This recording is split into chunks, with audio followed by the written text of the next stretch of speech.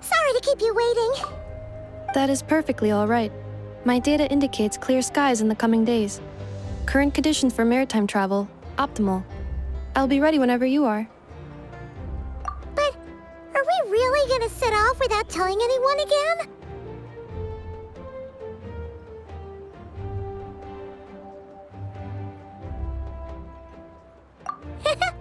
Funny you mention it. You'll never guess who Paimon saw on the way over. Hey! You didn't seriously think we'd let you leave without a farewell party, did you? No chance. Yeah, come on, Traveler.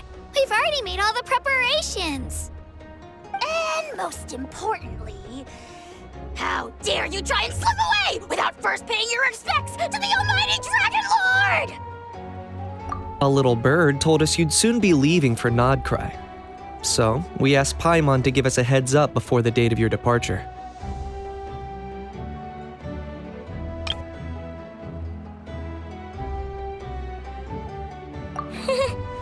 You sure it's not time to think about changing that little habit of ours? Don't worry, we won't keep you long. Besides, everyone's there already. Chaska, Ian-san, Auroron, even the Pyro Archon herself. You're invited too, Anefa. Shilonen has a special gift for you. Accompaniment request accepted.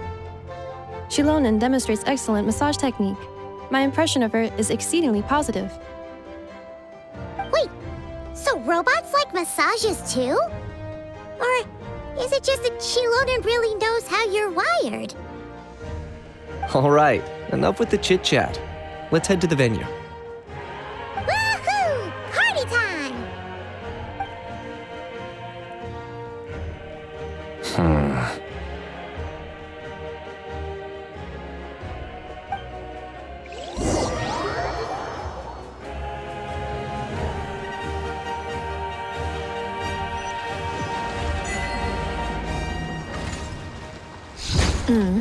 Spit it out, then. They've set off. Just as my calculations projected. About time I met this variable in person.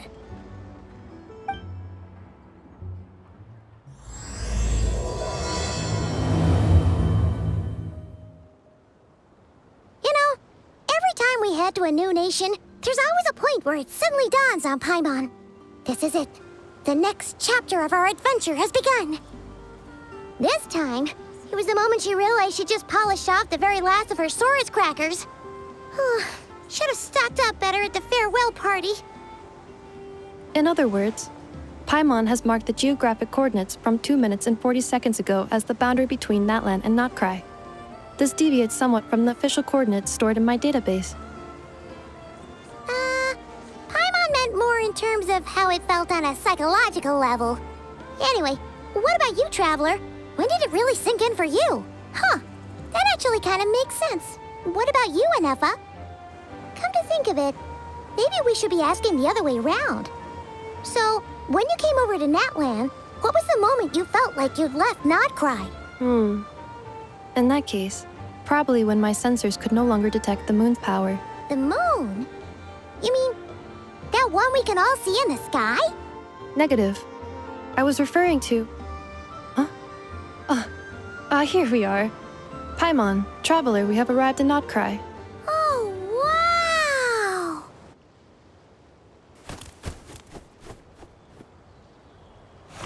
Paimon, Traveler, welcome to Nordkai.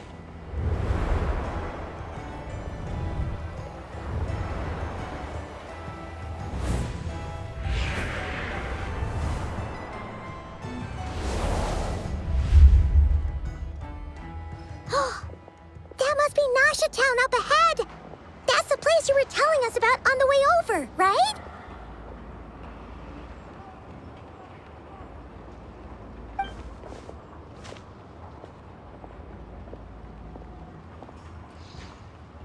That is correct, Paimon. It is also the most bustling commercial hub in all of Nordkai.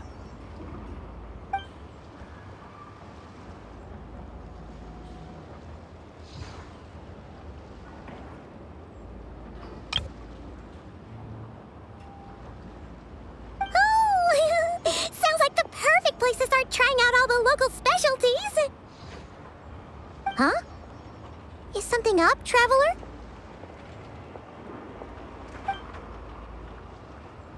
Paimon. This is where our spaceship landed when Lumine and I first arrived in Teyvat. Huh? Are you sure? But how come you've never mentioned that before? Seems pretty important to Paimon. Oh, well, because those memories are really hazy. All I remember is Lumine waking me up and us leaving the ship.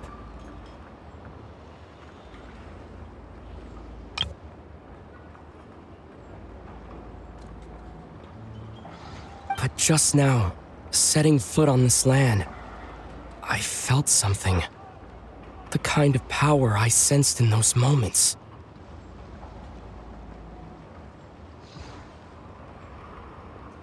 Are you referring to Kuvaki? Kuva, what now? The locals refer to it as Kuvaki. It is a unique elemental force found only in Nordkai, or rather, a pure, primordial form of elemental energy.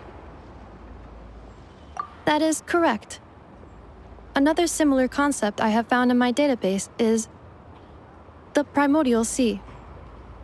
Legend has it that long, long ago, the moon that shines in the sky above us once rose from the land of Nordkai. Modern geological surveys and meteorite studies conducted in the region have since supported this claim. So, when you mentioned being able to detect the moon's power earlier, you were referring to Kuvaki?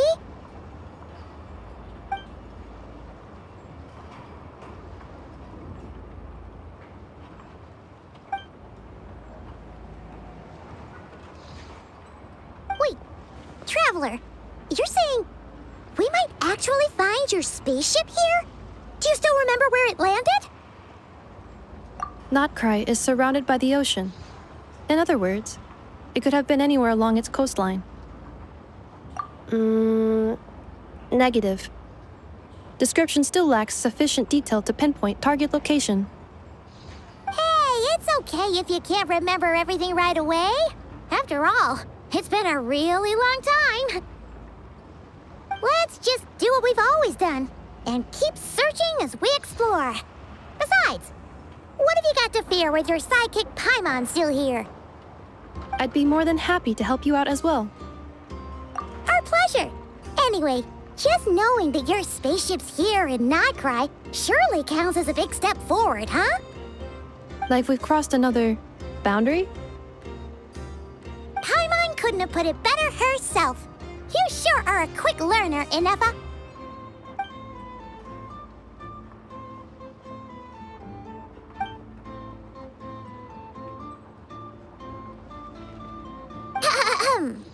Well, as the best guide in the whole of Teyvat, Paimon hereby does solemnly declare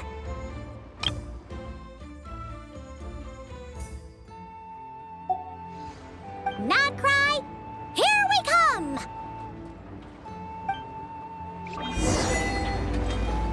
It's at times like these that you come to stay extra vigilant.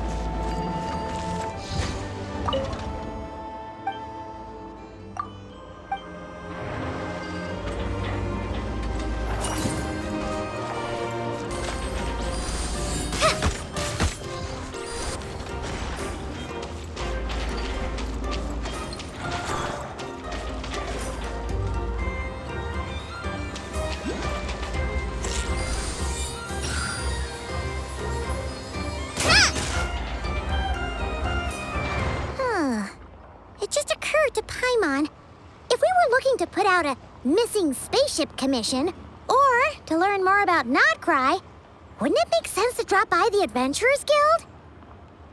The guild is located in Nasha Town. Simply follow this road and you'll reach it.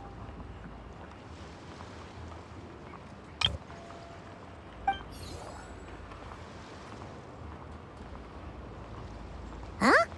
What in Teyvat is that? Looks kinda like a Sealy, floating around in the air like that. That is a kuhenki, a species unique to the land of Nordkai. A Kuhenki? Does she have something to do with the moon, too? Indeed it does. According to the Frost Moon Scions, the indigenous inhabitants of this land, the kuhenki, are said to be familiars of the moon goddess, leading those who walk in the moonlight's glow to things of great importance. The moon goddess? Don't all people here worship the Tsaritsa? Although Nordkai lies on Snezhnaya's border regions, the people here have held their own unique beliefs since time immemorial. As I mentioned, everything in this land shares a deep connection with the moon and the sky above. The beliefs of the Frostmoon Scions seem to date back to the civilization of the angels. According to the documents in my database, even the 7 Archons did not exist at that time.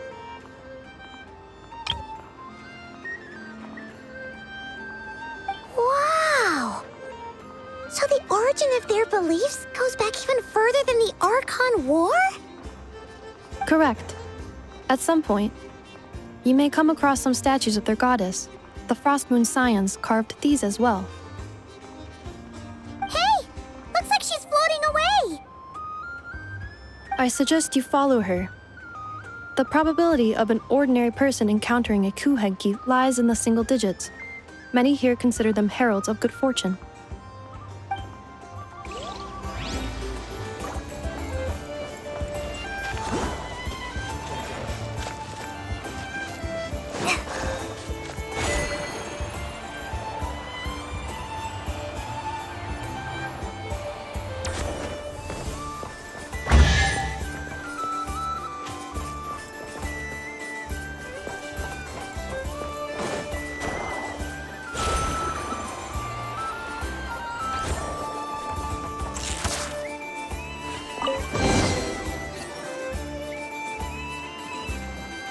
Is this a travel guide?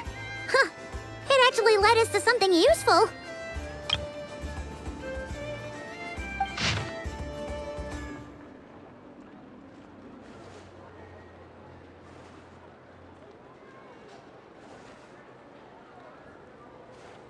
Are there any particular points of interest? Oh, it all looks pretty interesting to Paimon. If we have time, she'd love to see, pretty much everything. Recalibrating route. If we keep following the current path, we will arrive at an area of scenic beauty. From there, we will be able to identify both the Adventurers Guild and several must-visit specialty stores. Yikes! Why is Paimon suddenly getting the feeling that if she doesn't step it up soon, enough is gonna put her out of a job?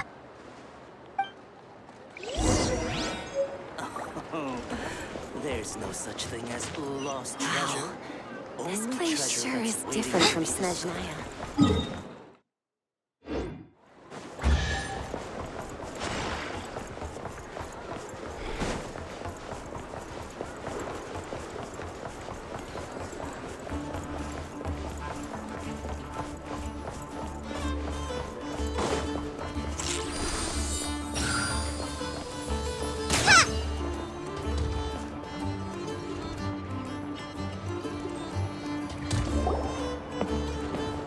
Wow!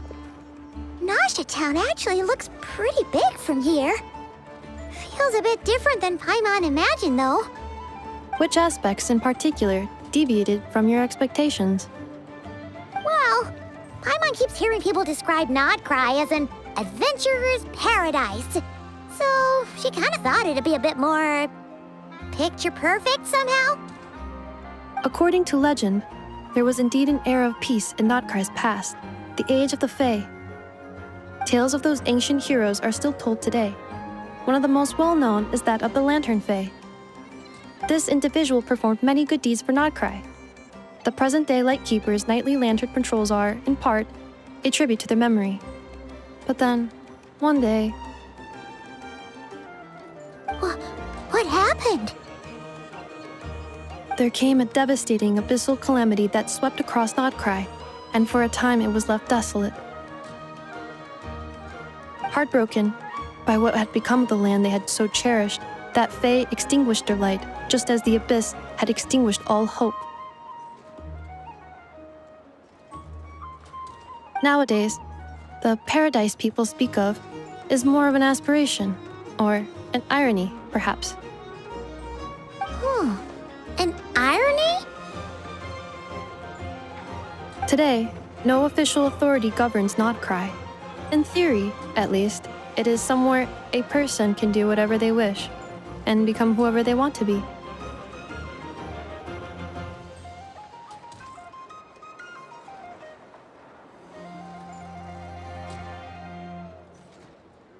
The Adventurers Guild is just over there, in Nasha Town's central plaza, and the flagship tavern is over that way.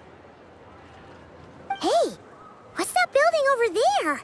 You know, the biggest, tallest one. That is Aino's Blast Kuvaki energy cannon.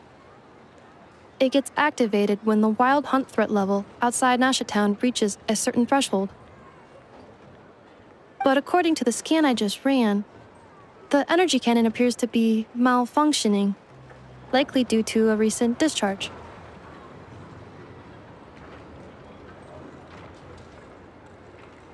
The wild hunt? Isn't that the abyssal calamity you mentioned that's specific to Nordkai?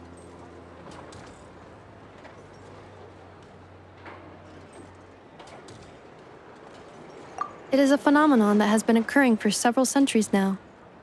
Yet the time and location of wild hunt attacks are seemingly random. At first, it was more of an old wives' tale that adults used to scare children.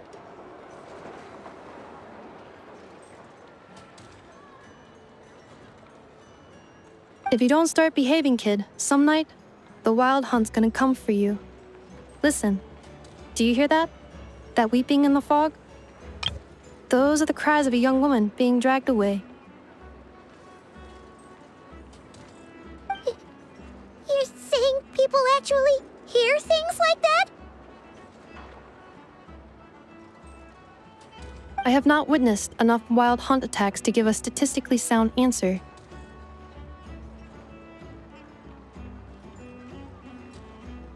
But the oldest legends say that all people saw was the ghostly shadow of a woman in the mist.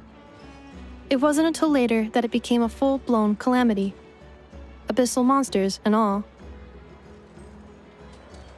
Oh, when you put it like that, Paimon's really gotta hand it to Aino.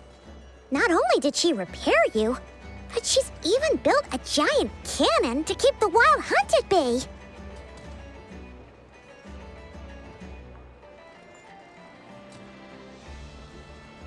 Absolutely. Aino is very impressive indeed. Anyway, according to my schedule, it is time I took you over to the flagship. Oh, sure. After all, we shouldn't keep Barca waiting. Well, Paimon's not sure if he'll actually show up at the bar this early. You're right about that.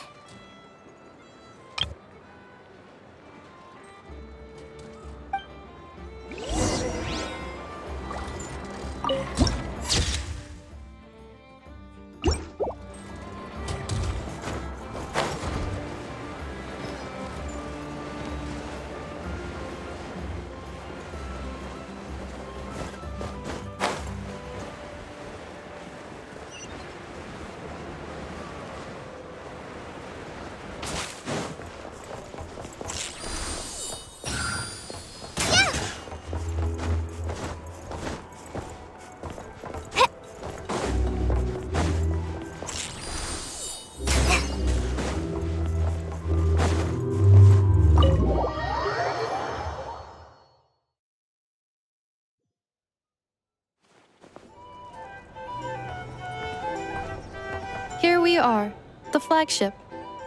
Varka told us to meet him here in his letter, right? Let's see. Varka? Varka!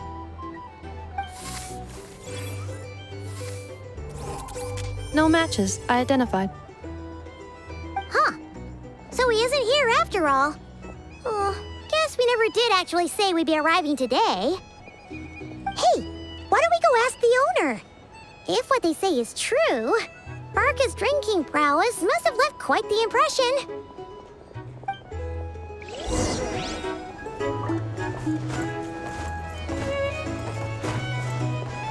Yep. Well, well. If it isn't the ineffable Inefa. Hello there, Dimyon. You know each other?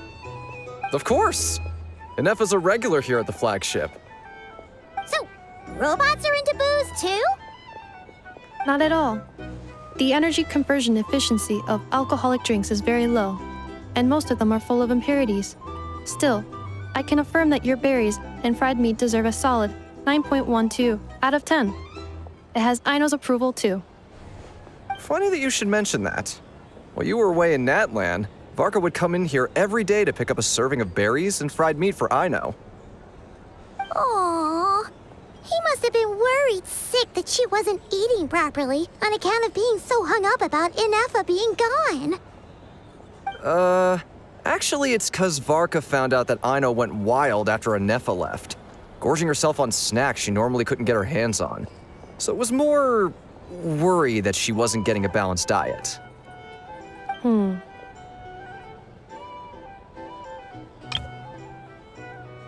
I think I might have just put my foot in it. Anyway, since you're back from Natlan, these two must be the ones Varka mentioned. The Traveler and Paimon, yes? Yep, that's us. So, from the sounds of it, you must be a close friend of Varka's too. Varka? Goes without saying. After all, he's the only one around here who's ever managed to stay standing after 10 rounds of the roulette special. Paimon can't believe he's made such a name for himself. Though, guess it's hardly surprising how. Right now? Must be somewhere near Anvantinjarvi. That's quite far from here. Huh? Where's that? It's a lake in the northern part of Nordkai. Word reached him of trouble brewing around those parts, so he took his knights to check it out. Oh. So, we missed him? Varka knew you'd say that. So he specifically told me to make sure you stayed here and enjoyed yourselves. He sends his assurances that everything's under control. Well, if he's that confident, guess our only option is to accept. Anyway, it's not like there's any special cause for concern. He is the Grand Master, after all. Exactly. Plus, not only has he booked you into our finest room, he's paid for it in advance, too. Whoa! It's so generous of him! We might not have met yet, but Paimon's got a feeling that we'll get along with Varka like a house on fire. Oh, and by the way, he also asked me to serve up a portion of berries and fried meat for Inefa. That was prepaid as well. Thank you. No, thank you. I'm the one who should be grateful for your business. Traveler, Paimon, why don't you go ahead and drop off your luggage? I can use this time to go pick up some components that Aino asked me to bring back. Sure thing. Besides, now that we've got ourselves a map, once we're done unpacking, we might as well go for a stroll ourselves. Why don't we meet up again later? Oh. So you no longer require navigational assistance? No worries, we should be fine. We've got a rough idea of our way around town, so Paimon's reasonably confident we shouldn't get too lost. Thank you. This translates into an approximate time saving of 30%, meaning I will be able to see Aino about 45 minutes earlier than previously projected. Oh, right. You must miss her a lot, too. In that case, we better get a move on.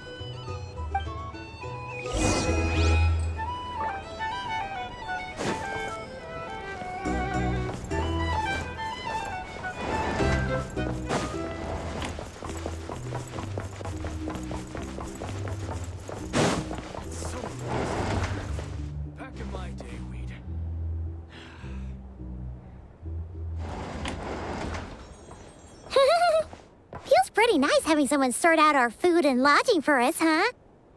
But is this really the flagship's best room? It's pretty big, make no mistake, but it looks a little worn out, right? Though, to be perfectly honest, that feels right at home with everything else we've seen of Nasha Town. You mean it's got something to do with Nordkai's history? Oh, that makes sense. But what exactly was this calamity?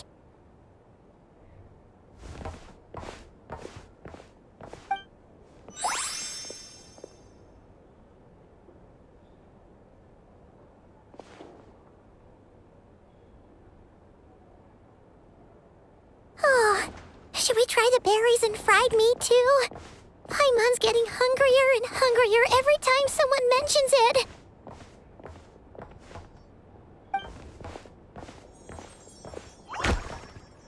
Oh, sorry about that. Paimon wasn't watching where she was going. Please, there's no need to apologize. If anything, I'm the one who should be sorry. Clearly, I shouldn't have gotten lost in my thoughts in the middle of a hallway. Wait a sec. Are you staying in the room next to ours? Ah, quite the perceptive one, I see. First things first, allow me to introduce myself. My name is Kirill Chudamirovich Flintz, but please, just call me Flintz. Whoa, that's an impressively long name for sure. Oh, is that so? Names like mine ought to have been fairly common in Snezhnaya, at least in the past. Would I be correct then to assume that the two of you are travelers in this land? Yep, you sure would be. Paimon is Paimon, and this is the Traveler. We've been to a bunch of nations already, but we only just arrived in Nordkai today. What a rare honor it is to meet such worldly travelers. Are you here for travel too? If only I had the time to spare. No, I'm just staying the night. Oh, so you're here for business? That's certainly one way to put it. I'm a Ratnik of Nordkai, normally stationed near the burial grounds to the north. My sole cause for being here today was to repair this lantern of mine.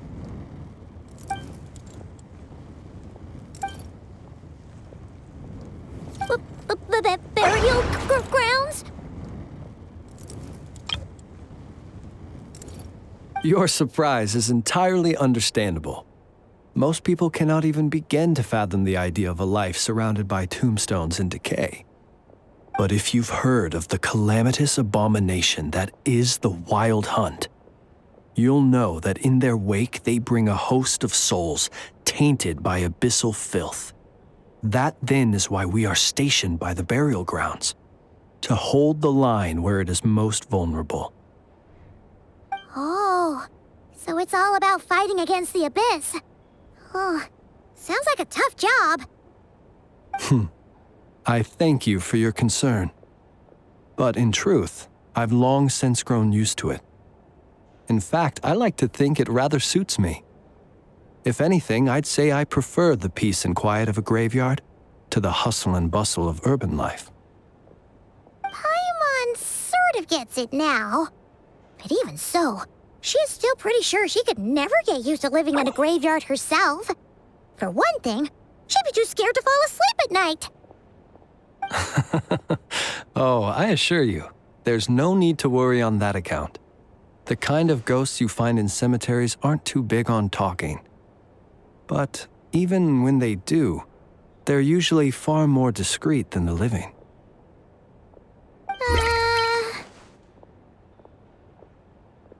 Well, would you look at that? Who'd have thought we'd end up chatting this long? Must have a lot in common, huh? Forgive me, but I must excuse myself, for the time of my appointment draws near. And in terms I'm sure you'll understand, a lanternless Ratnik is like a mapless traveler. A serious conundrum indeed.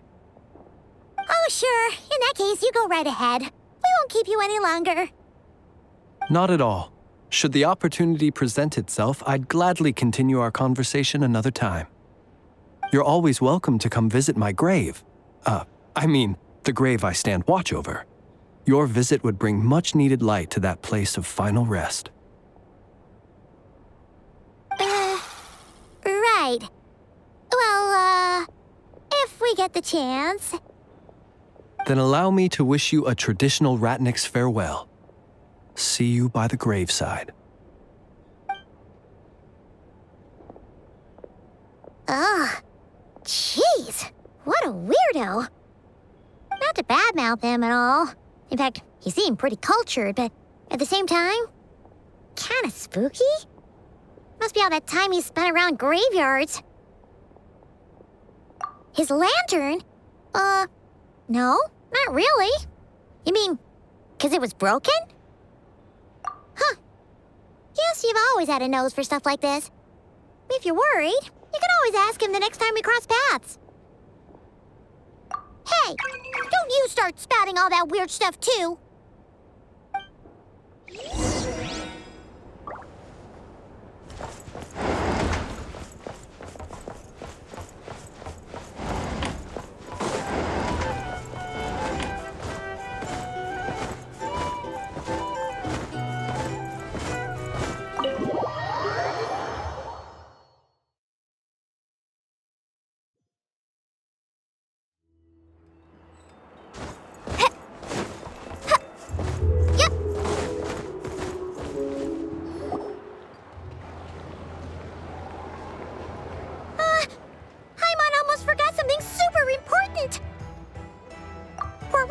Try out the berries and fried meat?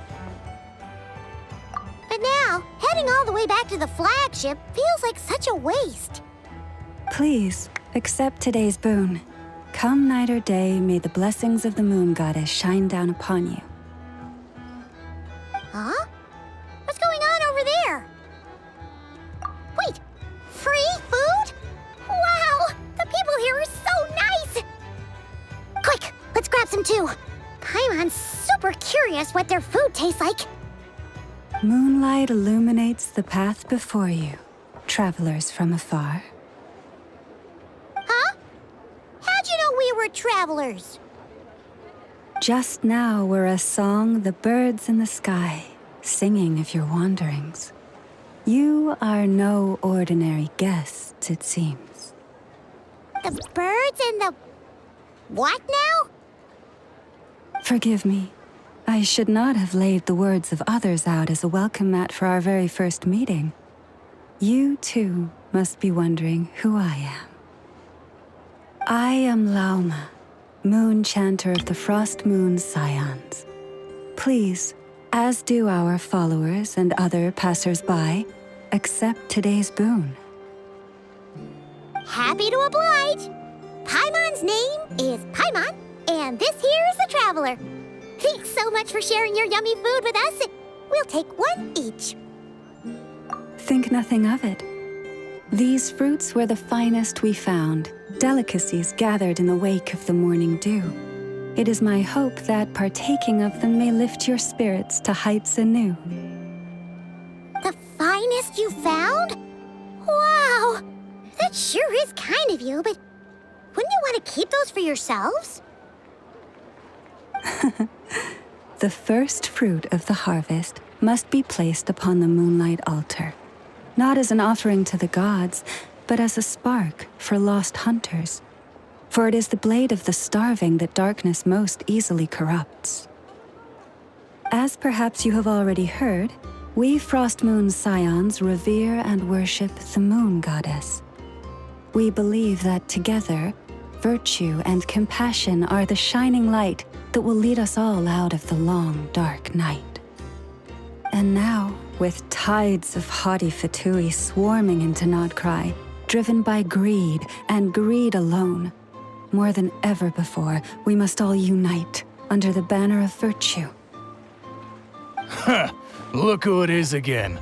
Those unsufferably kind-hearted Frost Moon Scions. Got enough for us too? That's right! 2 servings each! We're starving over here! The Fatui! After what you've been doing to our sacred statues, how dare you even show your faces? Wilhelmina, bestow today's boon upon our guests. You hear that? No slacking now. We'll have the very best you got. But, my lady, they... Please, you two, accept this meal. But remember this.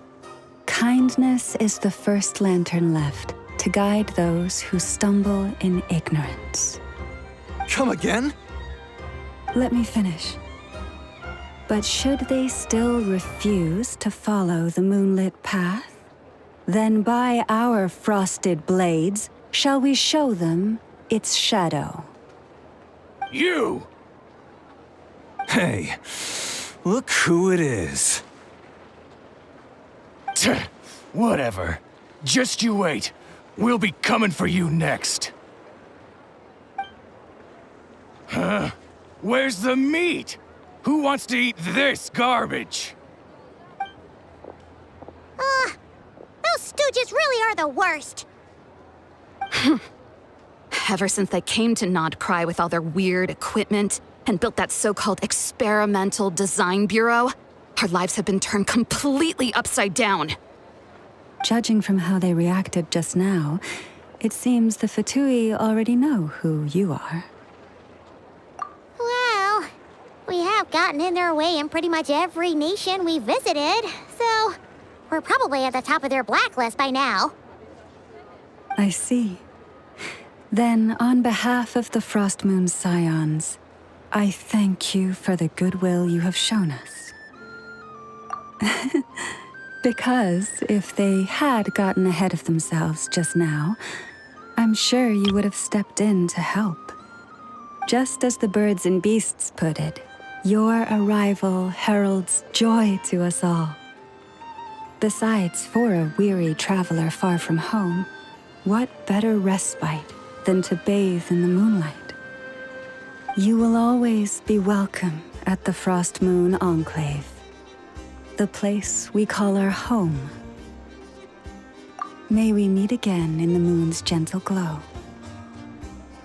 These are delicious! So refreshingly fresh! Those two Fatui wouldn't know a good thing if it came up and bit them on the shoulder. Looks like Inefa isn't done with her shopping yet, and the Adventurers Guild is still empty. Where should we head next? Good idea! Wouldn't want to let the Kuhenki down, after all. Let's see... Okay, Paimon's got our route all figured out. So, all that's left to say is... don't fall behind!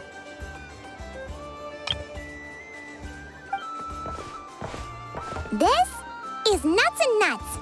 It's mostly a fruit shop, but there's a crafting bench, too. This is the Speranza, one of the travel guide's recommended restaurants. All the waiters here are kids. This is the Vesnici Prolecha Greenhouse. Apparently, their flowers are all made of metal, so they'll never wilt away. And this is the Rossum Workshop. If you ever need a weapon made, this is the place to go. And over here, they've got a super tall observation deck. Whoa! Take a look at that! You can see really far out into the distance. That way's north, and that looks like something built by the Fatui? And then over there to the west, that must be the place Lauma mentioned, where the Frost Moon Scions live. So, what'd you think? Even if Inefa kinda stole her limelight earlier, this just goes to prove that Paimon's own tour guiding skills aren't too shabby either, right? She sure is. It'd take hundreds of years of practice to beat the best tour guide in all of Tibet.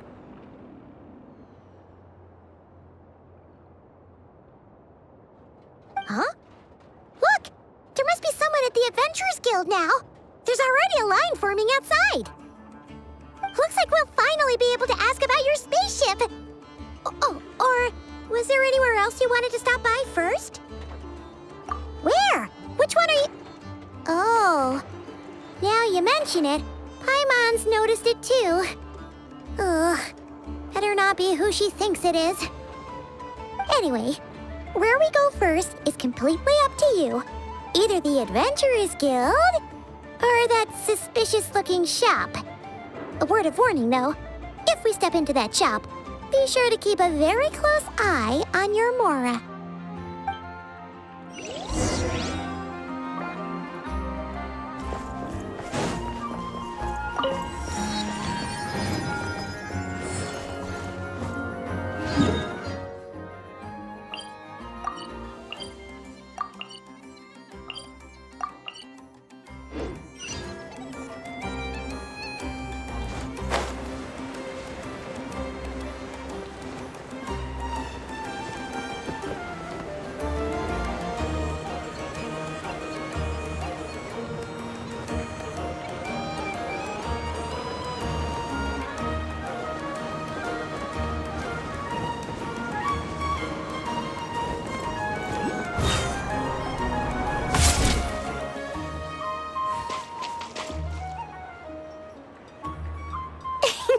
Please, here you go.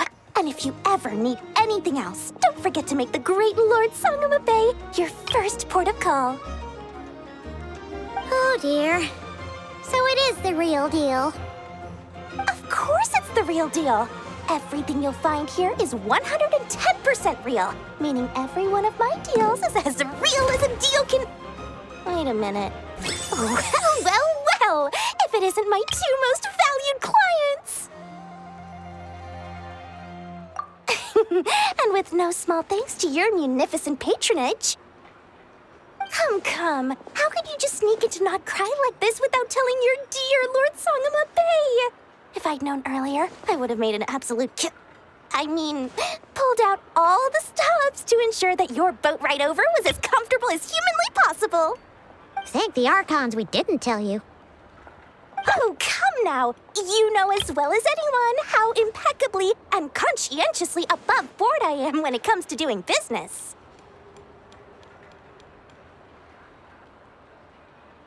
Well, regardless of whether that's true or not, the main issue here is that we had no idea you had a branch in Nordkai.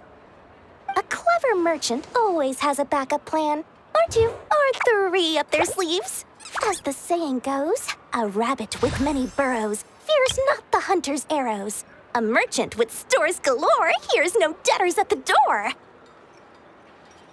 Since you're both here in Nordkai, would you care for some of my finest local souvenirs? Whatever you're looking for, I have it. Or if it's Sumeru you're missing, I've got that covered too. We literally just arrived. Do we look like we're on the hunt for tourist trinkets to take back for our friends? My, your high-minded tastes never cease to impress. In that case, I know just the thing. You must be on the hunt for something like this? What's that? Your hat? Information, of course. Information about Nordkai, locked securely in the otherwise impenetrable vaults of the Lord Sangama Bay's brilliant mind.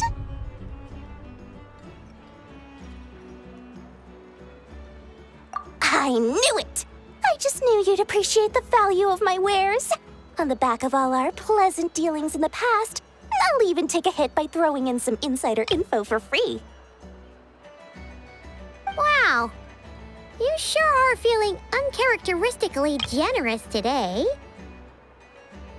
What do you mean by uncharacteristically? I am the most generous person forget it. Anyway, the long and the short of it is this. The moment I set up shop in Nordkai, it struck me how many different factions there were, all competing against each other for power and influence. Well, as they say, there's no time for business like a crisis. Things got even more turbulent after the Fatui pulled down 2 ancient moon's remnants. People began to catch a whiff of the coming chaos.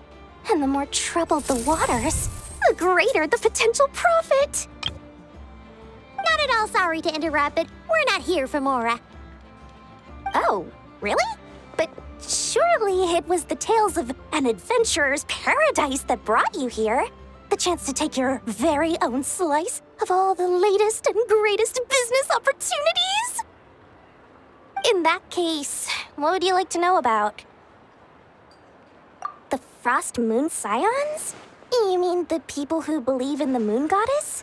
They're not a bad bunch. It's just, well, they have such simple tastes. No luxuries, no indulgences, no nothing. Trying to earn a little more from that lot is like trying to squeeze blood from a stone. Still, things between them and the Fatui have gotten pretty tense. It's only a matter of time before the powder keg goes boom. And when that happens, that's when business will start to boom too. Everyone knows they're here for the Ancient Moon's remnants, but no one's sure why they pulled them down in Nordkai of all places. Anyway, they've been acting mysterious enough, but if you ask me, that Kuvaki Experimental Design Bureau of theirs up north hides secrets wilder still. Oh, they're an organization set up to keep the locals safe. Apparently, they have a long and glorious history, and they're made up entirely of volunteers. But seriously, a volunteer organization in Nordkai? This place is hardly a magnet for noble hearts. No pay, all work. That's not a business model, and it's certainly not for me. That bunch of booze-loving monsters? Ugh, don't even get me started.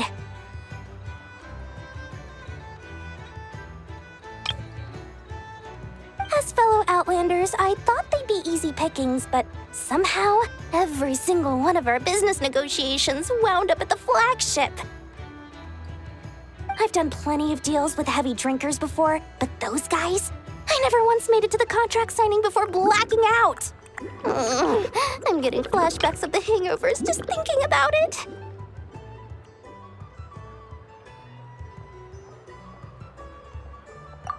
What now? A spaceship? Nope, never heard of anything like that. Don't you two get involved in any big business here without so much as a heads up, you hear me? At the very least, consider letting me in as a key investor. Oh, I almost forgot to mention. Sooner or later, you'll no doubt end up doing business with some other merchants in Nordkai. And someone's bound to mention a place called the Curatorium of Secrets. Listen to my advice. Do not, under any circumstances, go there, no matter how much trouble you're in. The Curatorium of Secrets? What do they get up to there? Just a place that handles all kinds of disputes. But the owner will charge you an absolute fortune, and she has a temper to match. Nothing like your friendly neighborhood Lord Sangama Bay. You're not just saying that to stop your competition from undercutting you, right? When did that little pipsqueak get so sharp? And after I gave them all that info for free just to win them over. What do you mean? Of course not. I'm only thinking about your wallets. I mean, on behalf of your wallets.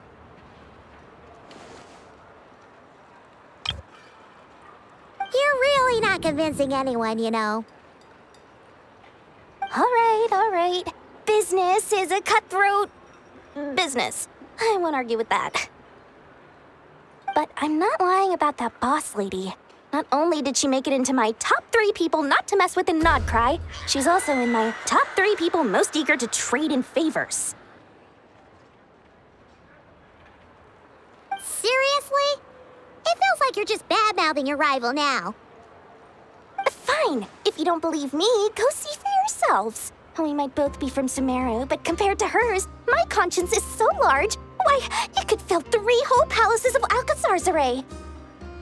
But when you realize what I'm saying is true, don't say that good old Lord Sangama Bay didn't warn you.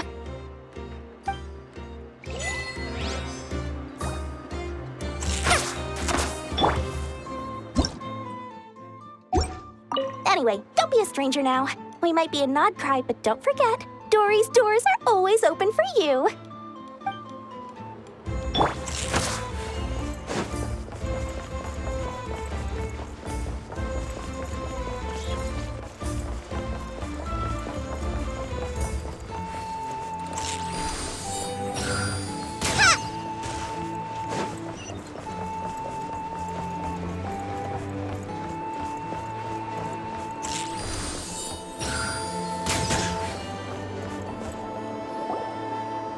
lucky us. The line seems to be gone now.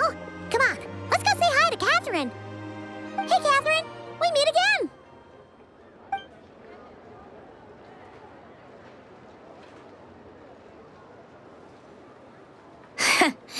How ridiculous. Huh? They often say that mortals, shackled by their own flesh and blood, may fail to perceive the truth of this world, even when it is right beneath their very noses. Yet I had not expected to have the pleasure to witness such heights of absurdity firsthand. But Paimon must have gotten the wrong person. At second glance, you do seem a bit younger than Catherine, and you certainly sound a lot less friendly. A creator might forgive ignorance, but being mistaken for one of my own creations is beyond all pardon. Look very closely, for standing before you is none other than Marionette, 7th of the Fatui Harbingers.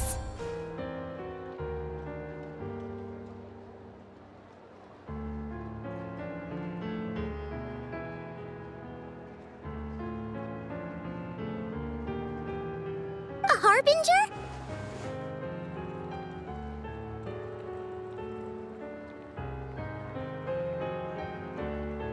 I told you already, I'm not Catherine. Just how obsessed are you with my machines?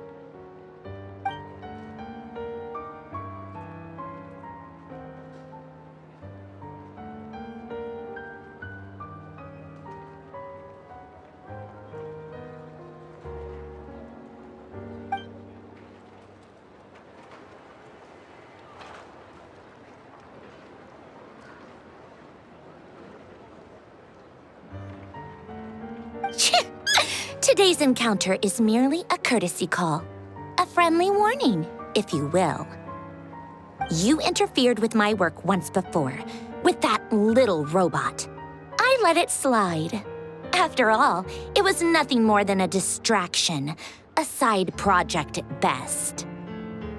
But we are in Nordkai now, and as such, I strongly advise you not to stand in the Fatui's way. Otherwise, the next time we meet, I might just have to drop all this meaningless etiquette. Oh, please. You've got some nerve coming out with barely veiled threats like that. You're the one stirring things up here. Oh, perhaps you have misunderstood. Just because Nordkai lacks a ruler at present, that does not mean it should not be ruled. We Fatui are simply establishing a new order. Yeah, right. More like shady experiments, judging by your massive, creepy research facility. I've said what I came to say. What you do next, only you can decide. So why don't you start by using your already limited processing capacity to calculate your even more limited options? And, being the refined young lady that I am, I shall indulge you just this once. Ad Astra Abyssosque. Welcome to Nordkai, Dominion of the Fatui.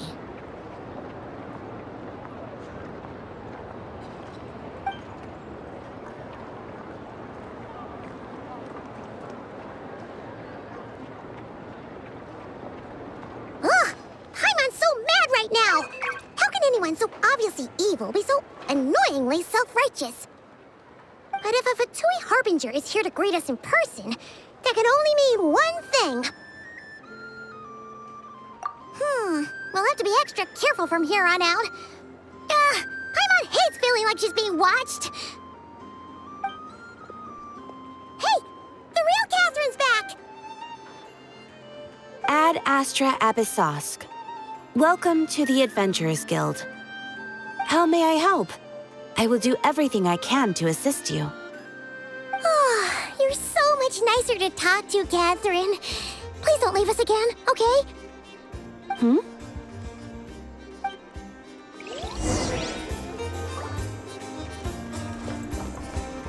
Ad Astra Abyssosque.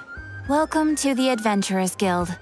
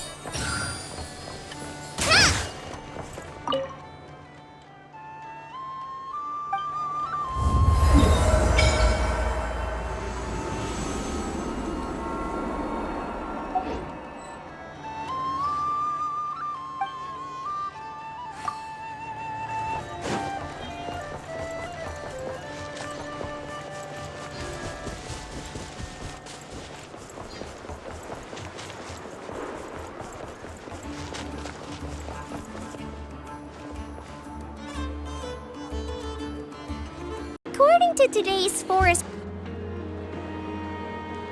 Inepa! Hello. I was just about to start tracking your whereabouts. Did you manage to get everything Ino asked for? I did. What about you?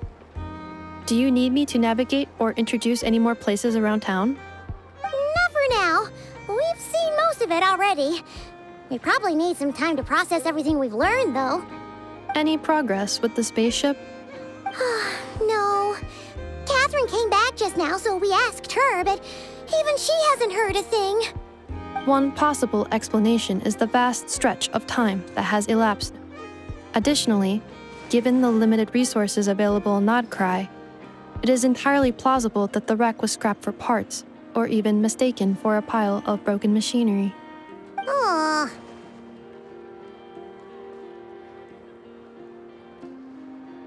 Understood. In that case, why don't we go ask Ino together? After all, she was the one who salvaged me, ancient dragon technology and all.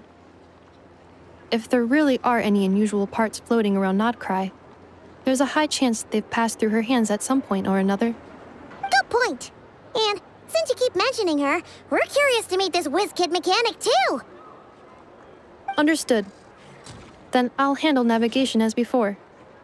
ETA at the Clink Clink Krumkake craft shop. 34 minutes ahead of schedule.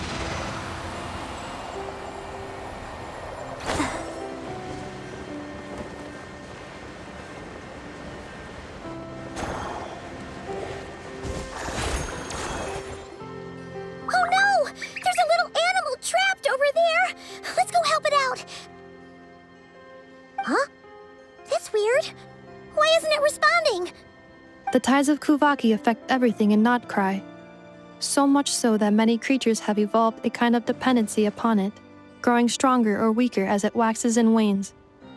This little animal must have been caught here unprepared. So you're saying we need to use Kuvaki? Paimon will leave it to you guys then. Don't be scared! We'll get you out of there soon!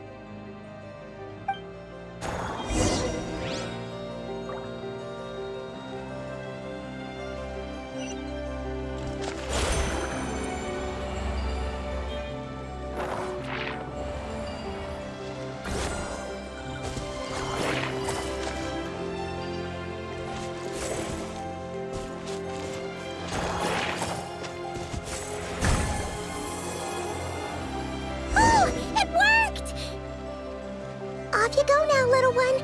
Don't go getting yourself caught again.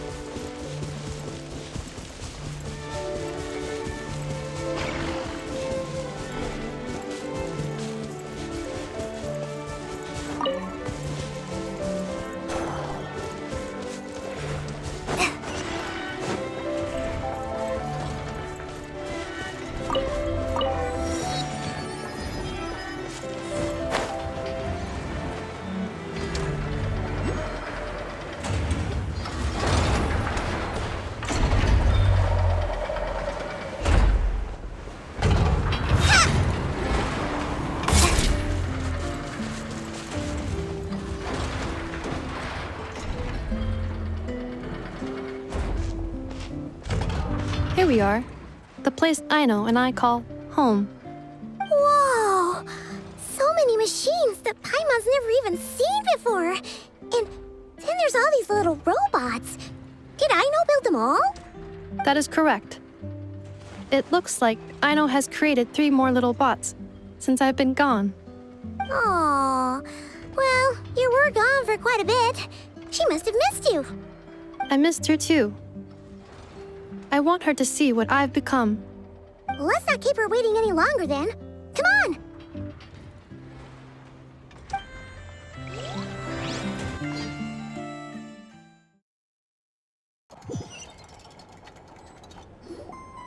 Aino, I'm back.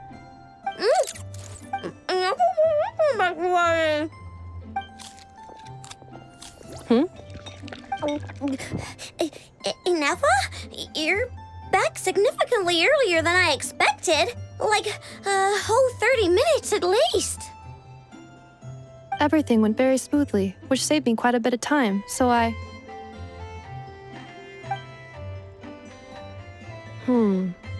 Aino. Could you turn around for a moment? Aino. I've been on my best behavior the whole time you've been gone. She's got chocolate all over her mouth. Aino. While I was away, did you strictly abide by my tailor-made snack intake schedule? Oh, of course I did. 1 whole cake, 1 crumb cake, and 1 pack of chocolates a day, right? It was either a cake or a crumb cake or a pack of chocolates per day. Oh, shoot. When did you finish the snack stash I left for you? Literally just earlier today. Let me just go run a scan on that. I meant today, a week ago. And then you restocked an entire week's worth on your own initiative? 2 weeks worth.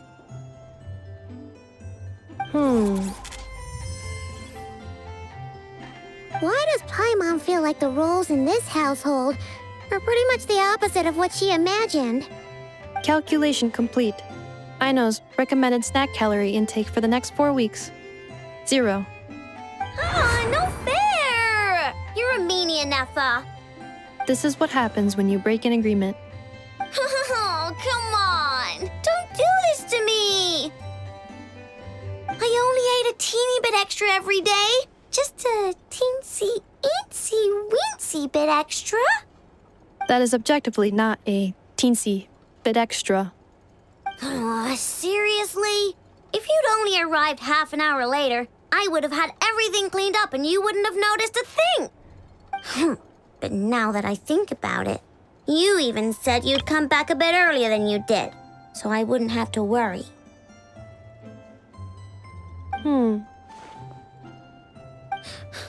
But then, you were away so long, and I was so worried about you.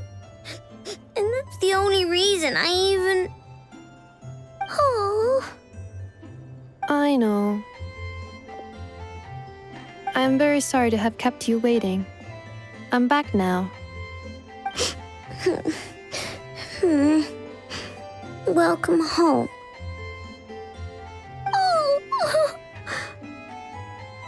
So, will I be able to keep eating snacks as usual now?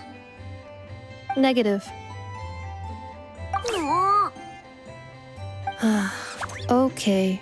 Well, given that I am later than I initially projected, I'll let it slide. But just this once. Thanks, Ineffa! You're the best! I know. Allow me to introduce. It's the honorary knight and Paimon! I know. Uncle Varka talks about you guys all the time. Nice to meet you, Aino. Ineffa's told us all about you, too. Huh? Really? She actually said that about me? Well, she's not wrong. Oh yeah, so, you're here to see Uncle Varka, right? couple of days ago, he suddenly said he had to head out on business and that he might not be back for a while. He asked me to let you know if I saw you. Yeah, we heard about that at the flagship. Did he say what he was doing? Nope. Just told me to take good care of you guys and make sure you feel right at home. Oh, shoot. Please, take a seat.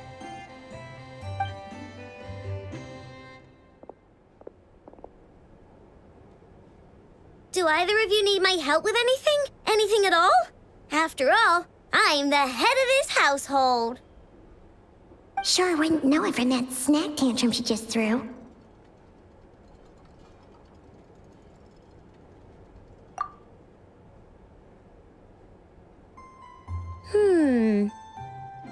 A spaceship, huh?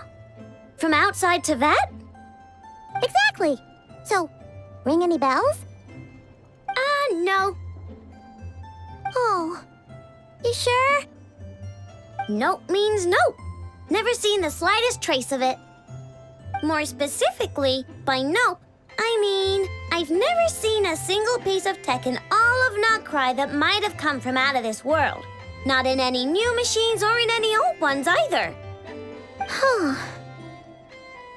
What I know means is that your spaceship almost certainly has not been disassembled nor repurposed as parts for other machines.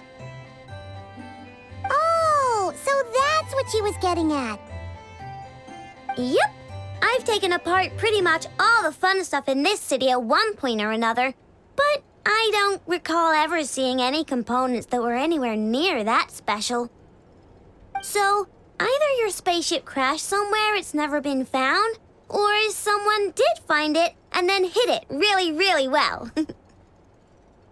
But who would even do something like that? Beats me. Maybe someone who thought they could stash it away for a rainy day.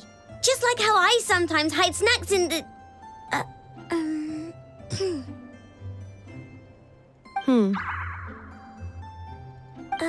Anyway, long story short, I definitely haven't seen anything like that. Besides, sounds like it would practically be ancient history by now. If anyone still has any leads on what really happened, it'd be the Frost Moon Scions. The Frost Moon Scions? Huh? Haven't heard of them yet? Didn't Inefa tell you about their rituals? There wasn't enough time to delve deeper into their history and traditions. What kind of rituals are we talking about? I've never actually seen them myself, just heard bits and pieces here and there. They say that each of their moon chanters has had access to an ancient relic that lets them see the true past. Not sure exactly how it's meant to work. I can't get my head around anything that can't be explained by either machines or science. And to tell you the truth, I don't like it much either. Looks like we'll have to try our luck with the Frost Moon Scions. Aw, leaving so soon?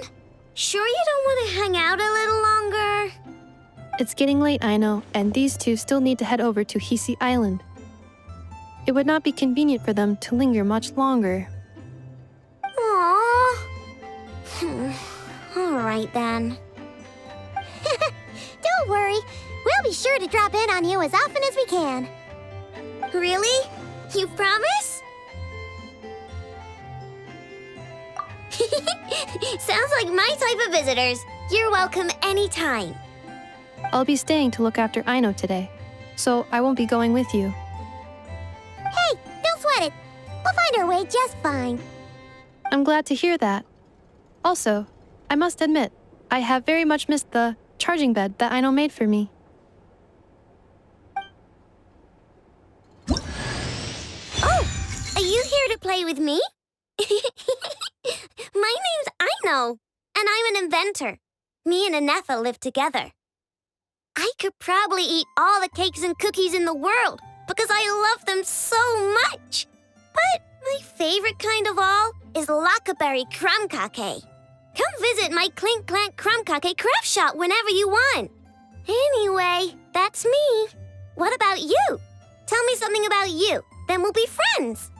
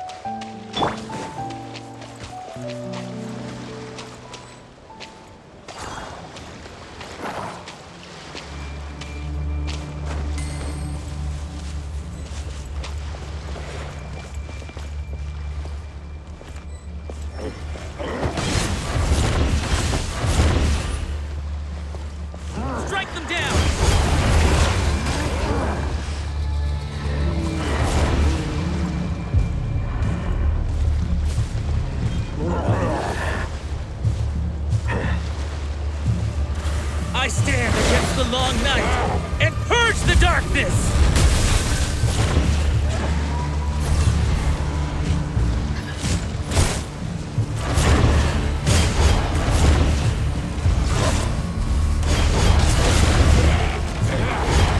Strike them down!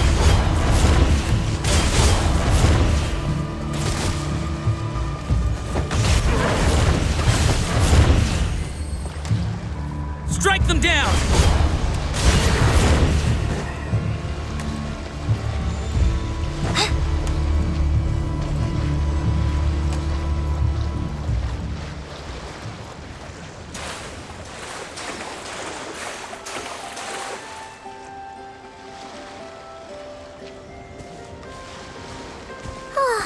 Seeing Anafa and Aino reunited like that sure was heartwarming. We should definitely hang out with them more in the future.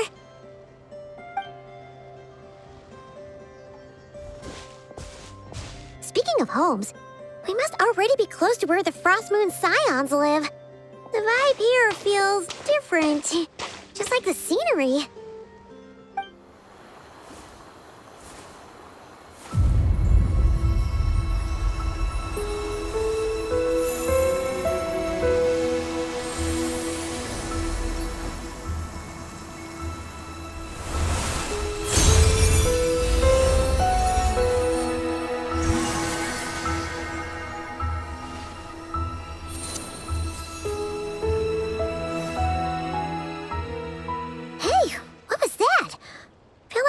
Sort of breeze blew by, and then the petals suddenly turned into... Huh?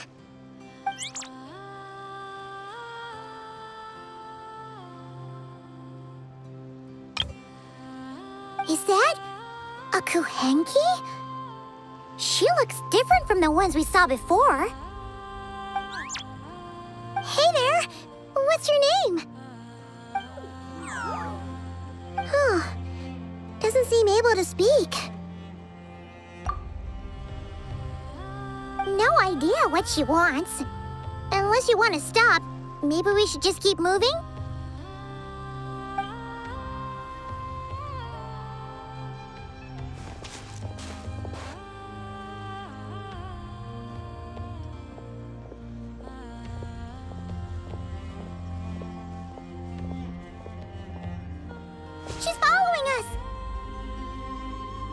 Go on. Go on now.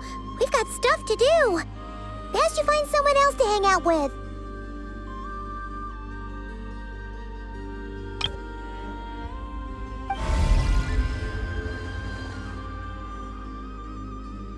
Hey! Don't make it sound like Paimon's some kind of meanie.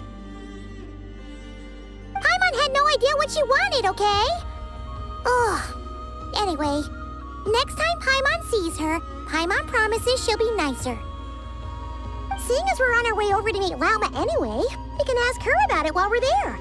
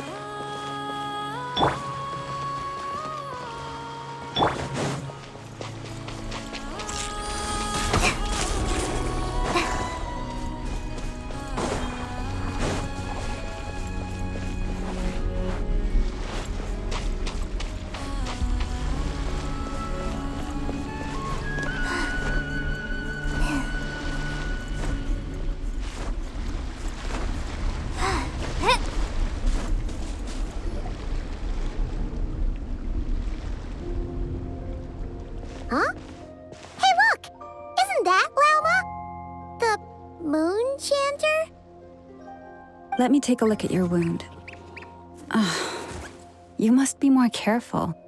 Doesn't matter how much of a rush you're in, your safety always comes first. Oh, you're back too. How was your day?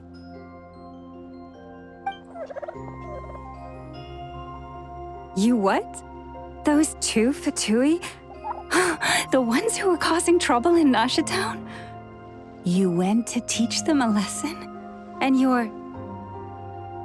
put that in their food? You naughty little thing! How could you do that?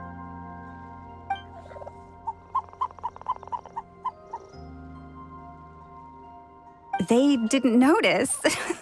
That's not the point. You mustn't do that again, okay? Next time, at the very least, bring a few of your friends along too. You'll be an easy target if it's just you on your own. Hey, Lauma! Still remember us? Oh, it's the Traveler and Paimon, isn't it? Welcome to Hisi Island. Not at all. Those who come with kindness in their hearts are always welcome with the Frost Moon Scions. Were you just talking to those animals? I was indeed. The Frost Moon Scions bloodline is unique, for throughout our history, there have been many among us who could communicate with all living things. What was that? Oh, is that so? She says she was trapped in a plant earlier, and that you were the ones who rescued her. She wants me to thank you on her behalf. Oh, it was nothing. Barely lifted a finger. If you both are free, why don't you join us at the Frost Moon Enclave for dinner? Consider it a small token of thanks for your kindness. We'd love to! And actually, we had something we wanted to ask you anyway.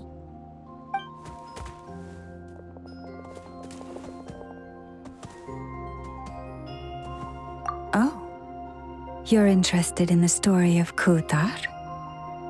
Kutar? Yes. Kutar is our moon goddess, the moon maiden who guides us. But up close, this one somehow seems a bit different from the one in Nasha Town. It's like it's more... natural? Or like... more harmonized in its design.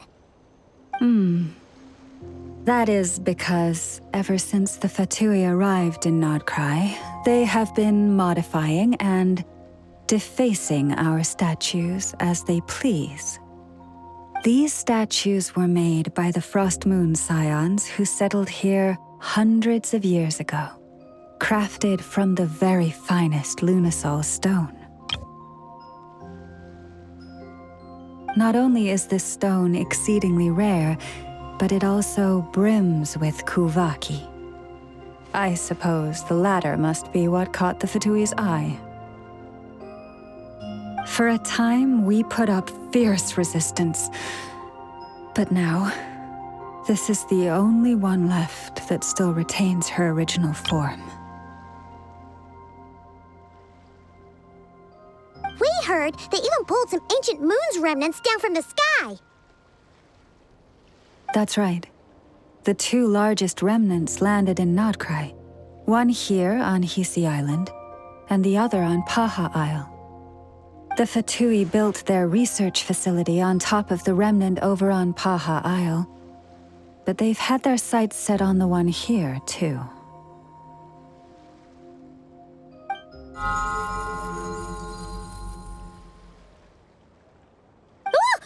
Oh! It's that little Kuhenki again! Surely that can't be. Hey! We've been wondering what was up with it, too. It just appeared out of some petals and hasn't stopped following us since.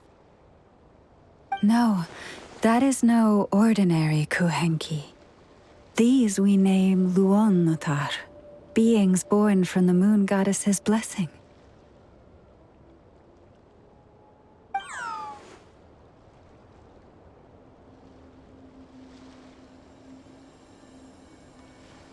Can you understand what it's saying? We honestly haven't got the slightest idea why it's been following us. I'm afraid not. I cannot fathom its thinking any better than you can. Sometimes a long time must elapse before the moon goddess's blessings turn into Luonnotar. Perhaps you two were simply there to witness that transformation. Oh, maybe. Legend has it that the Luonnotar bring good fortune. Given that it seems to have taken a liking to you both, why don't you let it come along with you? Really? Then you can start by helping us find some more treasure chests along the way. Capiche?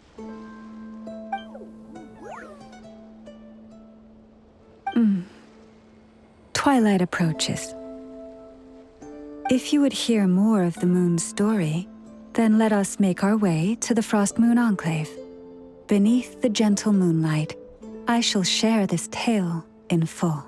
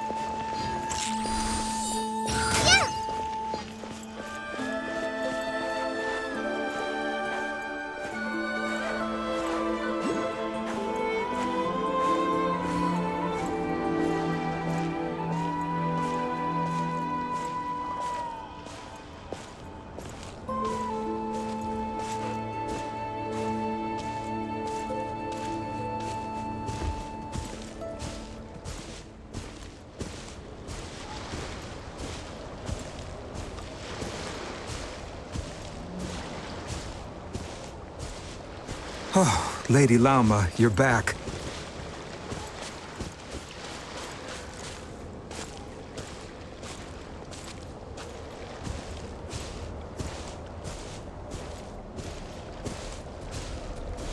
Come day or night, may the blessings of the moon goddess shine down upon you.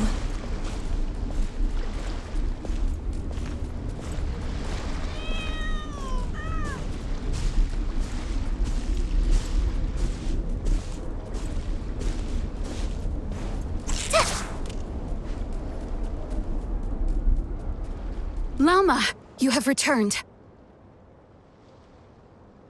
Wilhelmina, this is the Traveler and Paimon.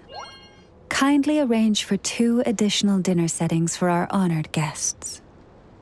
Of course, my lady. Wow! Everyone along the way here pretty much saluted you. Are you, like, super important around here?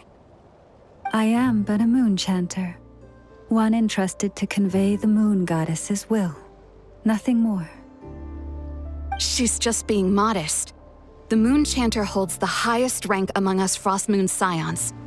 Lauma is our leader. Wilhelmina? I know. I'll send word to the kitchen. 2 meals coming up.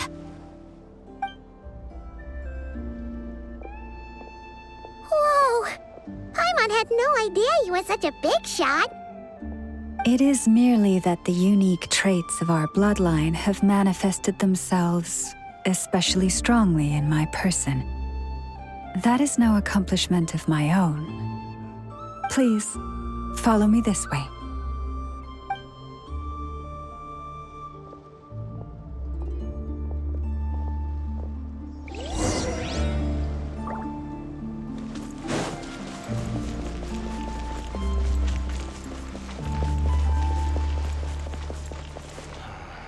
If only I could memorize it.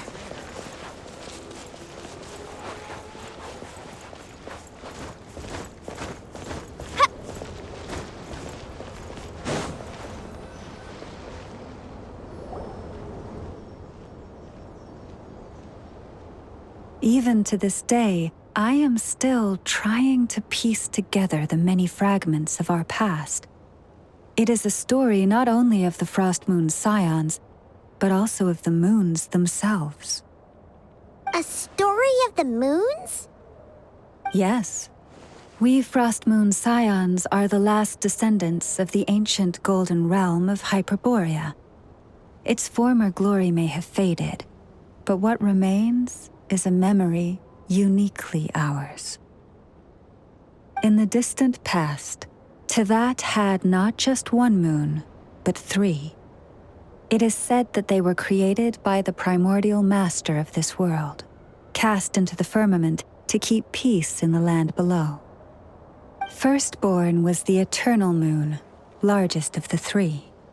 Legend has it that it was her immense kuvaki that gave rise to the ocean tides. Next was the frost moon. Smaller than her big sister, yet brightest in radiance. Her glow became the cold, undying lantern of the night. Finally came the iridescent moon, smallest of the sisters. Most of the time, her light was barely visible to the naked eye. Yet when she shone, her fleeting halos were all the more mysterious for it. Wow! Sounds like it all happened so long ago. So, what happened to them afterwards? Afterwards, well, as you have seen, the 3 moon goddesses perished. This happened in a war triggered by the Descenders, and of the 3 lunar husks, only the frost moon survived unbroken, while the others were shattered to pieces. Oh, so that's why there were ancient moon's remnants in the sky. Yes. It is also said that when the moons shattered, most of their fragments rained down upon this land like stardust. That is why Nordkai is blessed with such an abundance of kuvaki. As for the remnant that the Fatui recently pulled down, that belonged to the eternal moon. Wait a sec. But you just said that 2 of the moons were shattered, so where are the remnants of the iridescent moon? The iridescent moon's remnants were never found.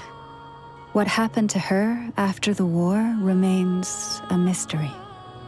Some say she vanished in an instant, while others believe that her remnants are simply too delicate to leave a trace.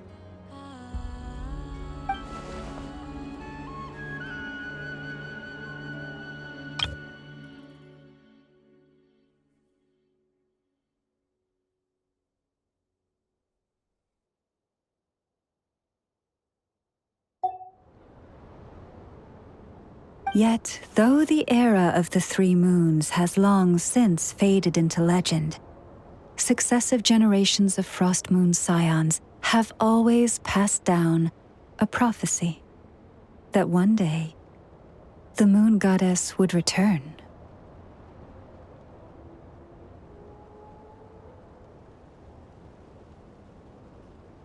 And in the end, that prophecy did indeed come to pass, though not quite.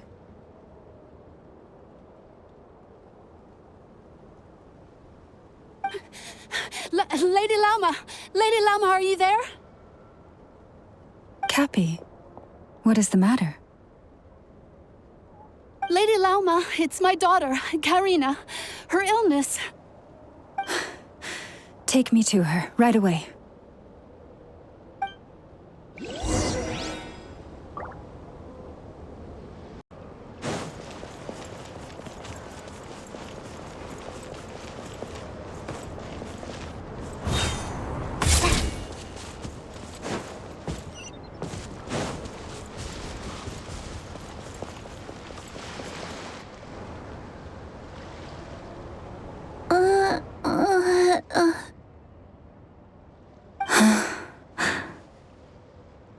Her sensitivity to Kuvaki is flaring up again. After her last treatment, did you follow my advice and seek medical help in Nasha Town? But those doctors are all Snezhnayan. They're outsiders, compatriots of those brutes who invaded our homeland. How can we possibly trust them? Not all outsiders are enemies, Cappy.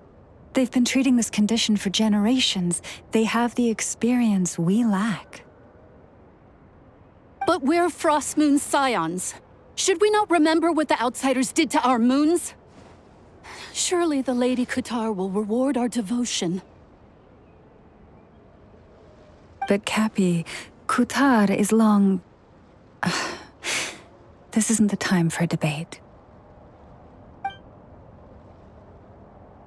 O lost child, snow-swept and buffeted by the howling winds of the frigid night, let not the silver flame within you fade.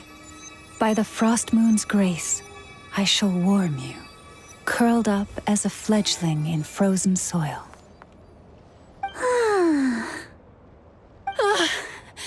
Praise be to the Moon Goddess, my Karina.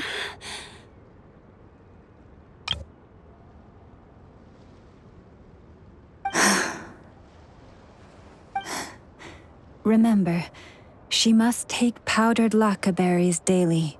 It will ease her symptoms.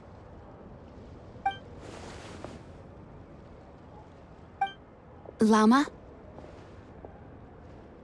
Philomena, what is it? Dinner is ready. I see. Cappy, let her rest here for the night. I'll have someone bring her a blanket. All right. Thank you so much, Lady Lauma.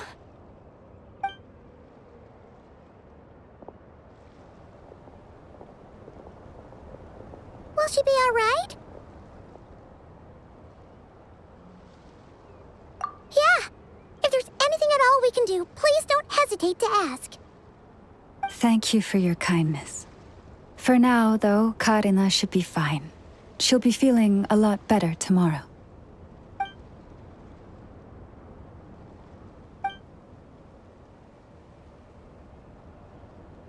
Please, do not be worried. Come, let us head to dinner. I believe...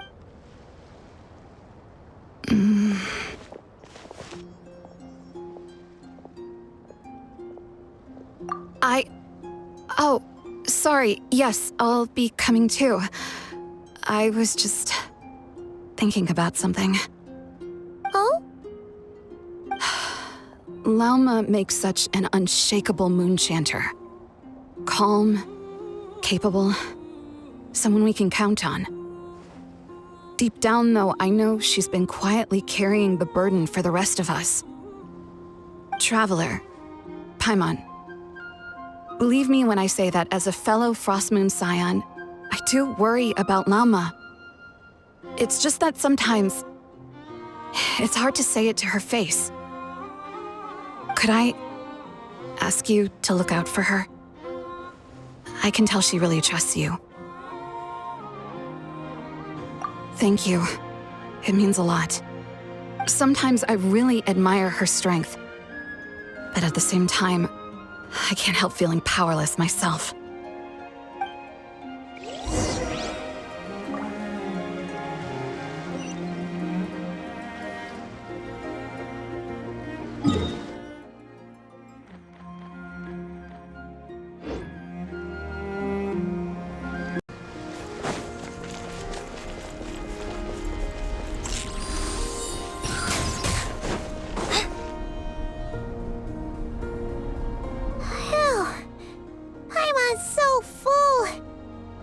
Even better than the stuff you gave us before. I'm glad to hear it. Thank you for accepting such simple hospitality. Hey, we should be the ones thanking you. Seriously, that was seriously scrumptious. How did you even manage to finish it? This slop's barely edible. Then again, I guess that's what you'd expect from savages. It's you! Those rude old Fatui we just met back in Nasha Town! My sincerest apologies. If you found the food we gave you earlier difficult to swallow, may I suggest taking a deep breath and joining us? These delicacies might change your mind. After all, I suspect that your previous meal may have been tainted with something most unpalatable. Huh? What do you mean? Tainted with what exactly? With the bitter snobbery of those who call themselves civilized. Why, you? Looking for a fight? Sure, I'd be more than... Hold it! We're not here to brawl. Yet. We're here on official business. Orders from above. We're here to deliver the Frostmoon Scions a warning. Or rather, a final ultimatum. You have 3 days to hand over the relic and reveal the whereabouts of your so-called Kutar. If you fail to do so, the Fatui will immediately begin the cleansing of Hisi Island. Which, by the way, is the sovereign territory of the Tsaritsa of Snezhnaya. What insolence! Your demands are outrageous! For generations, this land has belonged to the... Dear guests, allow me to save you both time and trouble with a speedy reply. The Frostmoon Scions will never hand over anything to the Fatui. And to those who set foot on our land with ill intent, I say this. With your blood, we shall draw an inviolable line in the snow. That applies to you, too. Stubborn savages, the lot of you! Better run your guard this time. Who's there? Propagate!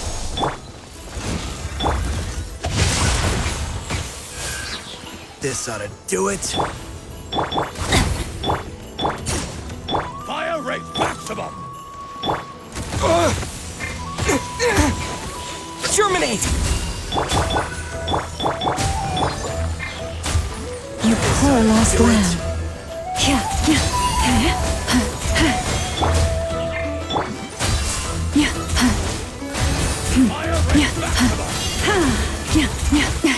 A grave transgression. Receive my blessing. A grave...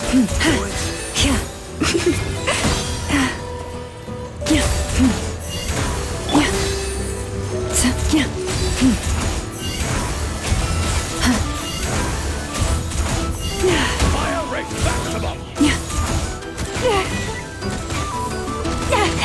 Leave this place.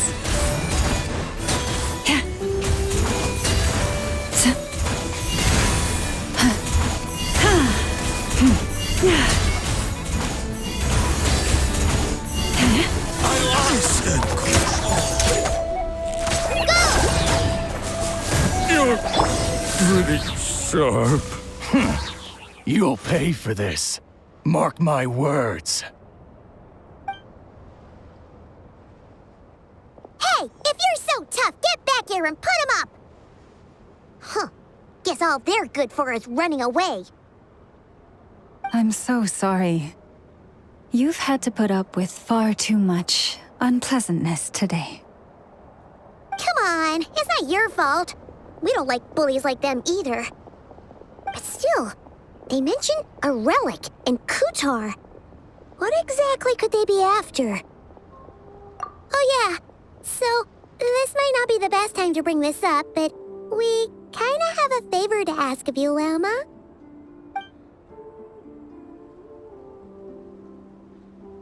I see. So your questions concern the sacred relic too. Please, do not hesitate to speak your mind. Unlike those insolent intruders, you walk in the moonlight with open hearts. You stood by us when we needed your help, so it's only right that I return the favor. But let us continue this conversation somewhere more fitting.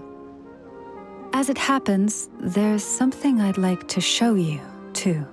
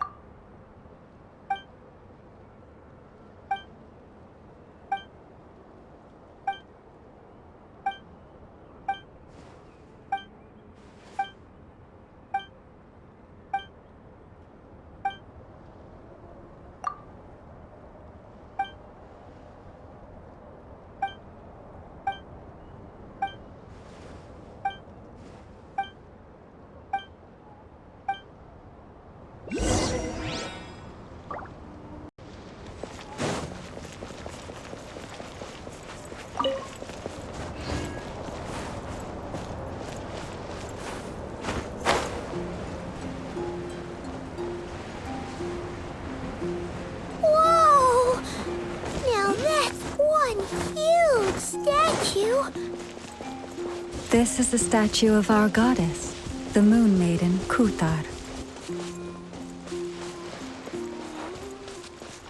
Stand with me!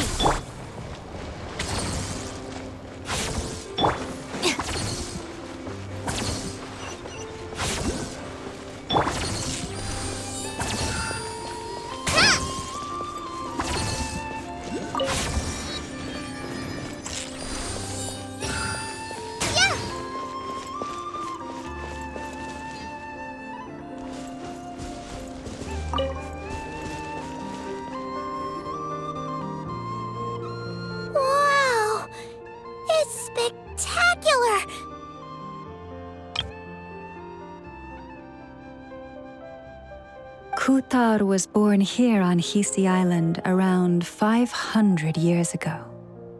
As it just so happened, a priestess of the Frost Moon Scions witnessed the moment of her birth. Instantly realizing that this was the prophesied rebirth, she quietly recorded the event and carved this statue to honor that miracle. According to legend, Kutar's birth was accompanied by the sudden appearance of many Kuhenki, who wove the moonlight that bathed her into silken vestments fit for a goddess. Hey! It's like it knows we're talking about it. From that day forth, the Kuhenki have been regarded as Kutar's familiars. Some believe that their habit of guiding travelers to hidden treasure stems from an instinct. The same one that not only drives them to protect the moon goddess, but also to make her smile. After all, according to the records, Kutar always looked lonely as she gazed up at the distant moon.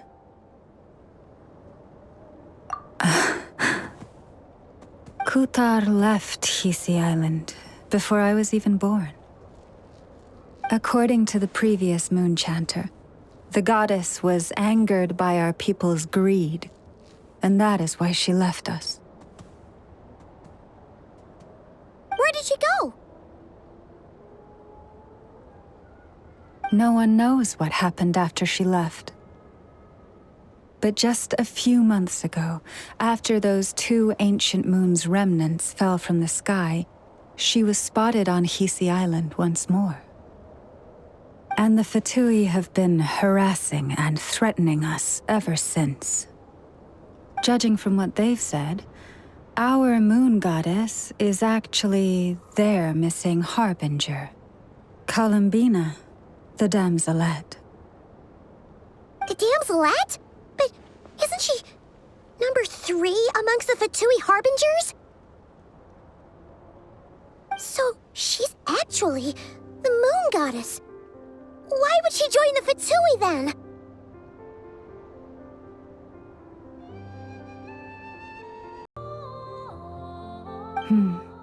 That too is a question I've struggled with. But even at the best of times, understanding other people's choices is difficult, let alone those of a goddess. Plus, forgive me, there I go again, rambling on about our history. But you came here to ask about the sacred relic, didn't you? Honestly, Paimon's not sure which part she's more curious about now.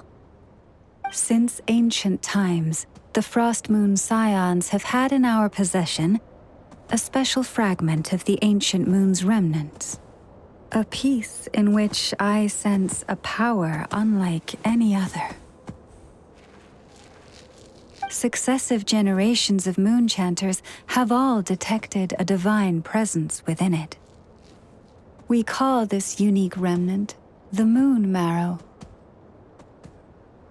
We heard you can use it to see what happened in the past.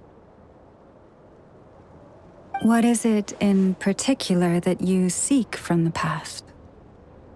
Well, basically, to cut a long story short, the traveler here is actually from outside of Tibet. Oh.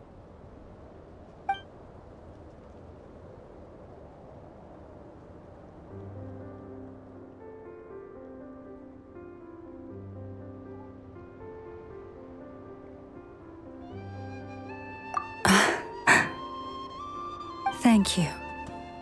Your honesty is a sign of your trust, both in me and the Frost Moon Scions. Unfortunately, though, I won't be able to use the Moon Marrow to shed light on your past just yet. Our people revere the Moon Marrow as a sacred relic. I'm only permitted to retrieve it from the secret chamber in which it is hidden once a year, on Moon Prayer Night. Oh, really? So, when's the next Moon Prayer Night? Judging from the tides this evening, a little less than 2 months. Huh? Does that mean the date changes every year? The ceremony is held on the night when the moon is closest to Tevat. This is also when Nordkai's Kuvaki reaches its peak. Only then can the seal on the secret chamber be lifted. Oh, guess we've got no choice but to wait. I am truly sorry that I cannot help you sooner. But, as the Moon Chanter, I swear that I will do everything I can to help you find the answers you seek. Think nothing of it. After all you've done for us, you deserve nothing less.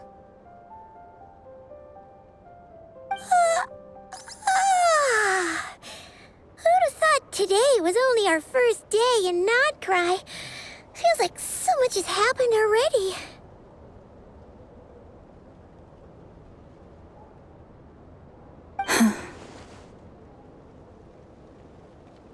If I may be so bold, what does family mean to you?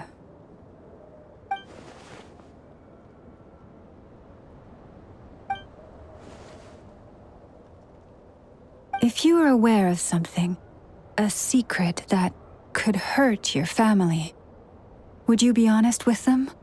Or try to hide it?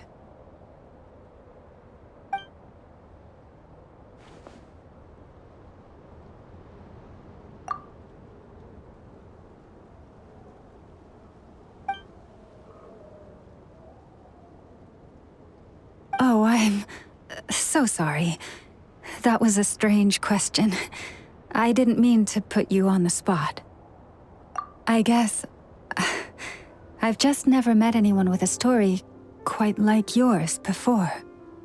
I just suddenly had the urge to ask. It's getting late, and you two must be rather tired too. Would you like to stay the night here on Hisi Island? I can have someone prepare some lodgings. Oh, that's all right. We've already got a room back at the flagship as it happens. Speaking of which, if you ever need us, feel free to come knocking. Do you need me to show you the way back? No worries. It's quite a way, and you should get some rest too, Lauma. We'll make sure to be careful. Understood. Then I won't keep you. May your first night in Nordkai pass in stillness and peace.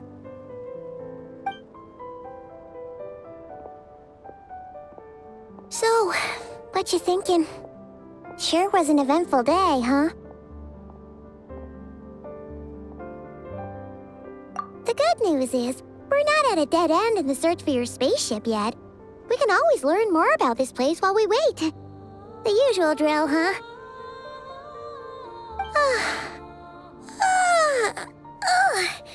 Paimon's really getting sleepy now. If she gets too tired to fly back, you carry her, okay?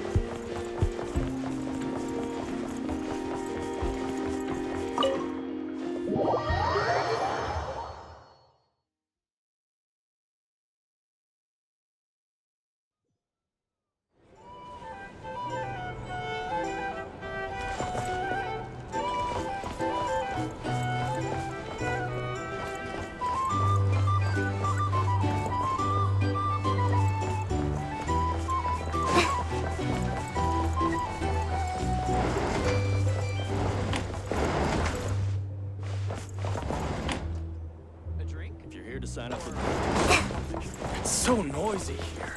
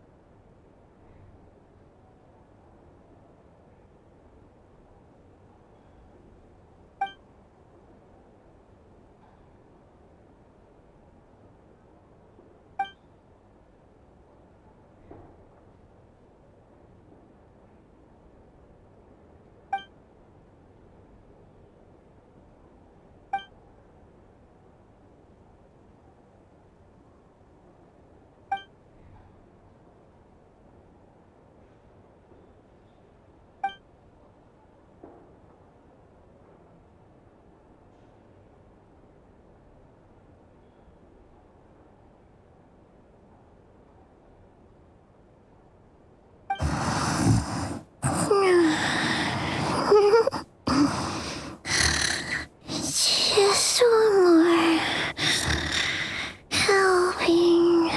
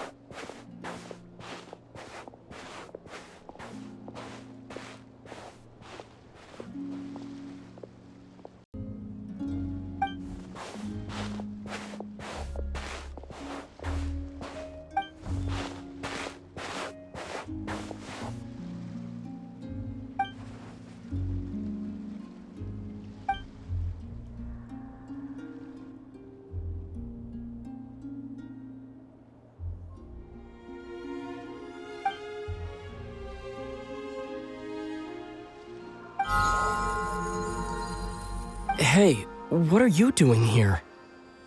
These flowers. I remember. When you first appeared, there were flowers like this all around you.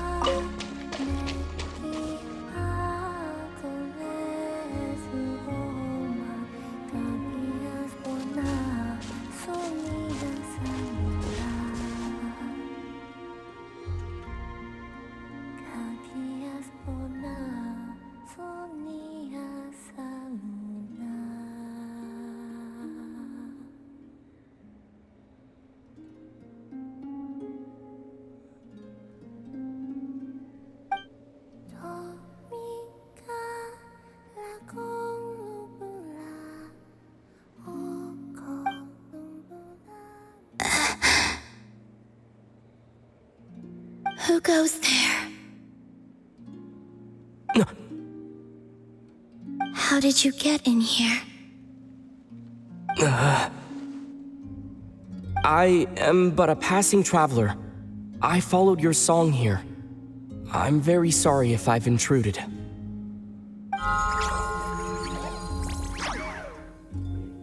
The Kuhenki. She brought you here.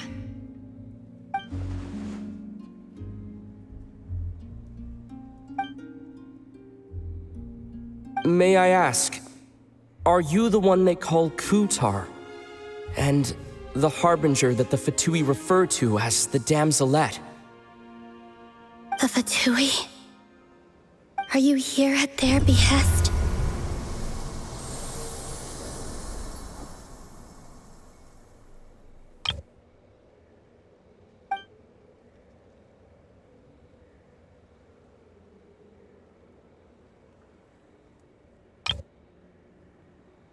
Please, don't get me wrong.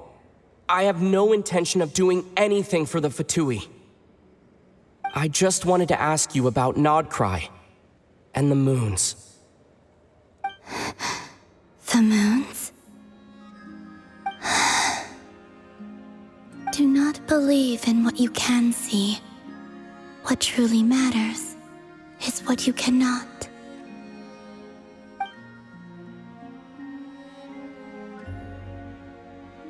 What do you mean?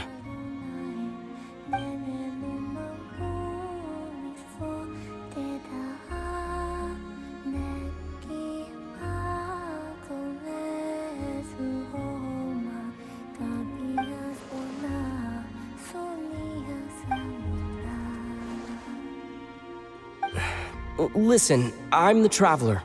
I'm on a journey through the nations of Teyvat. Hello.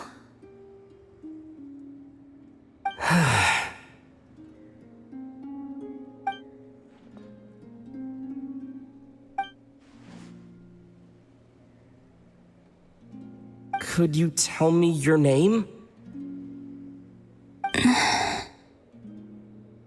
Columbina.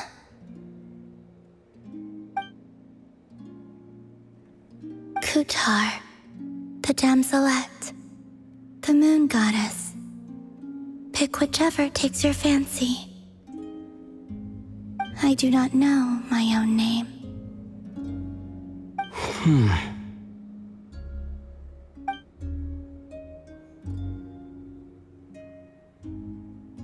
Then, Columbina.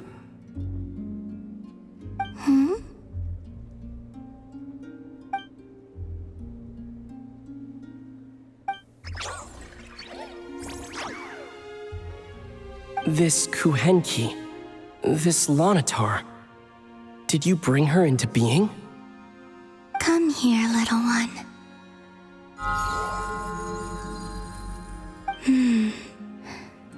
The trace of a blessing, but not one of mine. People always assume I can do many things. Assume I have done many things. But I haven't. All I ever wanted was to.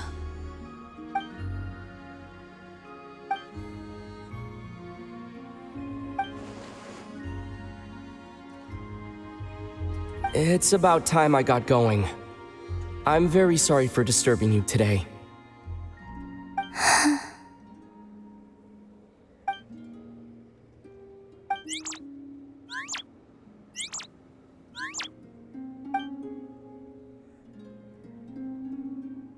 Columbina, that Kuhenki.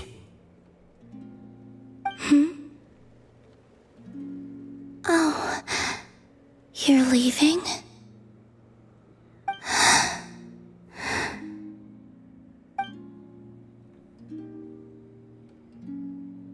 Go then.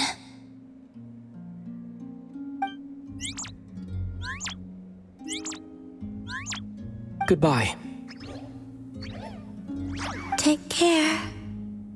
The moon can be treacherous.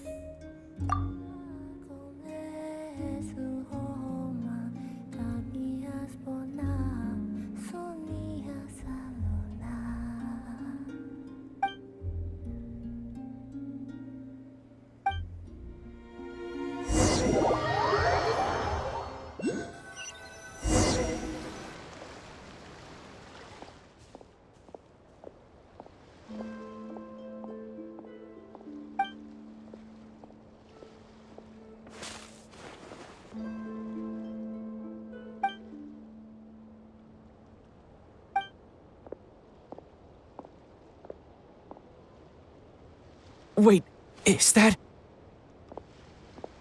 Lumine?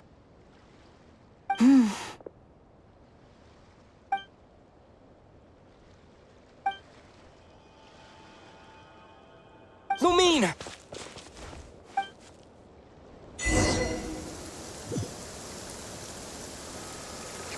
Lumine!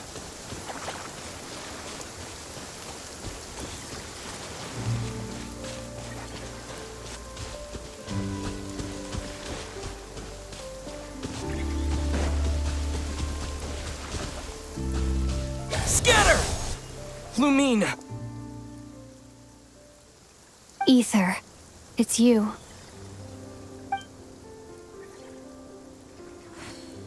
Why are you here on Hisi Island? If I told you I was here in search of the Frost Moon Scion's sacred relic, what would you think?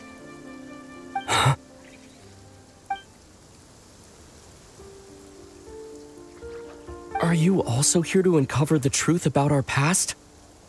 That's right. What happened to us in the past, how we came to Teyvat, why our spaceship crashed here. There are things I want to know too. But I'm not about to sit around waiting for another 2 months to find out. Wait! Wait?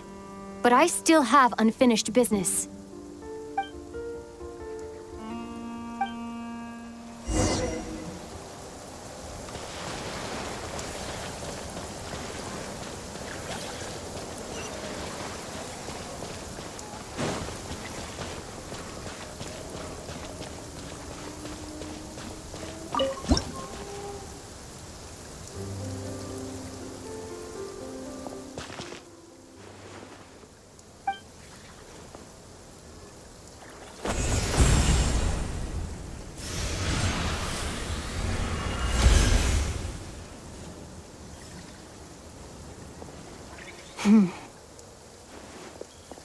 Hold on a second. What's wrong? That's the Frost Moon Scion's sacred relic. We can't just... Use it to get to the bottom of all this? We should at least get their permission. You barely even know her, yet already you hold that moon chanter in such high trust? What do you mean? She told you that the seal can only be broken on Moon Prayer Night, when the flow of Kuvaki is at its peak, yes? You heard all that? Watch this. Huh? But... Get it now? She's been stalling for time. As long as the statue's base is imbued with sufficient power, the secret chamber can be opened at any time.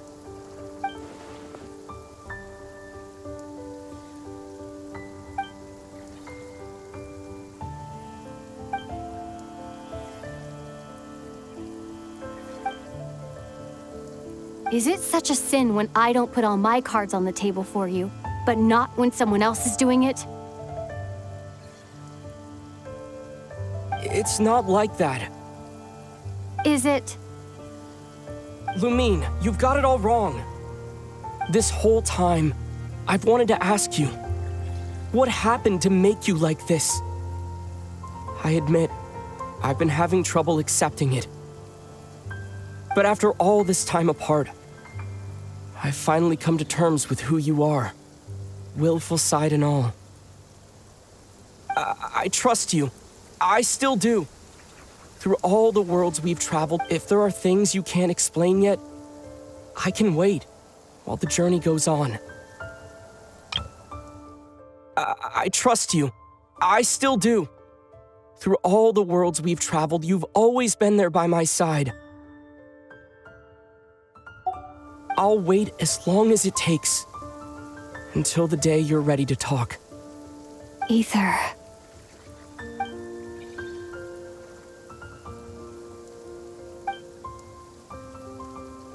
I'm not looking to borrow the moon marrow simply because of our past. It holds answers about the very origins of Teyvat. I've always believed that if you want the truth, you have to see the whole story for yourself. I'm not asking you to trust me either. Just don't try and stop me. If this choice weighs on your heart, then let me go in alone. Forget this meeting ever took place. Bit late for that now. But maybe this is the chance I've been waiting for all along. Even if it fades with the morning light. I want to go with you. You sure? Yeah. Then let's go. Lumine. It's been ages since we went on an adventure together. I can't wait. Really? You think I'd lie to my big bro?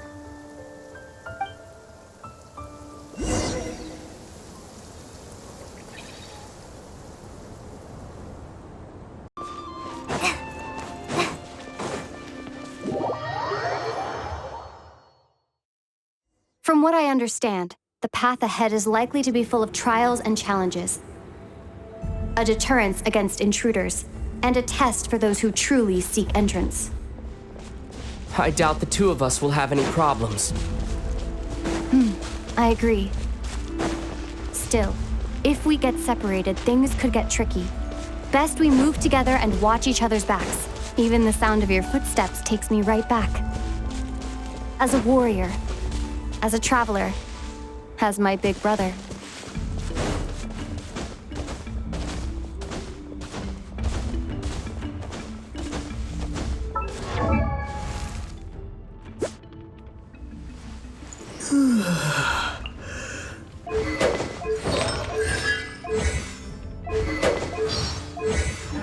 Looks like this is the first trial.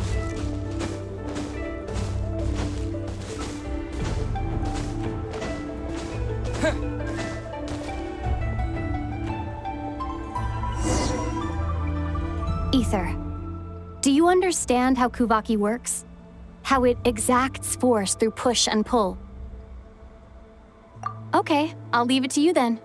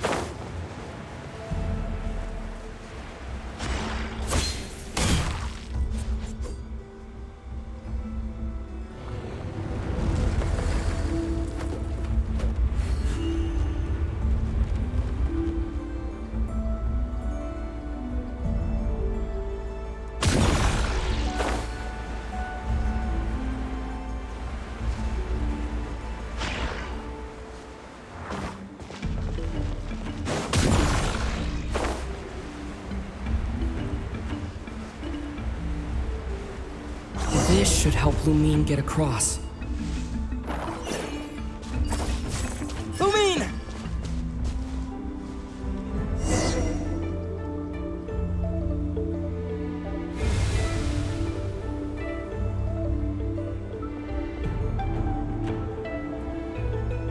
We make a pretty great team, huh? Just like the old days.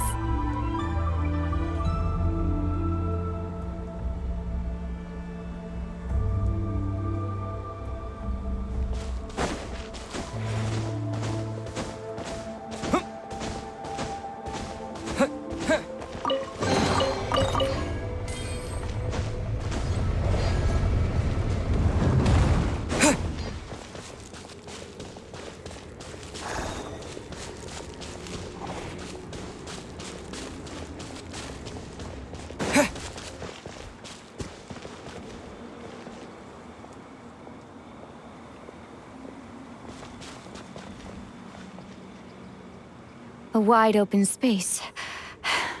Must be in for a fight.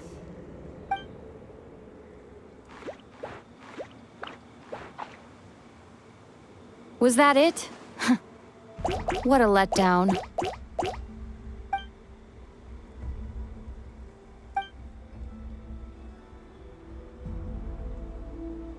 Ether. What is it? Why are you looking at me like that? Those enemies were weak, were they not? Maybe it's because the trial's only just begun. Actually, I've got an idea. Why don't we have ourselves a little friendly competition? Let's see if your journey has made you rusty.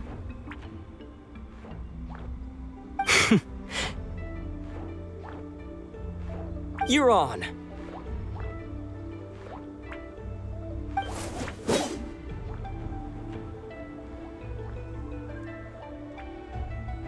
I won't lose to you, Lumine.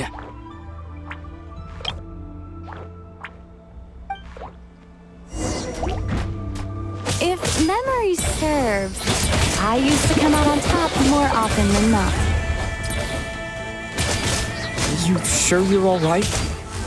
Seems your memory's slipping, Lumine. Save it. We'll know who's stronger soon enough. Let's see what you've got.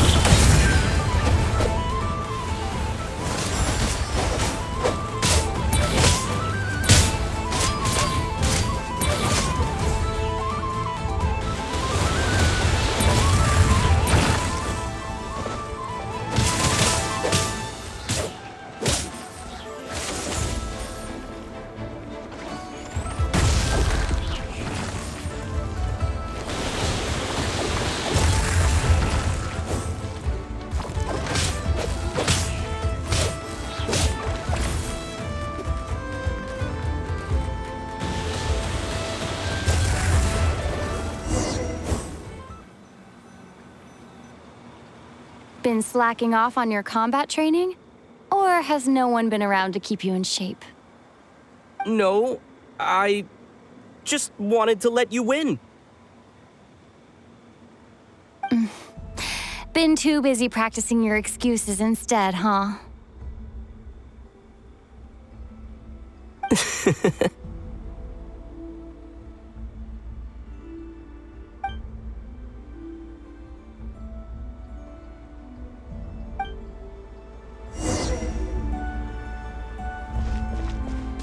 Let's keep moving.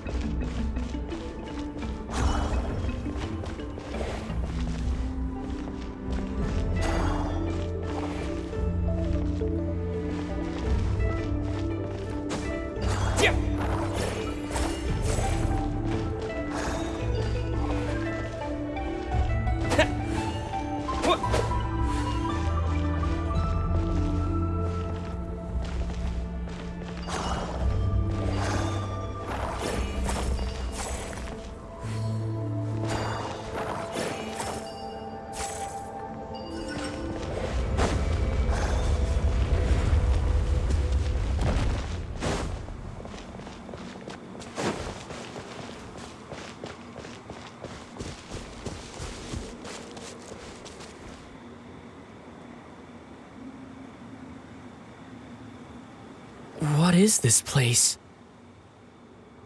No sign of any monsters. Feels like a ritual site. But something's missing. It's ahead. Inside that thing that looks like a mirror. I can feel it. But maybe it's sealed within. Can you open it using Kuvaki? Apparently not. Do you think it might have something to do with the Frost Moon Scion's bloodline?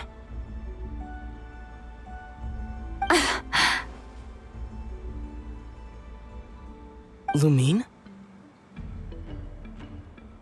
If this is about strength of blood, what could possibly stop us?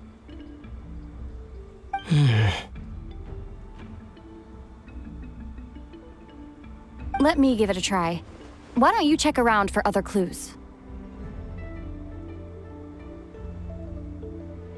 Sure.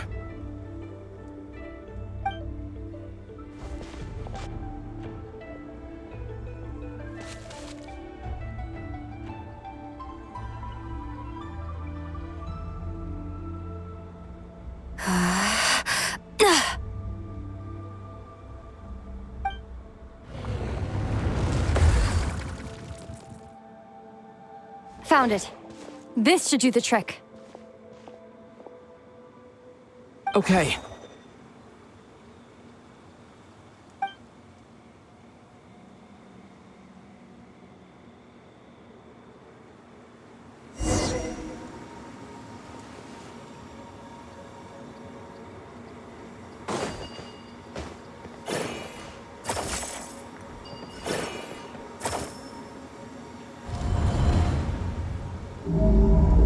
Yep, that got a reaction. That's one down.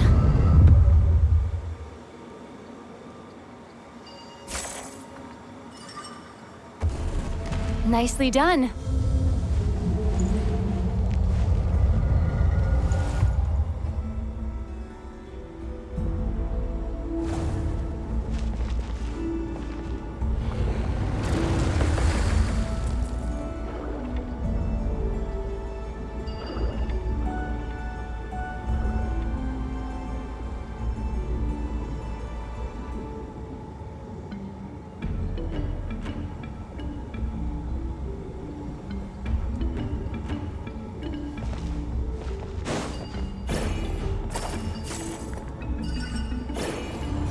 You've got this. One more to go. Good work, Ether.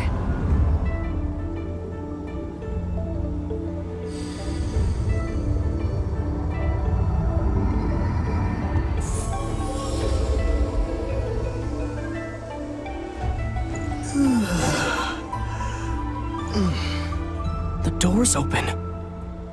Come. We must be close.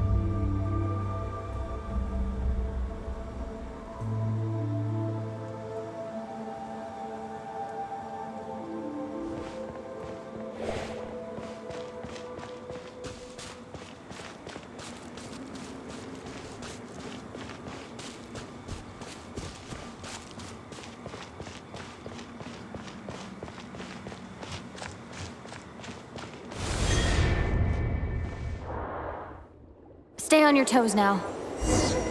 Have you considered that I might be the more experienced between us? Is that so?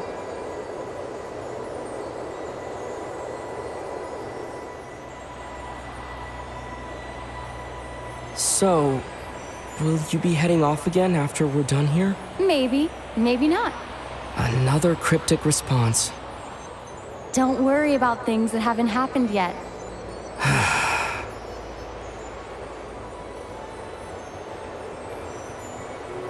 At the end of all this, what do you think we'll find? Whatever it is, we can handle it. What about the end of our journey? That's not something we need to worry about right now.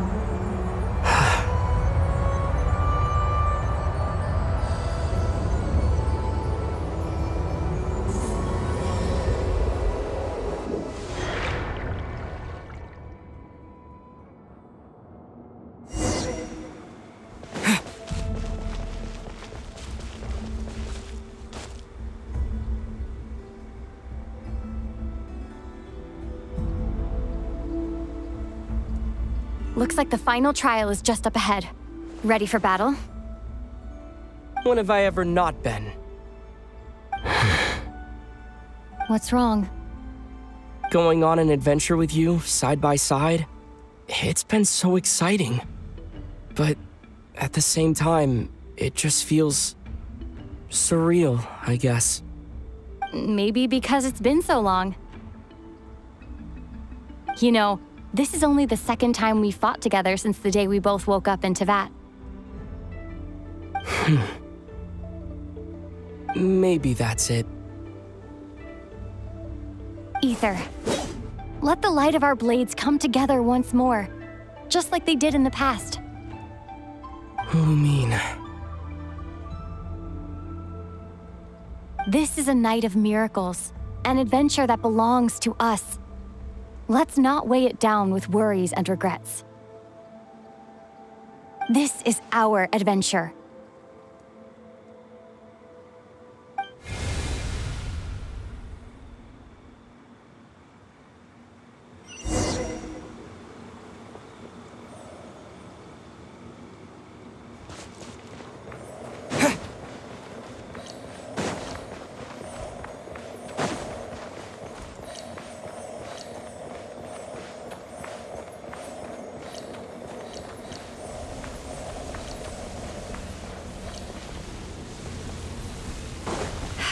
Here goes nothing. Prepare for battle. Stay focused! Dodge its attacks! Don't forget to heal yourself! Now's our chance!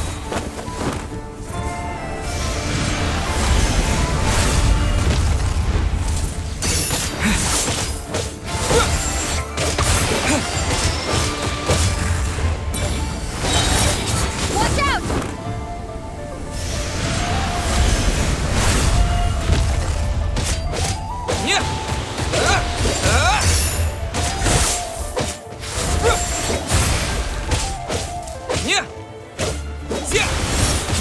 Time for the finishing blow.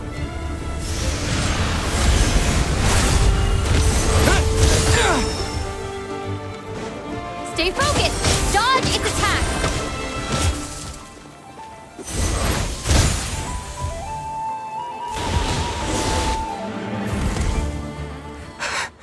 It's over. Nicely done. Flawless execution. Couldn't have pulled it off without your backup. Not... As for what you were saying, yes, I should have come to see you earlier. Or at the very least...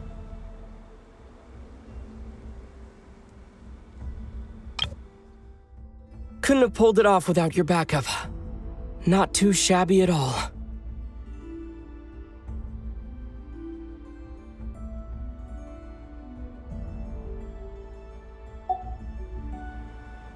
Spent more time with me going on adventures like this.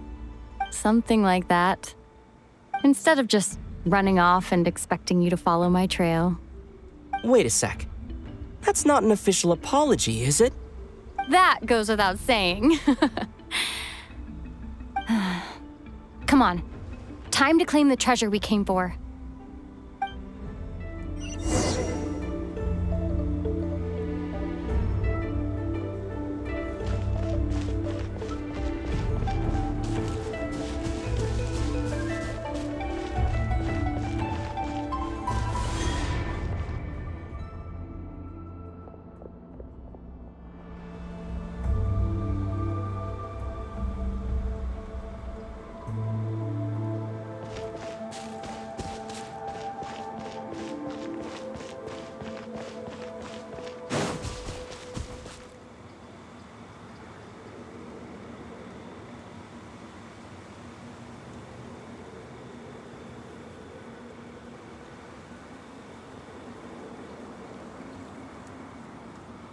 So this is the moon marrow.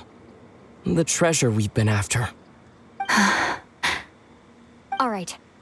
Go get it for me, Ether. It belongs to me.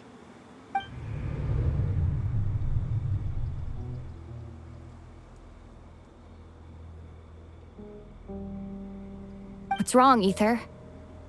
After everything we've just been through, you still don't trust me? Don't you want to know the truth too, just like I do? Rest assured, I'll share the truth with you afterwards. Now, go bring it to me.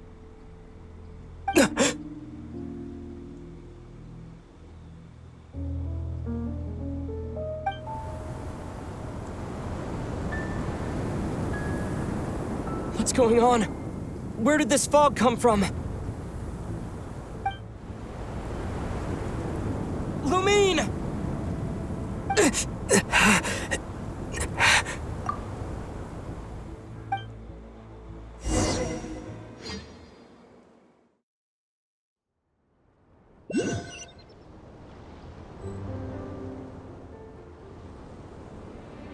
Lumine!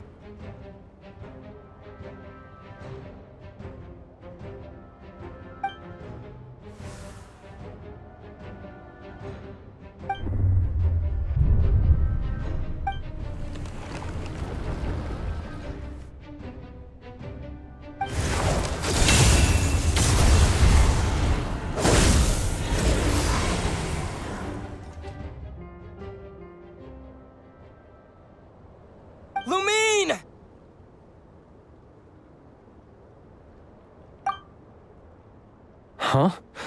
What are you doing here? Yes, we ran into each other at the flagship this afternoon. I'm honored you still remember.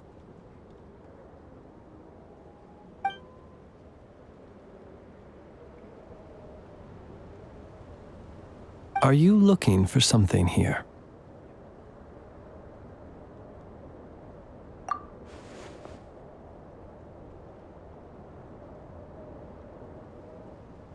And you just happen to end up surrounded by the Wild Hunt. Sorry, I did not intend to come off as pointing fingers. Indeed, perhaps our courses of action do not differ so greatly.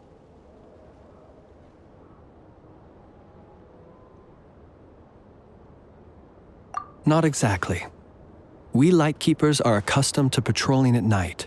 A long-held tradition, you understand. I was just passing by when I noticed that the Wild Hunt had struck. As a matter of fact, I just saw someone leaving in quite the hurry. Was that your companion?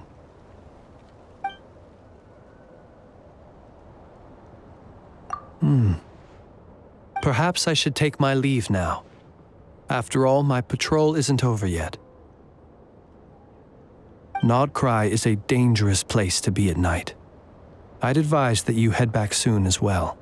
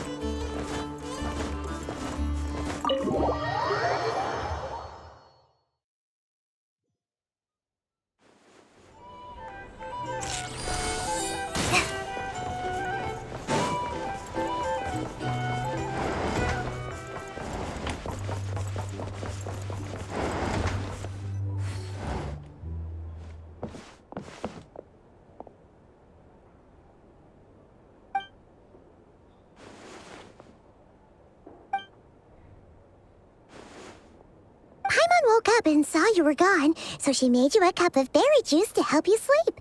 Her own secret recipe. When you get back, drink it up and go get yourself some rest.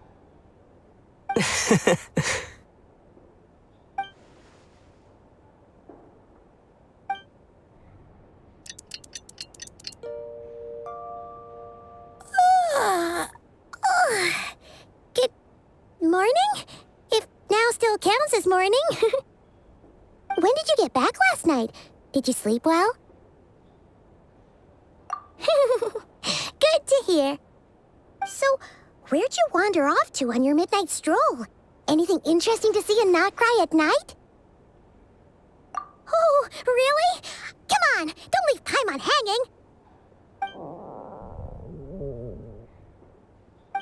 All right. Guess we'll have to feed your stomach before we feed Paimon's curiosity.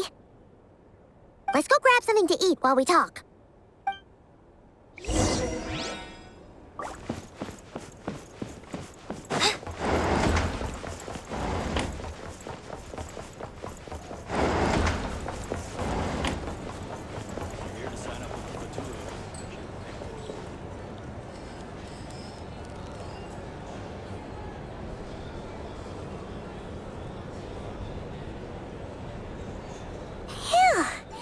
This is just the best, huh?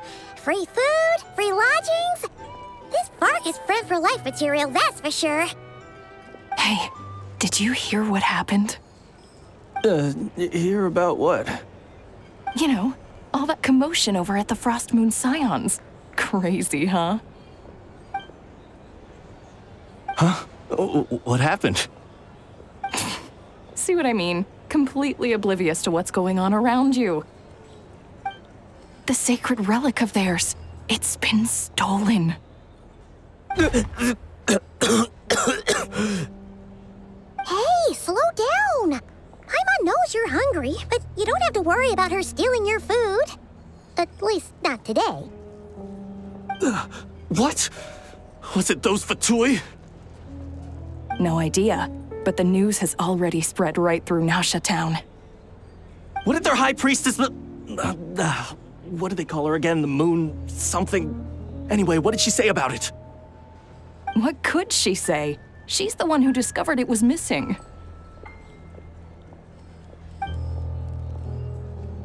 She was in Nasha town first thing this morning, hoping to launch a joint investigation with the Voynich Guild.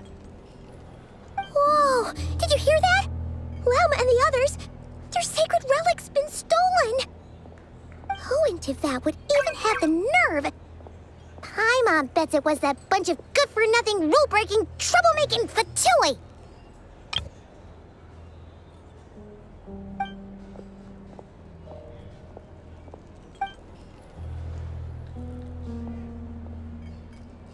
Huh?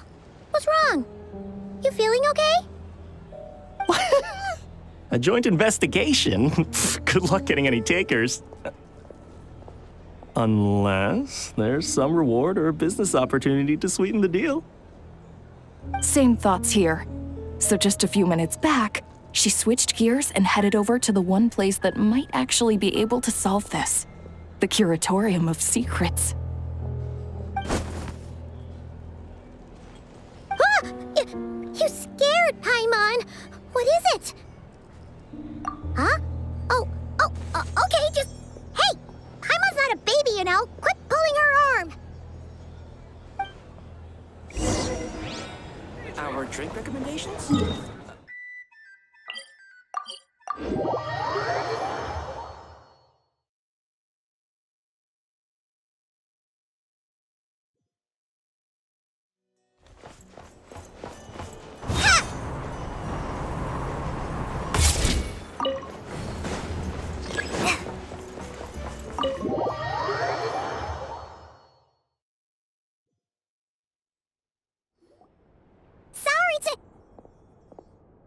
Huh? There's no one here. But didn't they just say Lauma came this way a few minutes ago? No one except for a cat watching over the front desk. Excuse... meow? Are we supposed to check in here?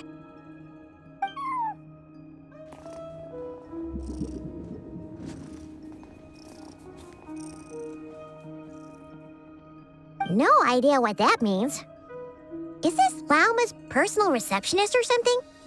Pretty sure she'd be the only person who could actually understand it.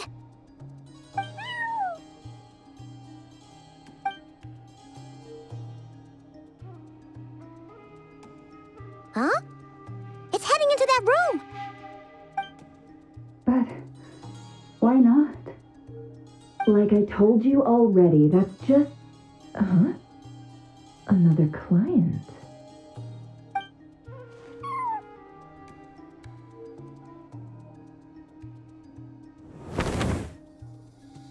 Ah! So, you were in this room the whole time? Something I can do for you. Traveler. Paimon. Oh, you're acquainted then? Yes.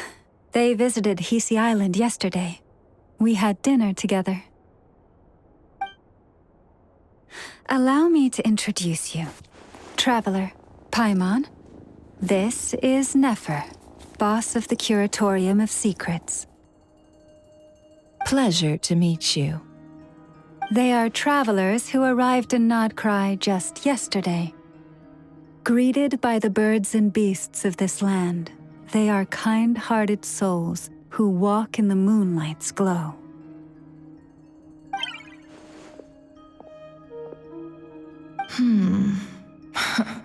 Interesting. Thank you, Lauma, But you need not have introduced them. They are great heroes, renowned throughout the nations beyond our borders. Oh, really? Do not forget, I deal in information. Just because most people in Nordkai pay scant attention to foreign affairs, that does not mean the same goes for the Curatorium of Secrets. They're the heroes everyone was talking about before. The ones who saved Natlan during the Abyss crisis.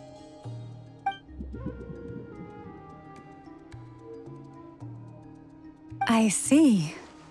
We Frostmoon Scions seldom leave our domain, so I had not heard of your heroic deeds. Please, forgive my ignorance. It's no big deal. We were hoping to keep a low profile anyway. If we had to list all of our titles and good deeds, we'd be talking till sundown, and then some. Huh? What's wrong? Still not feeling great? So, what brings you both to the Curatorium today? Oh, so basically, we were just eating when we overheard people talking about how the Frostmoon Scion's relic had been stolen, and then he dragged Paimon over here. I see. Ah, I see. So you came over here because you were worried about Lauma. A combination truly befitting of great heroes. Strong at arms and pure of heart. In that case, Lauma, I've got a suggestion. Why not ask these battle-hardened heroes to take the commission for you? Honestly, it's a little beyond the means of such a modest establishment as ours. Your modest establishment? Unable to handle a commission? You just don't want to take it, do you? You're right. I do not. What kind of commission is this? Surely it's not to recover your stolen relic?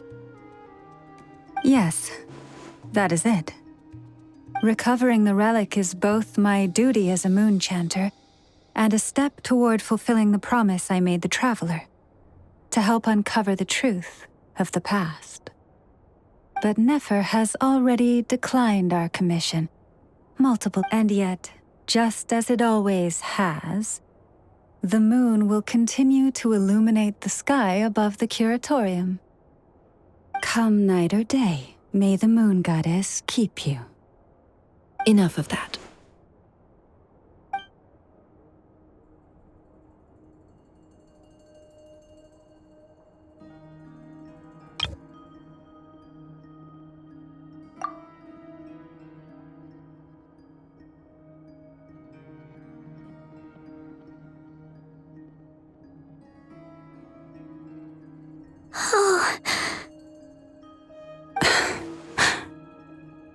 So, according to him, he never came into contact with the relic. So he suspects his sister may have taken it. I understand. The Frostmoon Scion's secret chamber has remained hidden from the world for generations. But the reason outsiders are forbidden entry is not only to prevent theft.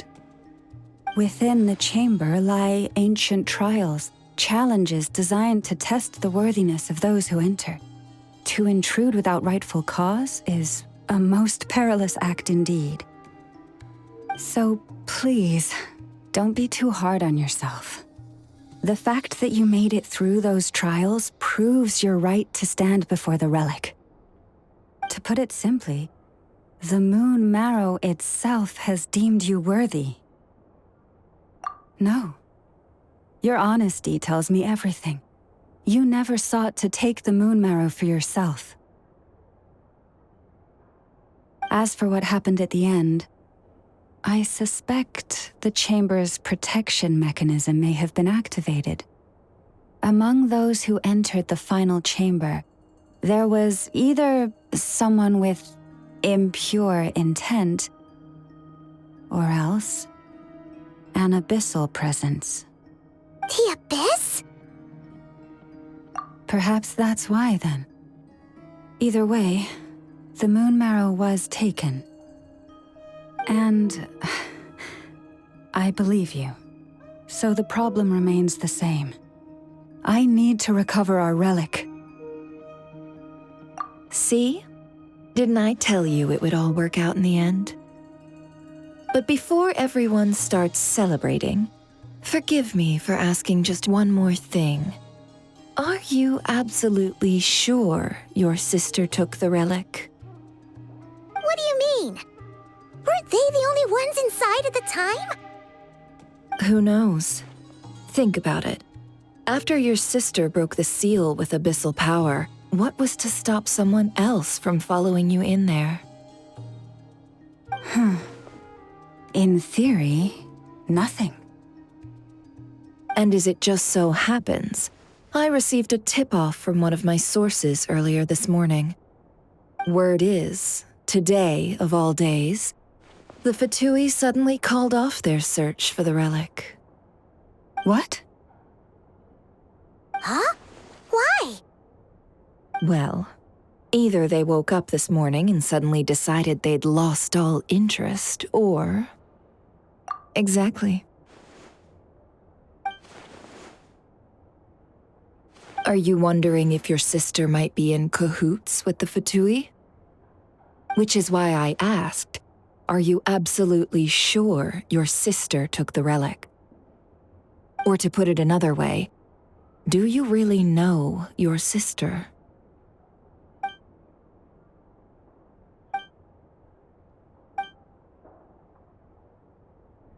In other words, it's highly likely that the Fatui already have the moon marrow. So, basically, all we need to do is find our way into that Fatui research facility, and we should be able to get to the bottom of this, right? Congratulations, you've found your answer. Looks like the curatorium won't need to lift a finger this time. Well, Lauma, there we are. On behalf of our long-standing cooperation and the great hero by your side, I'll waive your consultation fee, but just this once. You're really not planning on helping us? I think I've helped more than enough already.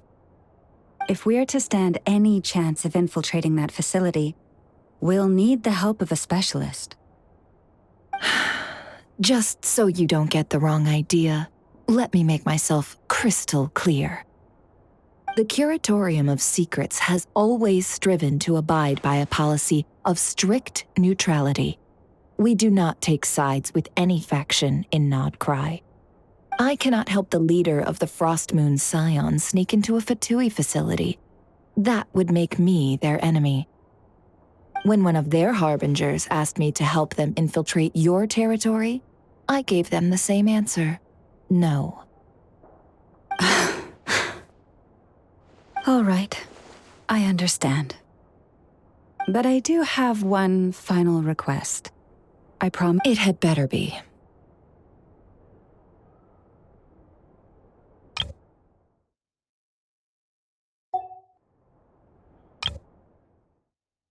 But I do have one final request. I promise it's my last. No matter who it is, I want you to help us persuade the next person who walks through that door to join us.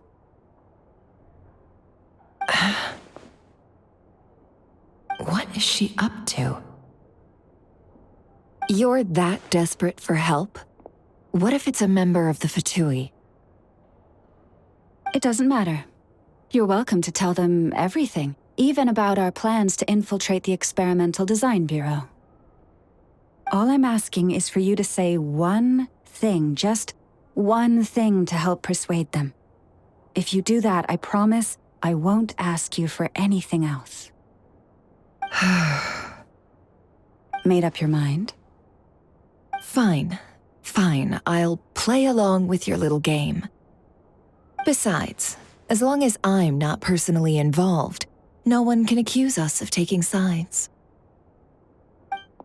Boss, I'm back!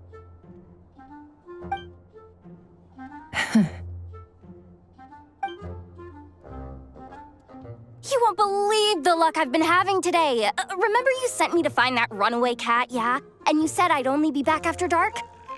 Well, guess what? Right after I left the house, this big ibis flew over and the missing cat was right in its claws. And once it got close, it loosened its grip and...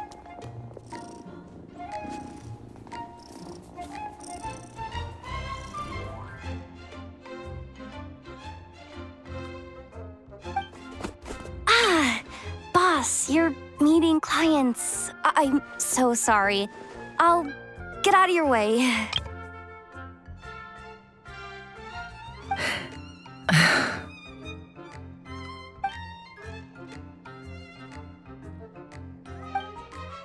Yehoda, dear, come here. Huh? Me? Is something the matter? Oh, hi there. My dear Yehoda, I have a request.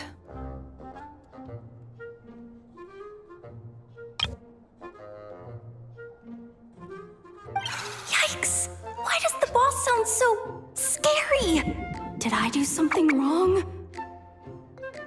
Would you be so kind as to accompany these 3 delightful clients of ours and help them infiltrate the Fatui's Kuvaki Experimental Design Bureau? What is going on here? Boss usually just says things like, hey, go do this, or you, go take care of that. Why is she being so scarily polite? And wait a sec, the Fatui's research facility? That's basically a death sentence. Made your mind up yet, my dear?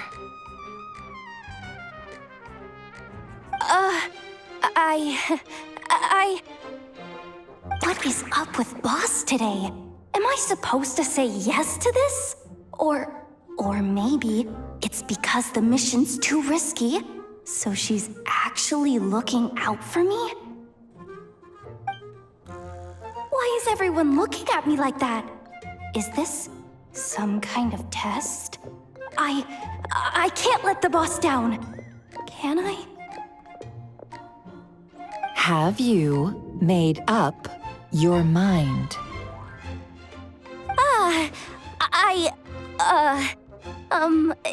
That's... Sure, why not?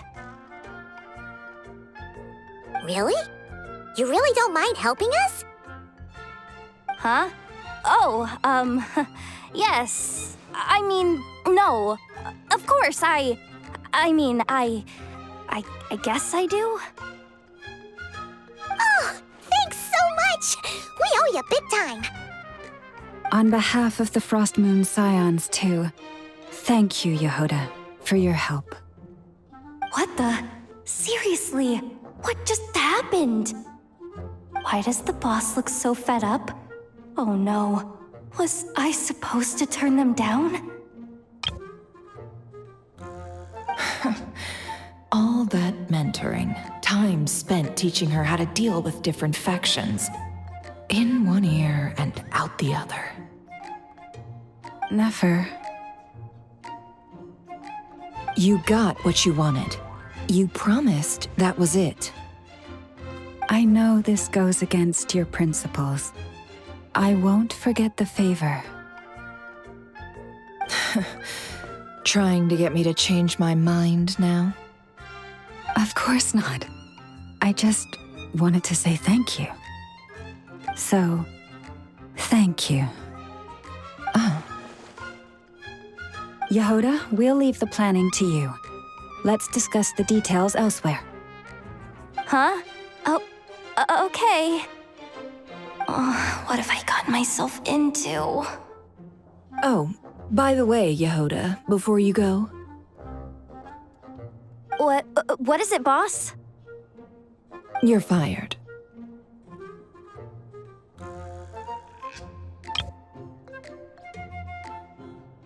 Huh? Effective immediately. As in, this exact moment. The curatorium will take you back, of course, but only once you've completed this commission for our 3 clients. What? Is there some issue? Well, here's the upside. Without me taking a cut from your commission, you'll earn more. Seriously? Can someone explain what's going on here?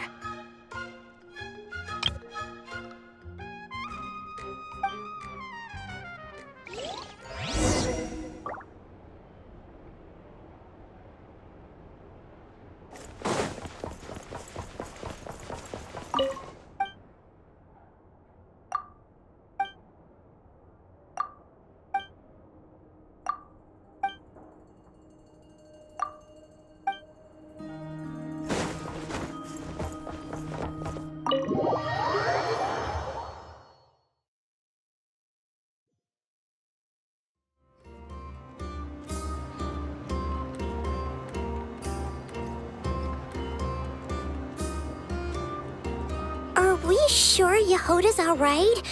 She looked totally crushed just now. She'll be fine. She's just in shock. But one thing's for sure. The Curatorium's professional standards are beyond question. The fact that she only requested 1 day to prepare says it all.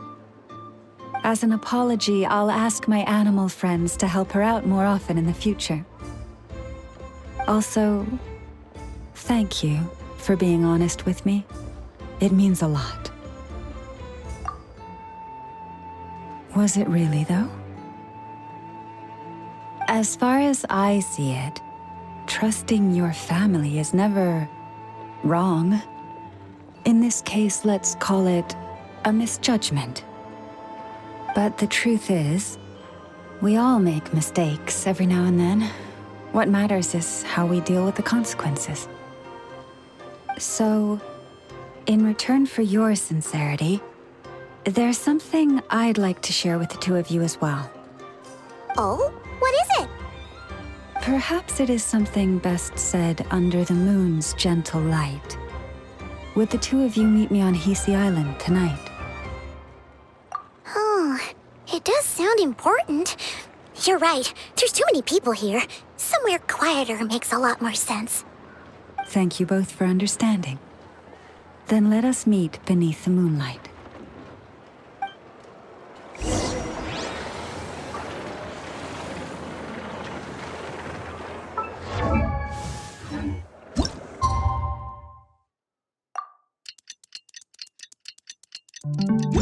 It's about time.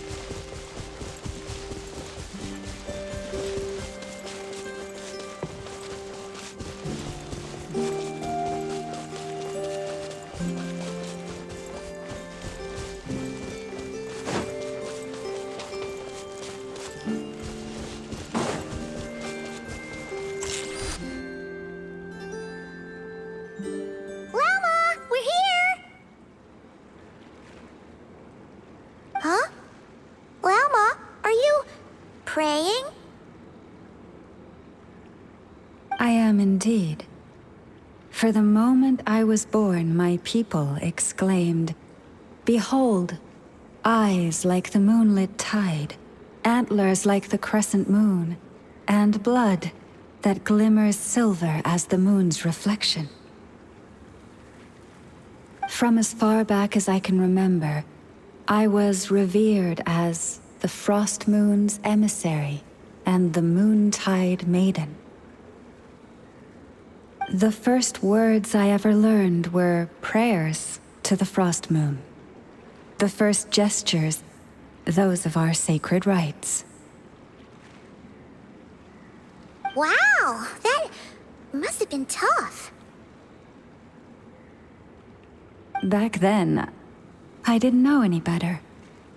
It all just seemed so natural. The Frost Moon Scion's bloodline has long since begun to run thin. Nowadays, even those of us with antlers are few and far between, let alone those attuned to the power of Kuvaki. But I...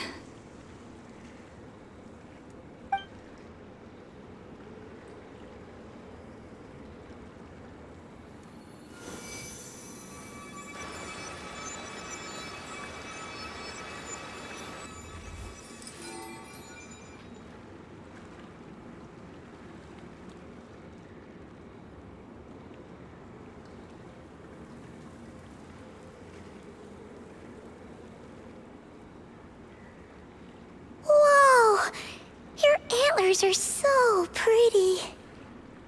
They say it's an extraordinarily rare condition. Once in a century, if that.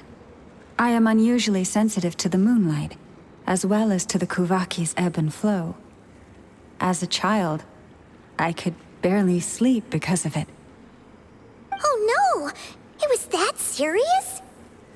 To others, fluctuations in Kuvaki are something you easily get used to. Like a gentle tide lapping away at the shore. But to me, that same tide is a tower. Of course, as the years went by, I learned how to suppress my senses and my power, enough to keep it all from overwhelming me. But to me, that same tide is a towering tsunami. A surging swell crashing against me. But because of that, I also had to walk the path of concealment. Concealment? From the moment I was first taught to pray, my kin would point up to the night sky telling me, "That, Lauma, is the Frost Moon. The last of the moons, the sole surviving truth." But I would ask them in response, why? Why can't I feel anything from it at all? Later, I came to understand that they simply could not tell where the real tide was coming from. They couldn't sense it. The true moon, beyond the sky's veil.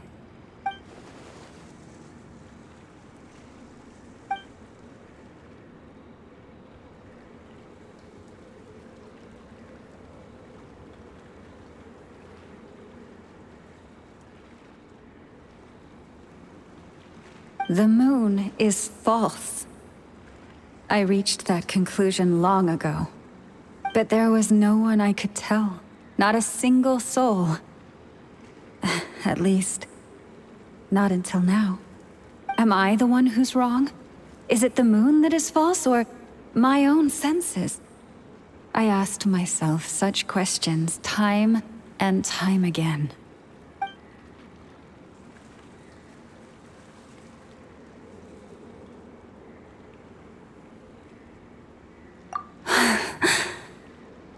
Thank you. When you called yourself a descender, I had a feeling you might be able to confirm what I had always suspected.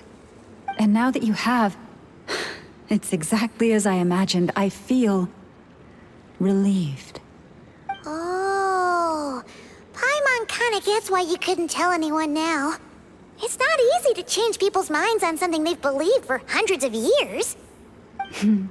That's what I meant by concealment. I knew too much, so I had no choice but to keep my people in the dark. Every prayer I offer feels like a lie to keep myself going.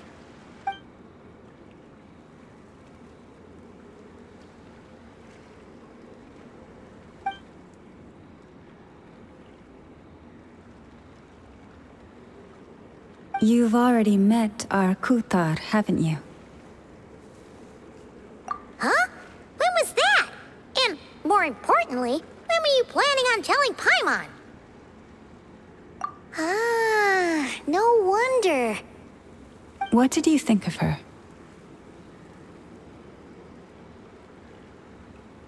What exactly do you mean by up in the clouds? I understand what you mean. She is quite indifferent to the world outside herself. But I find it hard to hold that against her. Yes, it was shortly after the fall of the ancient moon's remnants. I asked her what the Frost Moon Scions meant to her, and why she left in the first place. Yeah? So, why did she? Perhaps it's better if you ask her yourselves. Things tend to get lost in translation when you speak on someone's behalf. What I can say for certain is this. Even when I had no one to confide in, I still had a family. I still had the Frost Moon Scions. But that girl, born beneath the moonlight, perhaps she's never felt she had either. The truth is, though, she might have had it all. If only the Frost Moon Scions hadn't let her down.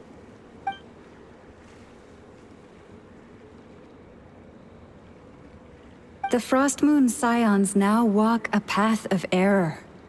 They offer their prayers to a false moon, and to a goddess who can no longer answer them. I want to change all that. But with the Fatui closing in on us day by day, the Frost Moon Scions must stand united, now more than ever.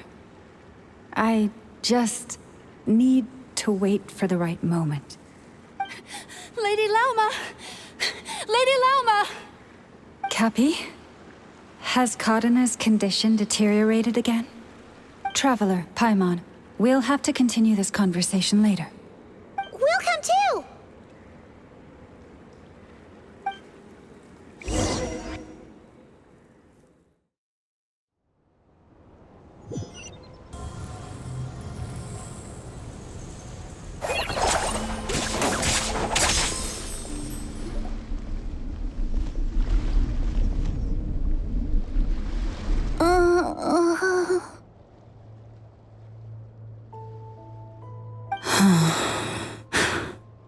Why?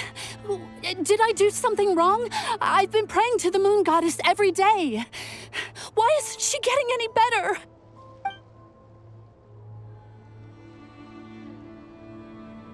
Cappy, I need you to wait outside. I'm about to start her treatment.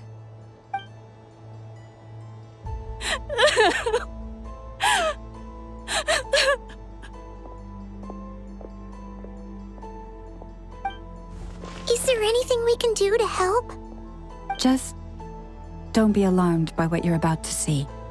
And please, don't let her mother see it.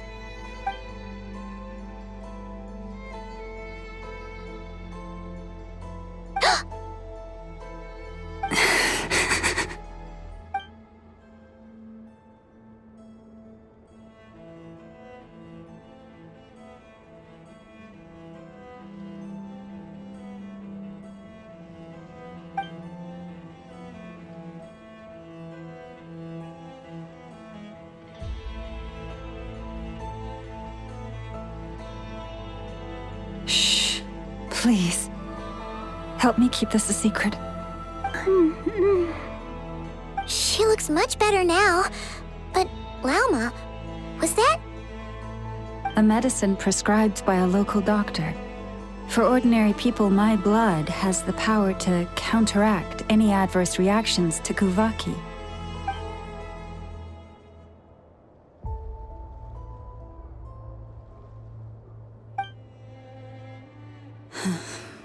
So, now you know another of my little secrets.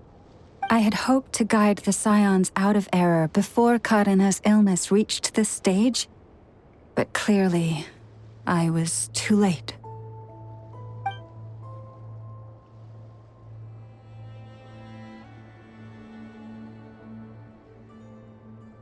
My life is as hidden from sight as the far side of the moon.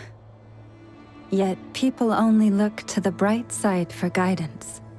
If the day ever came when the two sides were reversed, could they truly accept it?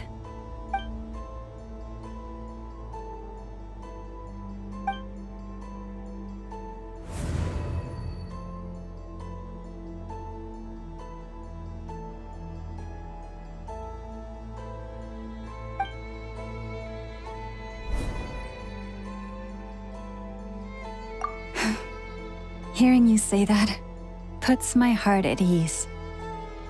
Mm-hmm. And if there's anything we can do to help the Frost Moon Scions, just let us know. Our priority right now is reclaiming our relic from the Fatui.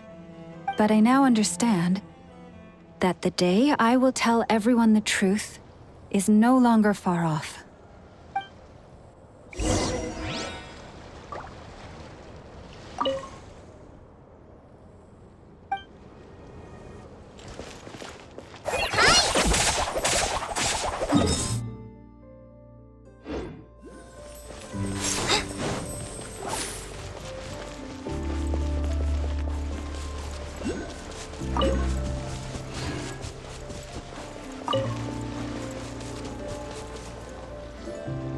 Wow!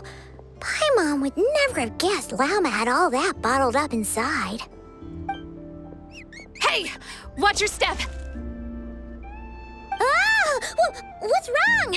Oh, you scared Paimon. You scared me there too. Almost stepped right into one of my traps. A trap? Why would you leave a trap somewhere like this? Well, it's not like this is a main path. And besides, we Frost Moon Scions would recognize it instantly.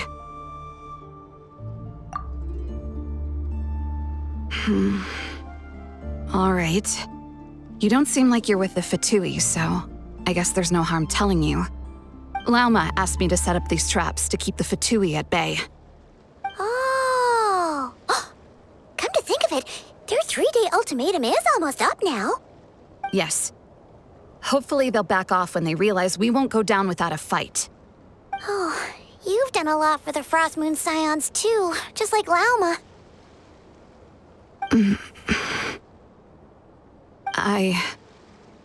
Philomena?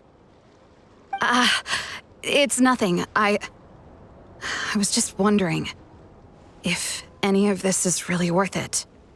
What do you mean? Our people.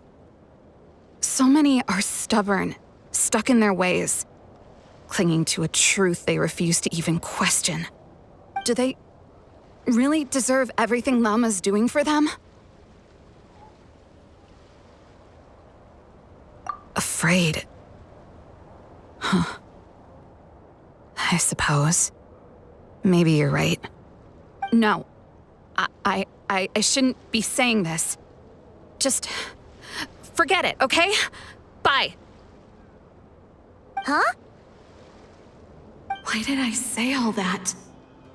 Or really, why am I still doing any of this?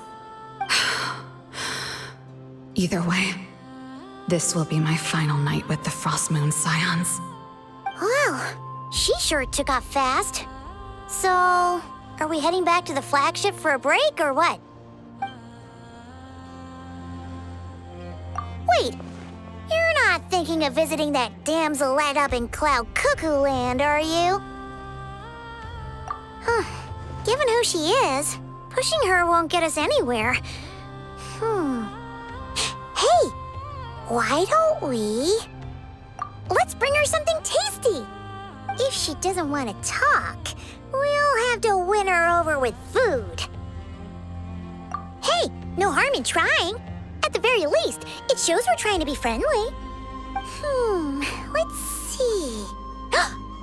how about Inef's 9.12 out of 10 berries and fried meat, the Frost Moon Scion's boon of the day, and one of your signature dishes? Your choice.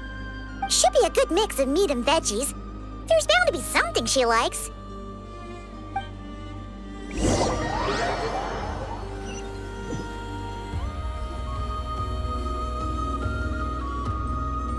All right, food's packed and ready. This is the place, right? Why does it feel like we're going to visit a patient? Oh, no. Take this seriously, Paimon.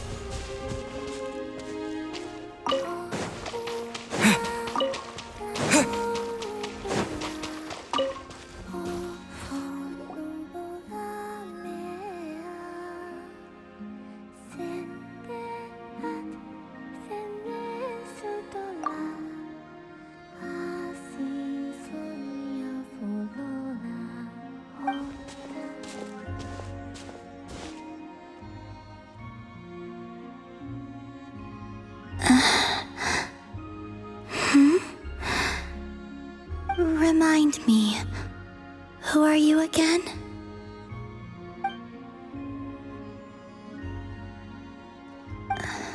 A different one floats by your side today. A different one? What's that even supposed to mean? Ugh, there goes Paimon's perfect conversation starter. Hi there! Paimon is Paimon, and this is the Traveler.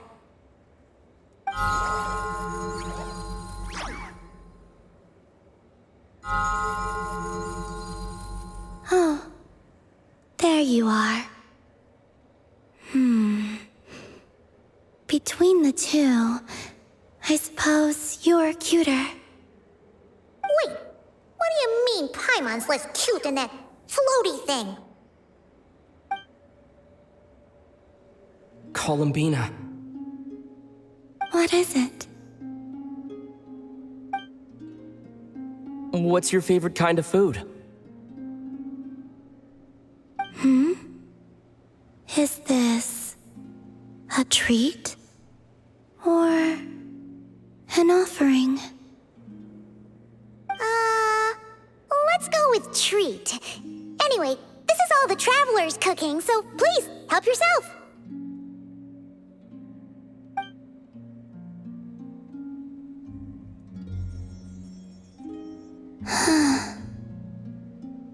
Oh, that wasn't exactly a yes, but she didn't turn it down either. What could she be thinking?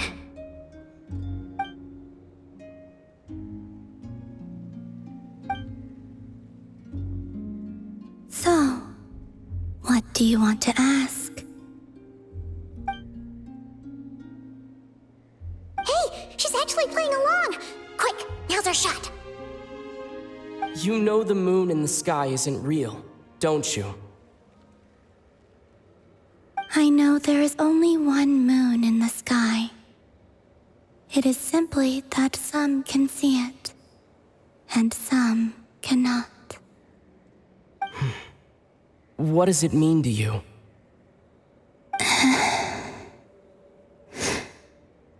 The missing prologue. What?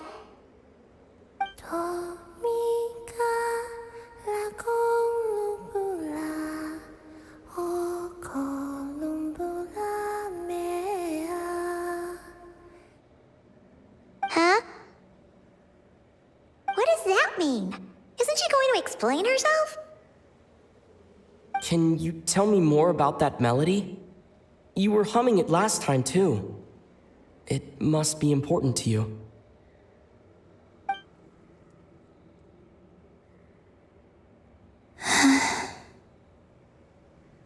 It is all I remember from the moment of my birth. A melody.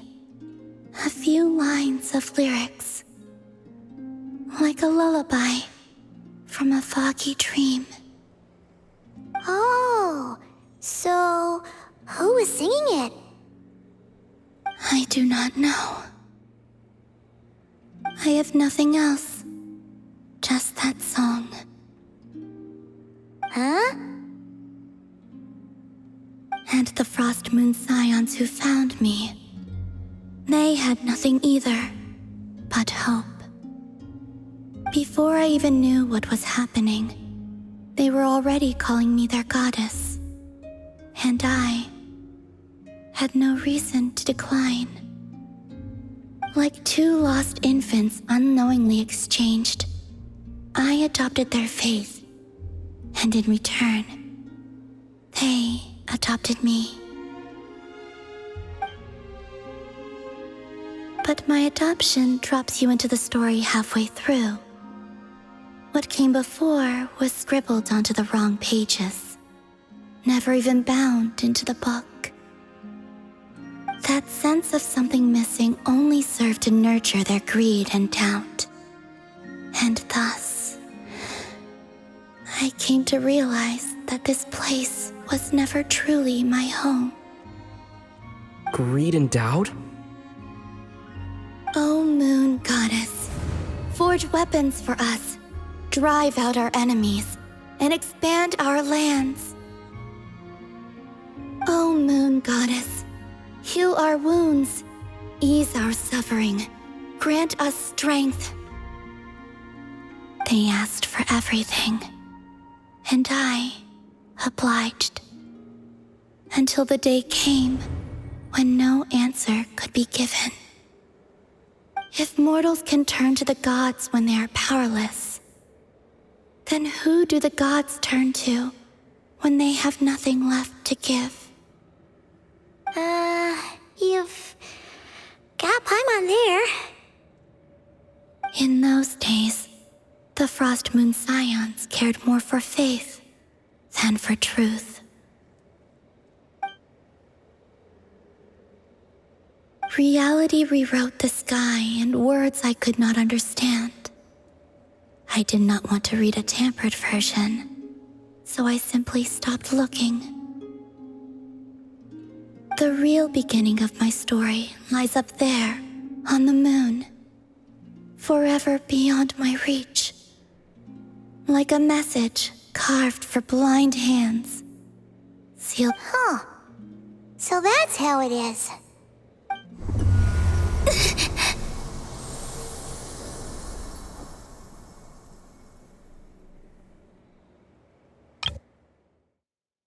The real beginning of my story lies up there, on the moon, forever beyond my reach.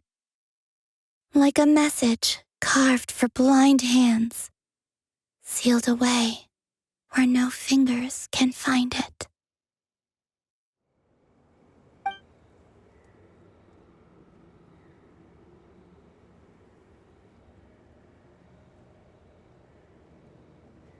What's wrong?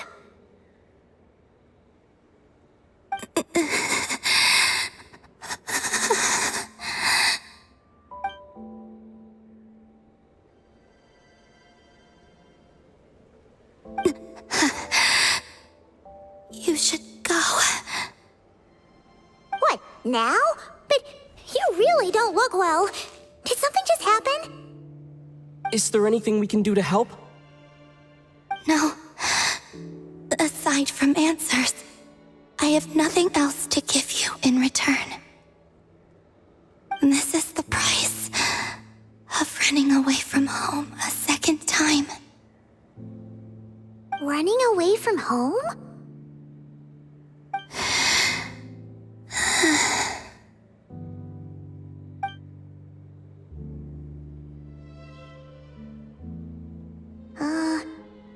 Is she heading towards the food? Did all of Paimon's questions make her hungry? Do you still have many questions?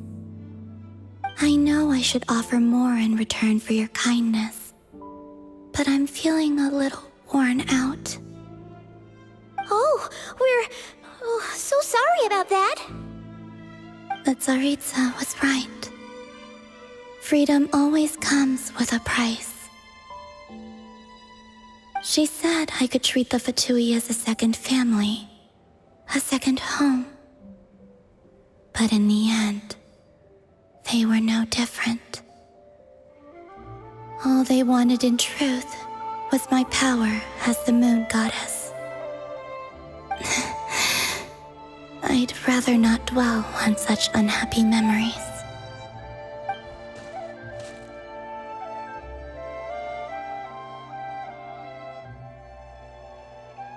I have fulfilled my promise to the Tsaritsa, though it has used up much of my power.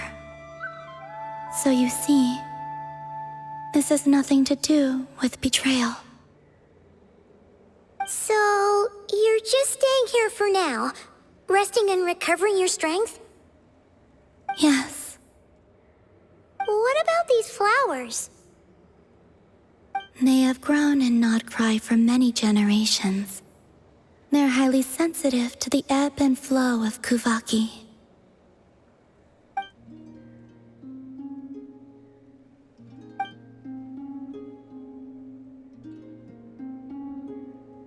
At times, I thought about using that relic the Frost Moon Scions had hidden away.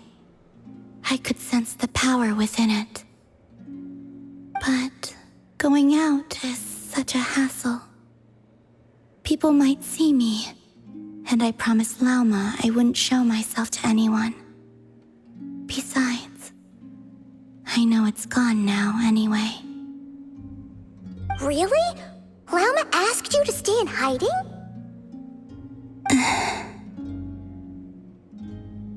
Uh-oh, she's looking back at the food again.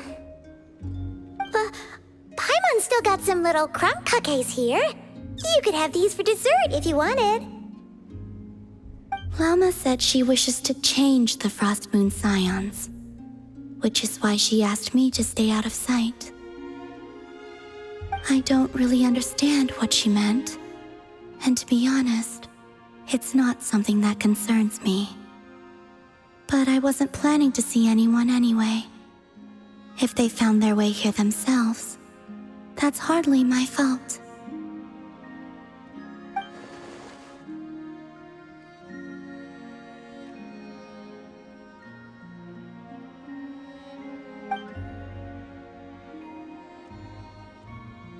Lauma, the Maiden of the Grove. She is quite unlike any Frost Moon Scion I have ever met before. After hearing my story, she actually apologized for how the Frost Moon Scions treated me back then. She told us she feels like she's been living on the far side of the moon. Is that so? I actually got the opposite impression. She's been keeping her true power hidden away, afraid that people might be dazzled by its brilliance, and that they'd no longer be willing to look her way.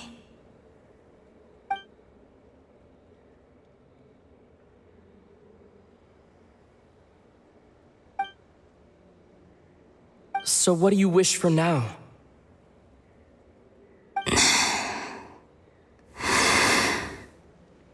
I wish to return to the moon, to the home where my story is written. Right now, that is all I wish for.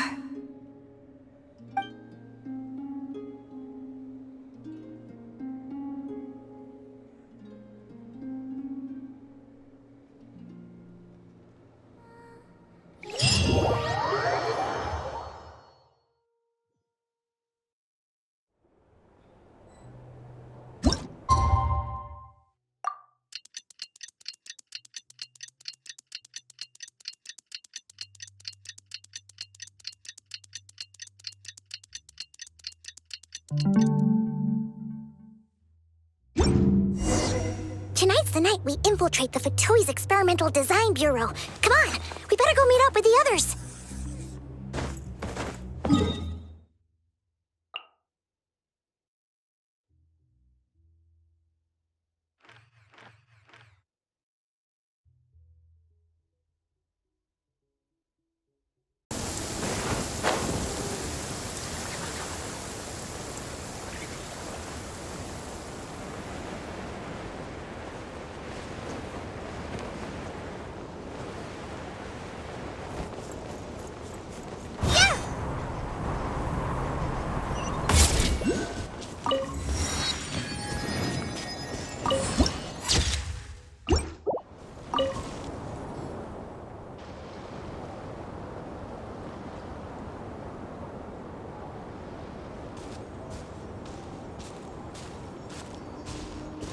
Huh? How come you're here by yourself, Lama? Where's Yehoda? I haven't seen her. Seriously? Don't tell Paimon she's ditched us on our first mission together. I don't believe so. Nefer and I have our differences, but that shouldn't interfere with our shared objective. Recovering the relic is my duty. But as far as she's concerned, there's plenty to gain here too. In Nordkai, it's common knowledge that the Curatorium has a nose for profit and opportunity. The same way aphids flit from flower to flower in a never-ending quest to make honey. Huh. Sounds like you know her pretty well.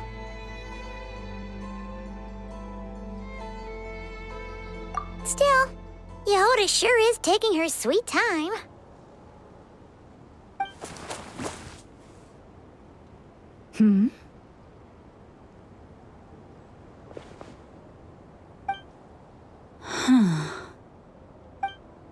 I believe we may have misjudged and underestimated Miss Yehoda. Huh? What do you mean? As a former employee of the Curatorium, I'm confident that she possesses both professionalism and integrity in ample measure. Huh? Huh? What was that noise? The sound of a wavering conscience, perhaps?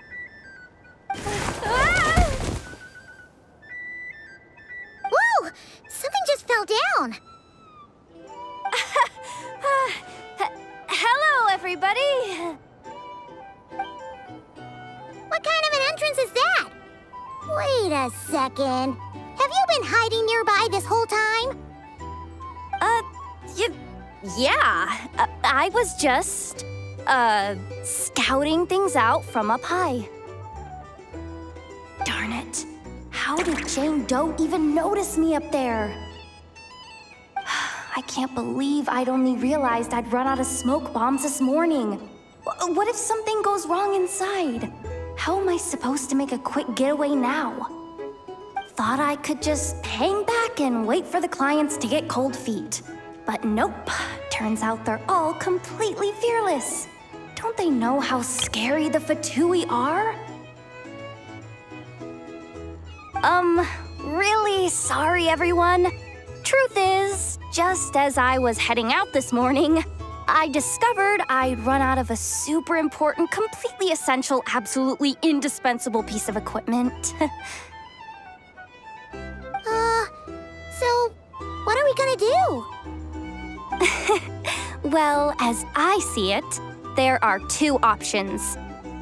Plan A is we take a detour to Nasha Town to restock, though who knows if any shops will still be open this late. Plan B is we call it quits right here, disband the team, and I'll go home. My place is only like a 10-minute walk from here, so... Personally, I vote Plan B. Bada bing, bada boom. Maximum efficiency, minimal effort. Don't try to solve your problems by running away. Not a fan of either? Then I guess our only option is to fall back on Plan J. That's J for Yehoda, by the way. Why didn't you just tell us that was an option in the first place? Come on, that would have totally ruined the surprise.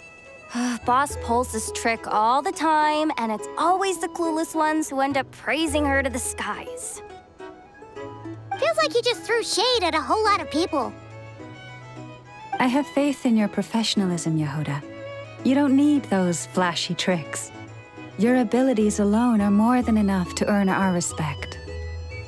Huh, this Jane Doe sure has an eye for talent. Speaking of which, maybe it's time I started calling her something nicer? You really mean that, Jane? Hello, Mado? I do. I'll tell you what, it's not every day you get to work alongside such considerate clients. I have a feeling we're gonna make a great team. Plan J is this. We find our way in through the freight access on the facility's east side.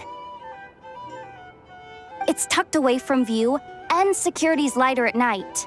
I've prepared some special gadgets too, so we should be ready for anything. If we want this to go without a hitch, we'll need to work together every step of the way. So everyone, stick close behind me. Now that finally sounds like a real pro talking. Hey, you saying I didn't before? Kinda, yeah. You... Never mind. A top-tier treasure hunter like me never lets the naysayers get to her. All right, let's go over what we agreed on yesterday. The goal of infiltrating the Kuvaki Experimental Design Bureau is to locate and, if possible, recover the relic that the Fatui stole. We also need to figure out why they built the facility in the first place. I'm worried that they've set their sights on the ancient moon's remnants on Hisi Island too. Well, now that we've got a plan, time to get this show on the road.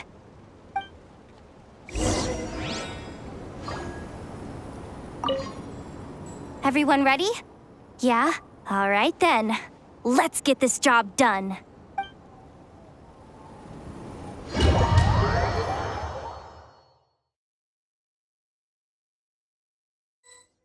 Go, go, go!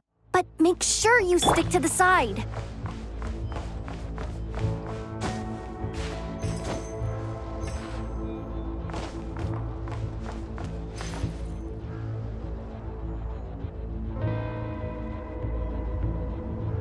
Just as I thought. There's a gate controlling access from the outside. Good thing I brought this keycard, huh? Well, technically, I stole it. But no need to tell them that, right? Blame that chump who thought it was a good idea to get wasted at the flagship during work hours. Ooh! Is it top-level clearance? Of course, that goes without saying. Let me read it out loud for you. Fatui Experimental Design Bureau number 183574, maximum clearance, maintenance intern. That doesn't sound very top-level to Paimon. Never underestimate interns. Even the most legendary of thieves started out as rookie pickpockets, you know? Besides, if it wasn't for this person's selfless generosity, we wouldn't be able to just waltz in like this, would we? Feels like you're trying really hard to change the subject. Allow me to teach you the first rule of treasure hunting. First and foremost, use every resource at your disposal.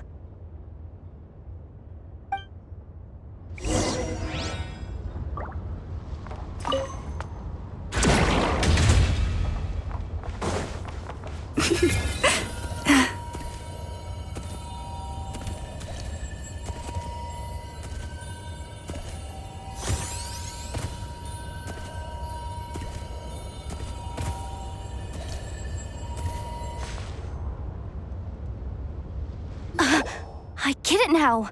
It's like a pair of light bulbs just lit up in my head. What did you just get? The blue light, aka Plan A, is telling me to take the path along the left side. It'll be a lot stealthier, but that might mean a bit of a detour. The red light, aka Plan B, is saying, just charge straight in, but that'll mean dealing with, like, a dozen sentry bots already powering up. Although, I might be able to switch them to training mode. Their attacks will be weaker, but we'll still be in for a fight. Can't you just put them in sleep mode? Hey, I told you, I'm just a maintenance intern. Give the new recruits some time and space to blossom, will ya? We're still pretty close to the entrance. Surely they'll call the whole thing off once they see what these bots can do.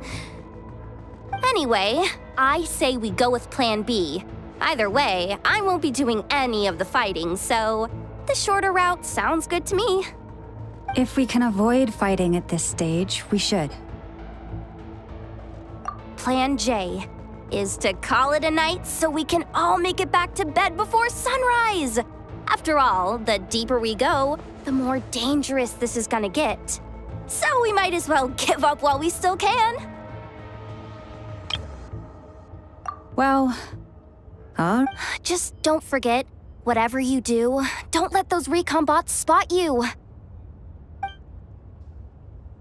Let's see. No kidding. Anefa told me about something like this before. I can't believe that dumb robot actually helped me out for once. All you gotta do is this, and the recon bots will be reassigned to another position. That way, when it's time to move forward, the path will be clear. Which reminds me, it's about time I taught you the third rule of treasure hunting. Go with the flow. What about the second one? You skipped that one. Huh? Did I? Oh geez, must have gotten them muddled again. I mean, the second rule is exactly the same as the first.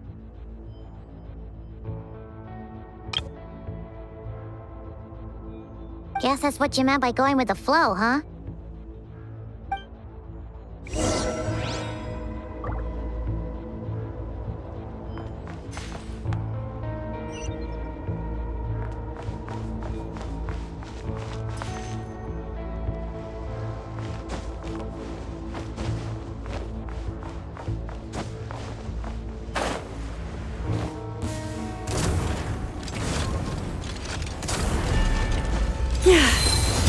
Leave this place.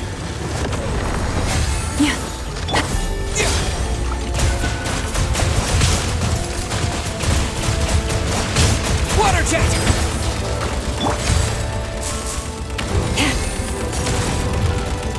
Lush as the moonlight.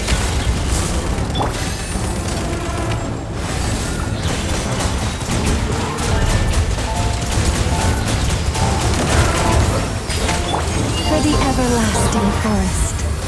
Branch into song.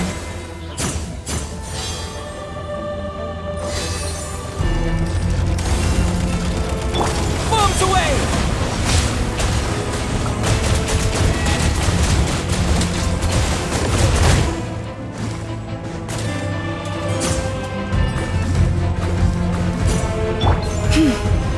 Lush as the moon.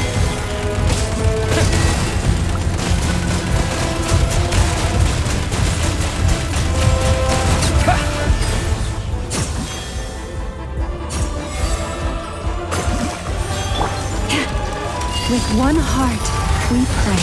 Receive.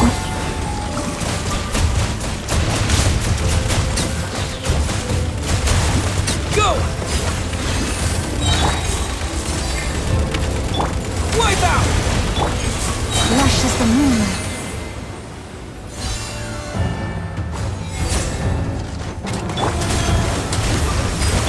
By the frost moon of old. Forest, protect.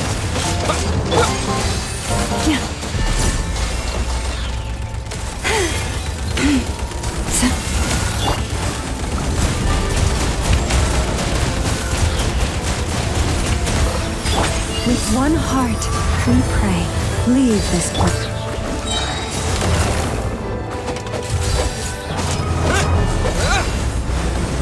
Water jet!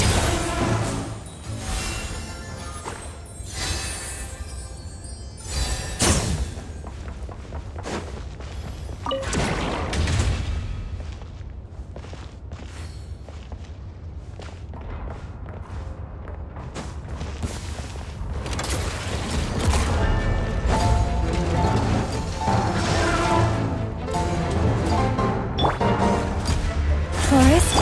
Yeah! Water jet!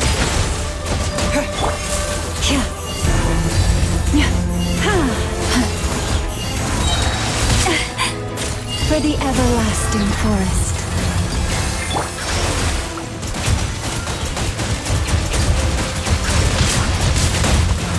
Go!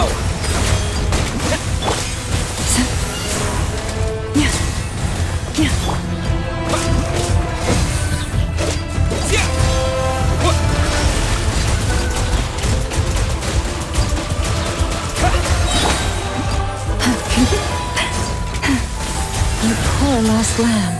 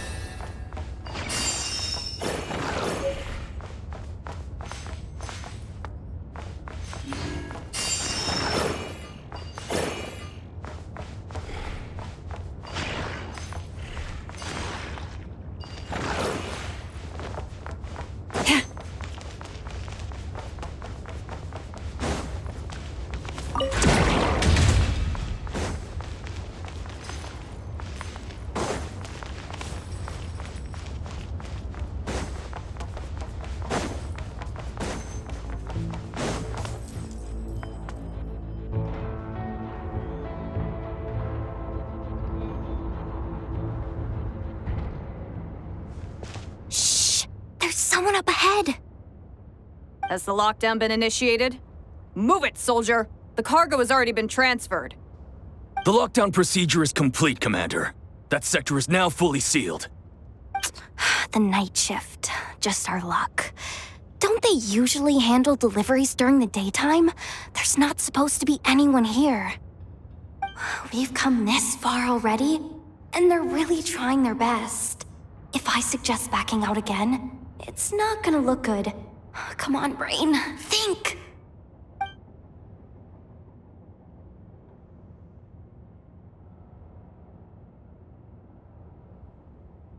Got it! The freight shaft to the upper levels. We might have a shot there. Let me see. Huh? The recon bot in the middle's not responding? A double lock failsafe? We've been outfoxed. Stay calm. Stay calm. One step at a time. Let's just find a way across first.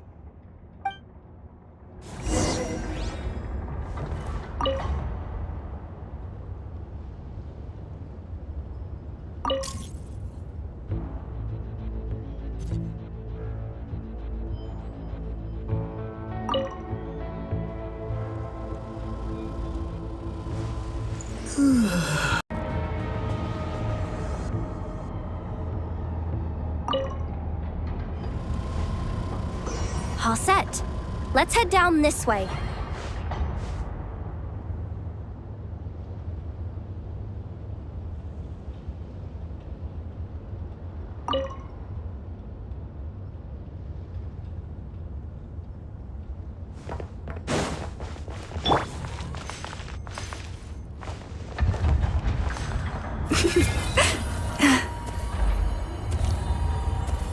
Hey! Another control terminal!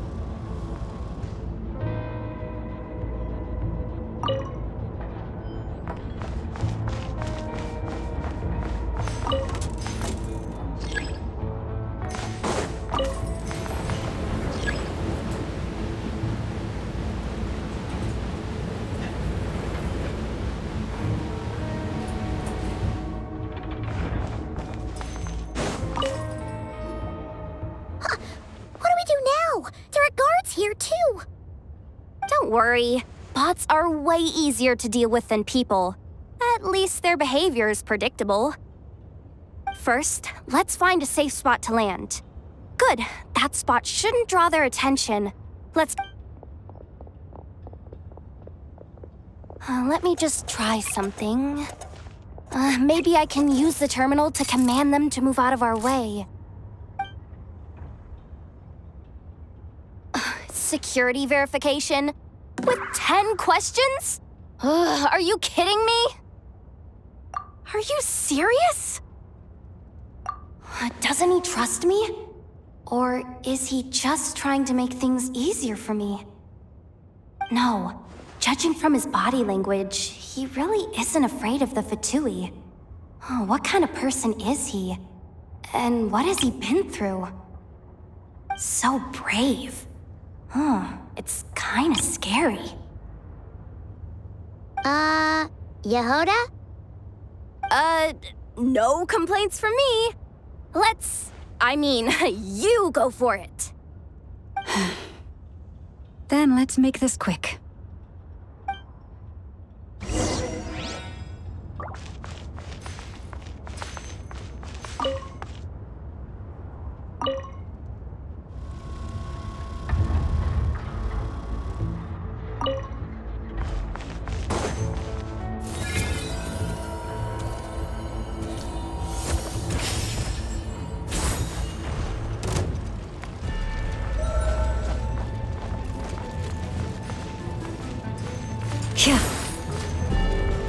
With one heart, we pray.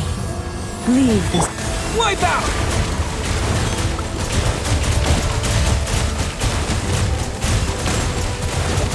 Water jet! Your poor last.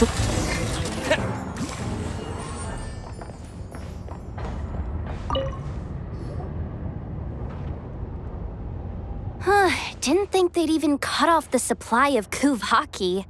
They're being really cautious. If we can somehow divert some emergency power into the system, we might be able to force boot this thing. What do you mean by force boot? How do I explain this? It's like dumping a whole bucket of water into an empty pool, so that the little ducky gets to swim around again. You should probably just ask Aino instead. So, we just need to find that bucket of water, right? Paimon thought your explanation was great. Kinda adorable. In a childish sort of way. Hey, you could have just skipped that last part. Here, bucket, bucket, bucket. Where are you hiding? Judging from the concentration of Kuvaki, over there. Wow, you can sense that, Laumado? That's incredible.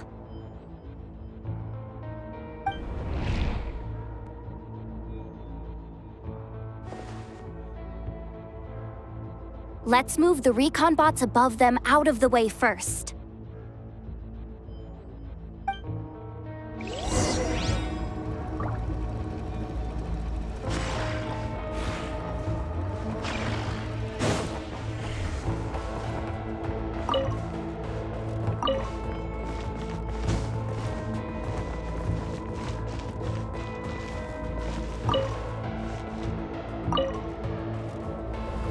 All right, that should keep the alarm from going off.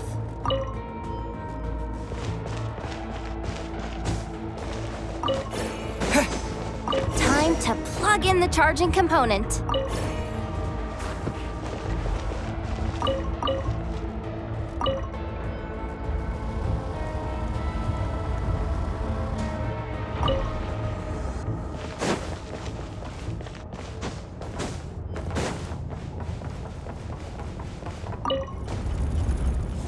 Running at last. Let's hope nothing else goes wrong. Please, everyone, step inside. Oh, it's so dark in here. Well, it is a cargo crate after all. No point in being picky about lighting at this point. Ah! Something sharp and pointy just poked me in the back! Sorry. That was probably just my antlers. It's pretty cramped in here, so I had to crouch down. Ugh. Having antlers must be inconvenient at times like these. Ah! What's going on? Don't tell me something's gone wrong already. Looks like there was only enough juice in the emergency power supply to lift us this far up. Ugh. Awkward. Am I gonna get docked for this? Based on the boss's policy of docking pay for every screw-up, No, wait a sec. I've already been fired. Doesn't look like it's moving again anytime soon. I think we can get through if we follow the ventilation duct along the outer wall. The entrance has gotta be somewhere. Don't worry, this was totally part of the plan.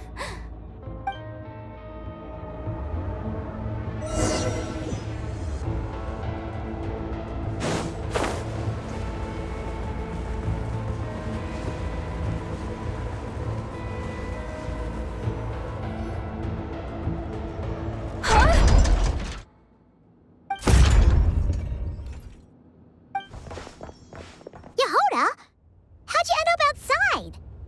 Looks like she slipped out at the very last second, just before the gate shut. Impressive reflexes, I must say. Though I'd expect nothing less from a former employee of the Curatorium. I'm so sorry. That was pure survival instinct. I didn't mean to ditch you. Anyway, you guys just stay where you are. I'll figure something out.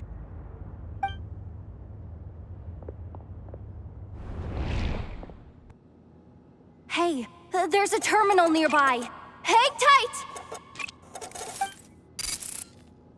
Can you hear me now? The duct security protocol has been triggered.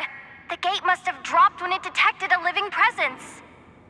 Wait, so we're trapped in here? I'm checking what I can do from this end. Watch out for the laser up ahead. What laser?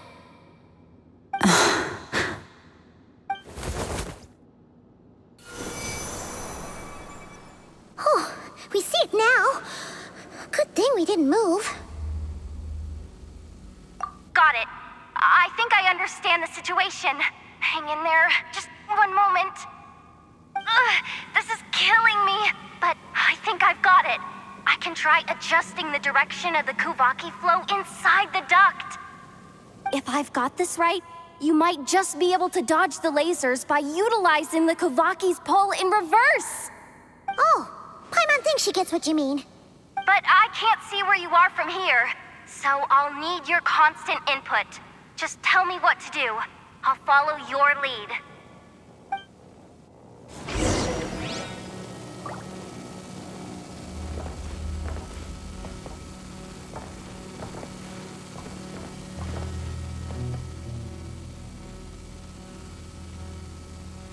Okay.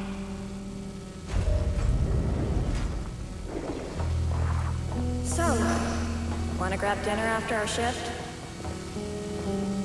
Okay. How about the flagship? Too far. And besides, we're not exactly in with the locals.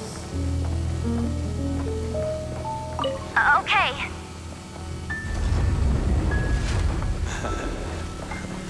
Then how about the staff cafeteria? Brimming with bright ideas, aren't we?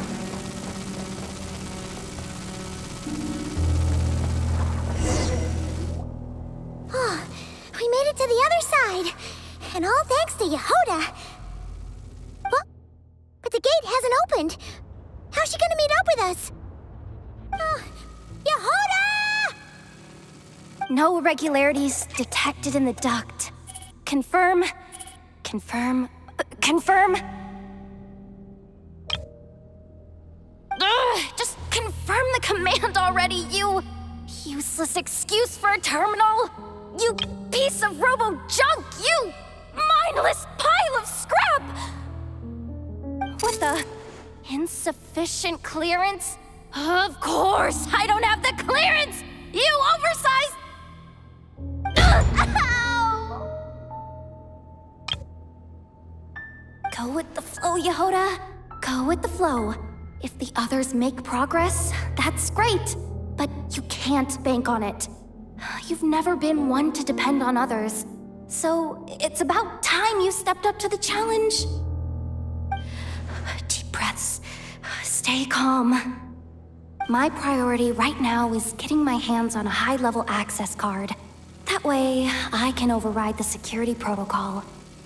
Senior maintenance staff. Only they can access the core sector. But hey, there's always someone careless enough to hide a spare key under the flower pot by the door. Which means there's a good chance there's a duplicate lying around somewhere in the control room. Even if I can't get into the control room myself, doesn't mean I can't rely on some external help.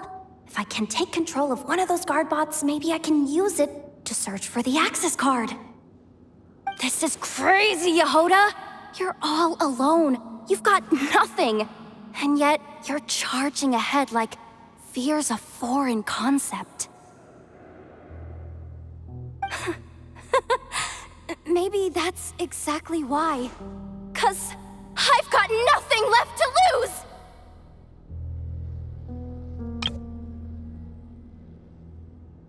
Confirm! Am I a genius?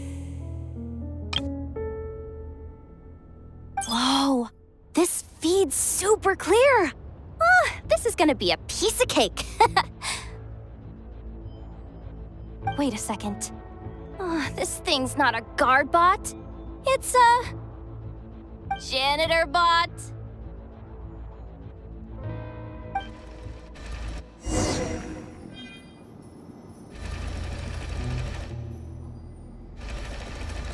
You think Marionette even knows what we do down here? She seems to spend all day either holed up in her lab or out doing the rounds.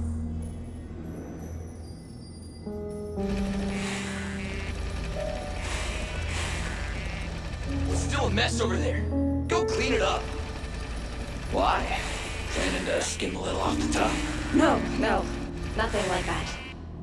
Just wondering if anyone would actually notice if we didn't show up from time to time. Let me see.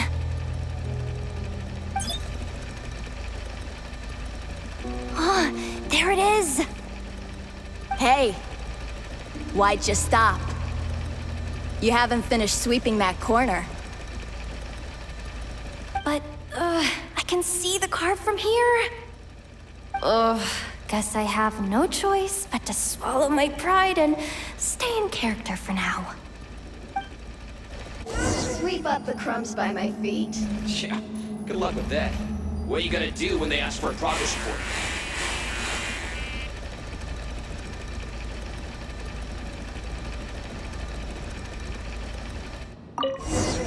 There's coffee stains at the bottom of the steps. No slacking! Sucks though. Finally sent somewhere warmer than Snezhnaya. Yet we barely get to see the outside world. Gotten rid of the dust behind the door yet? Clean this spot too. I saw you skip it.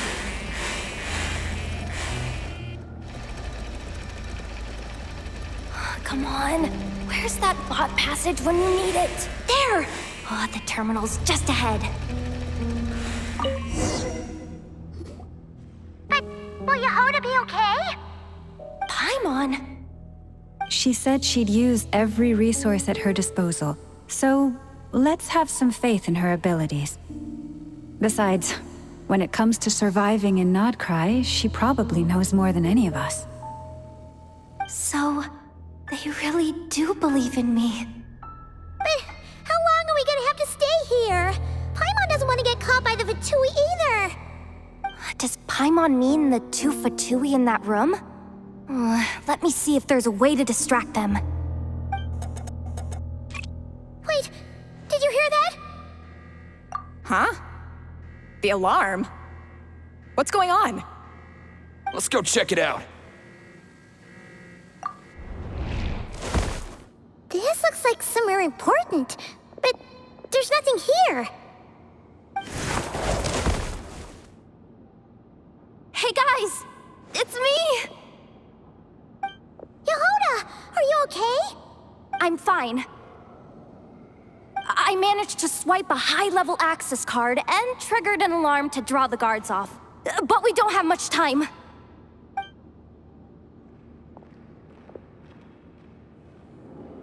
All right, looks like we can control the elevator.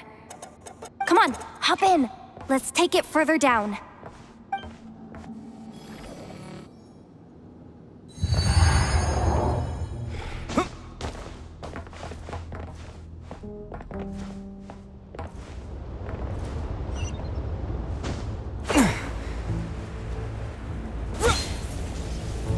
We should be able to use the terminal to move the drawbridge. Here's the access card. I'll keep watch while you handle the controls.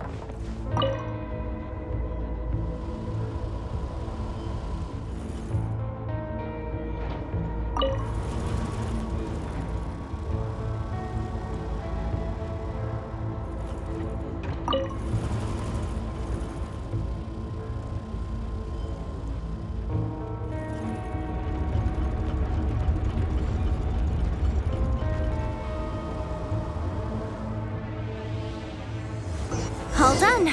Let's keep moving.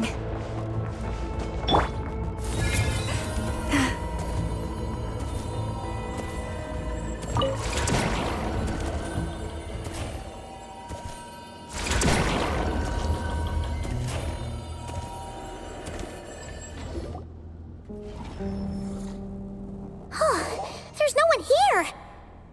That's good news for us. Let's head inside. Looks like a rest area for the Fatui's Oprishniki. Huh?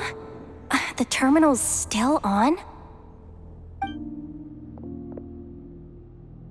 Huh. Looks like that good news is now half good news, half bad news. What do you mean? Well, it seems like that alarm I just triggered was so high level that even the guards in the rest area went to investigate. That's the good news, by the way. And what's the bad news? The bad news is that once they realize it was a false alarm, they're bound to circle back and check this floor. And then we're toast. So we've got to move fast here. If you need me to run a quick search, say the word. Good idea. Pulling it right away. Wow. What's with that huge hollow structure down below? That might just be it. Secluded, out of the way. Exactly the sort of place they might be keeping the relic. Analysis of Kuvaki extracted from the moon marrow suggests that its energy core bears some close relation to the power of the former Three Moon Sisters. It is suspected that there is a link between the Frost Moon Scion's hidden relic and the shattered remnants of the Eternal Moon. Come on, none of this is important right now. Just tell us where you hid the darn thing. Access denied. You do not have permission to view this data? Even with a high-level access card? Who does have permission then? 264 pages! What is this? A novel? Can we just skip to the end? I'm flipping through it as we speak. Kuvaki, a weapon. Seems like the Fatui and Snezhnaya are trying to harness the power of the Light Realm to build some kind of weapon, the target of which is... Seriously? Insufficient clearance? Again? Looks like that's about all our current clearance gives us access to. Based on what we know so far, it seems like the rest must be hidden inside that massive hollow beneath us. I could sense something beneath the water down there. Something unsettling. If they've gotten their hands on the moon marrow, odds are it's hidden down there too. Oh, and here I thought we were almost done. But nope, we're going deeper and deeper into the danger zone. Chin up, Yehoda. Once this job's done, you're buying yourself the biggest Nordkai hot dog in town. Deal's a deal.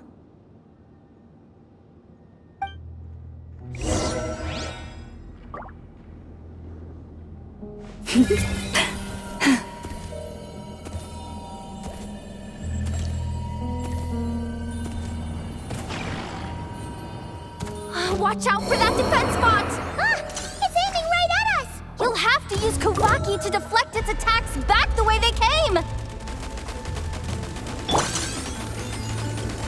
The moon's night approaches.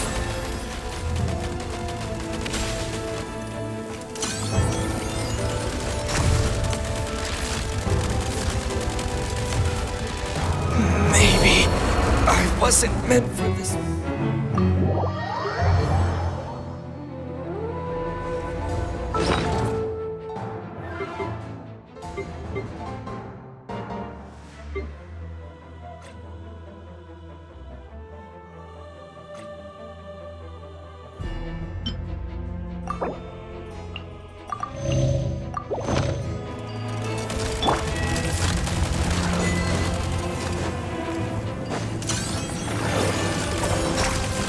Receive my blessing. Water jet!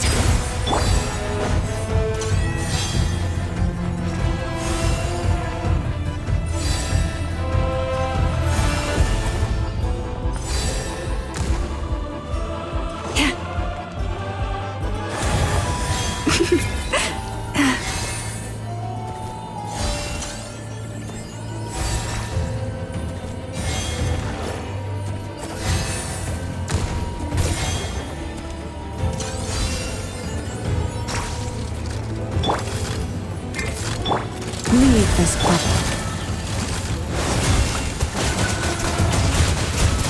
Water jet!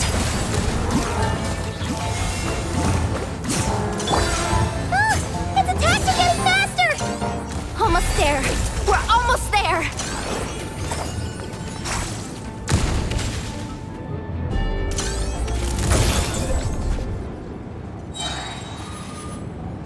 It's finally down.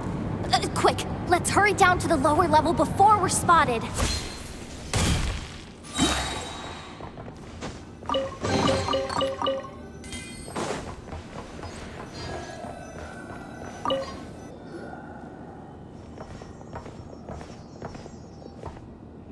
That switch looks suspiciously obvious. No way I'm pulling that. But you guys, go ahead. Hey, you spotted it first. Shouldn't you be the one to pull it? Not a chance. I'm just the guide, remember? At most, I'll help you look for an escape route. They don't seriously think pulling this thing's gonna lead to treasure, do they? Besides, I didn't even bring my smoke bombs. Which reminds me of the actual second rule of treasure hunting. Better safe than sorry. They don't seriously think pulling this thing's gonna lead to treasure, do they? I'd be amazed if it doesn't set off an alarm.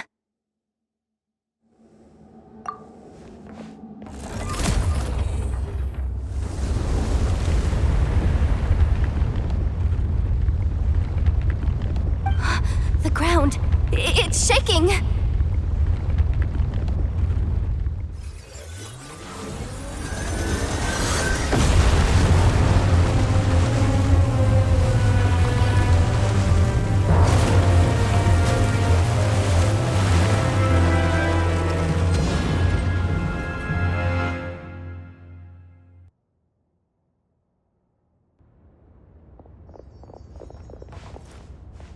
Wait, did the...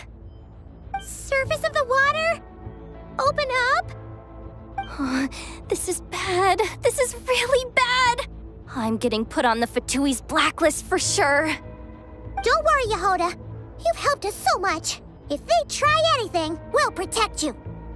Aww.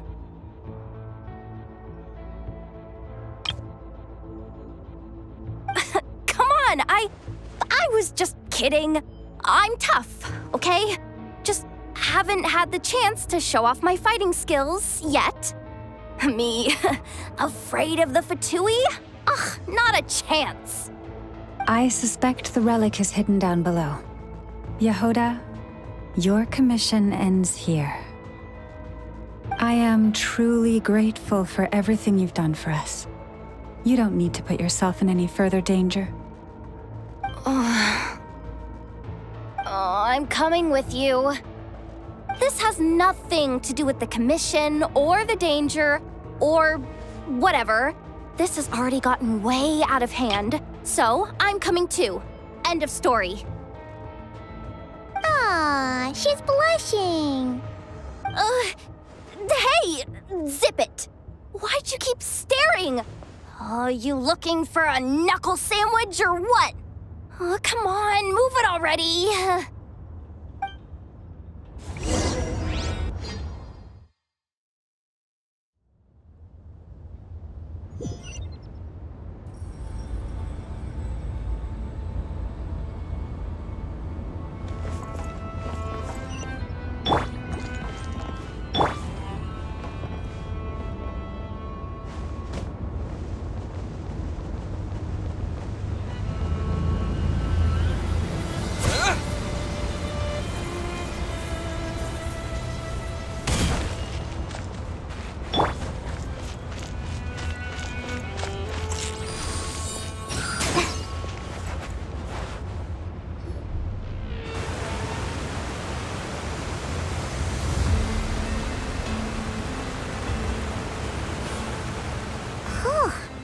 It's really deep down here.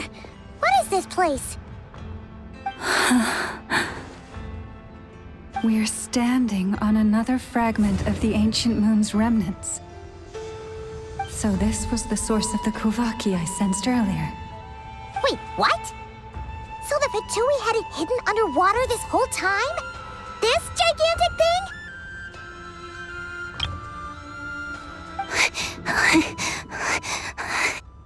Yehoda, you've been kind of quiet since we got down here. What? Me? Have I? It's nothing. Really. We're doomed. How are we even supposed to get back up from here? Oh, my grappling hook's not nearly long enough. And if someone spots us here after all that commotion, we'll be sitting ducks.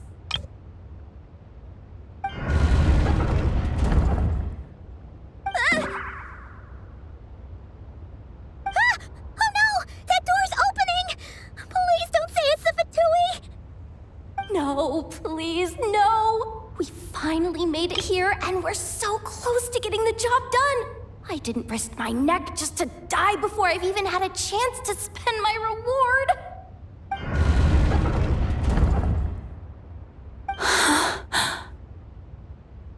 What happened? Why did the underwater barrier open? How could this be? Huh? Lauma?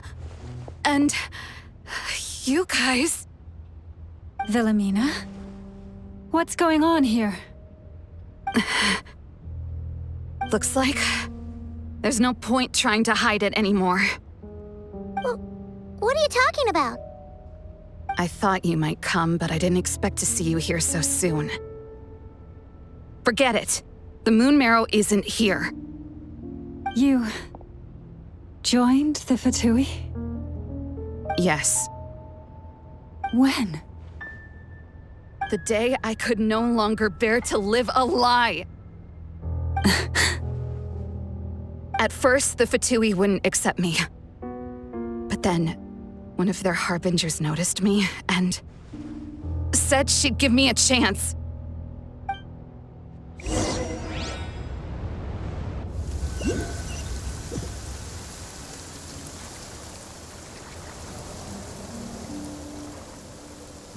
Ugh. Lost them again. That Harbinger told me to follow the blonde traveler who might visit the Frostmoon Scions. Easier said than done, though. The animals are on alert at night. If they see me, Llama will catch wind of what I'm doing sooner or later.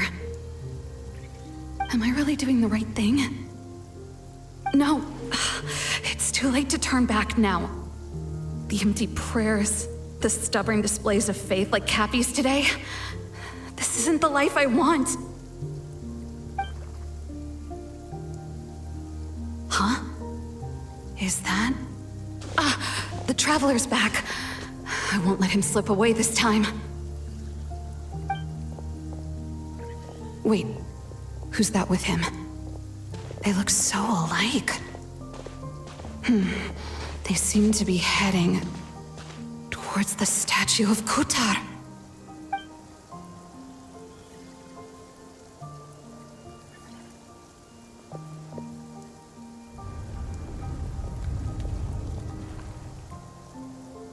They've opened the secret chamber? But wasn't it meant to be sealed? Wait a second. The Moon Marrow! Surely they're not after the Moon Marrow. I'd better go report this straight to... Hold on. If they do actually make it to the final room, then maybe I'll be able to get my hands on the relic. The one thing the Fatui have been after this whole time. If someone's going to take it, it might as well be me. This could be my ticket to joining them.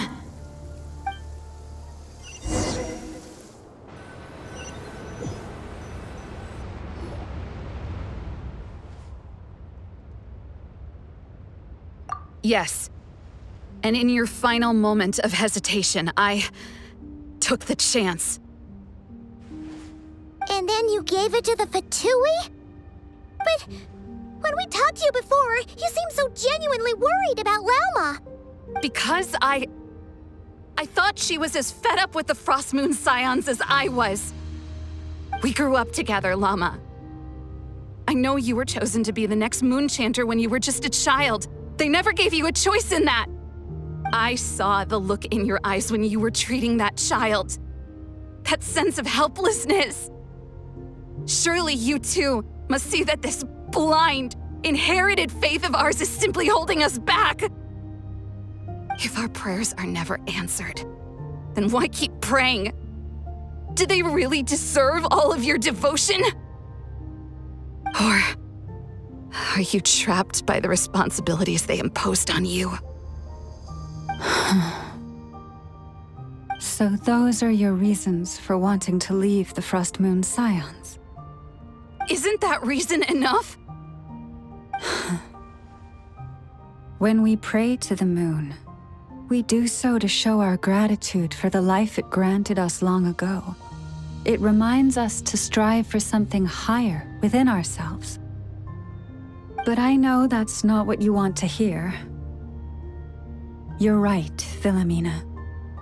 I have indeed kept secrets from you.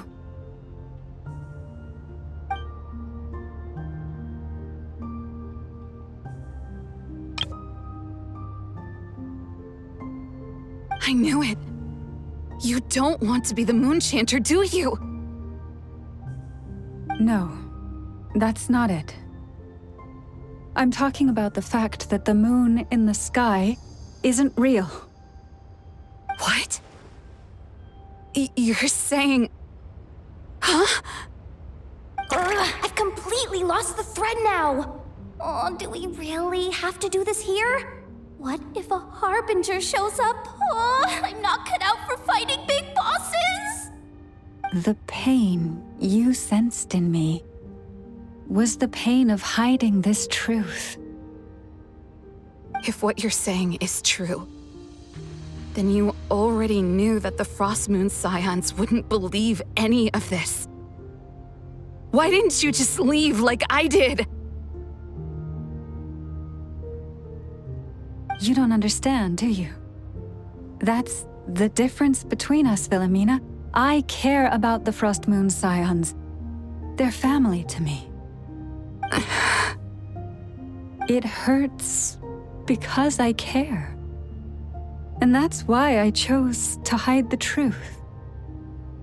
But now I understand that was a mistake.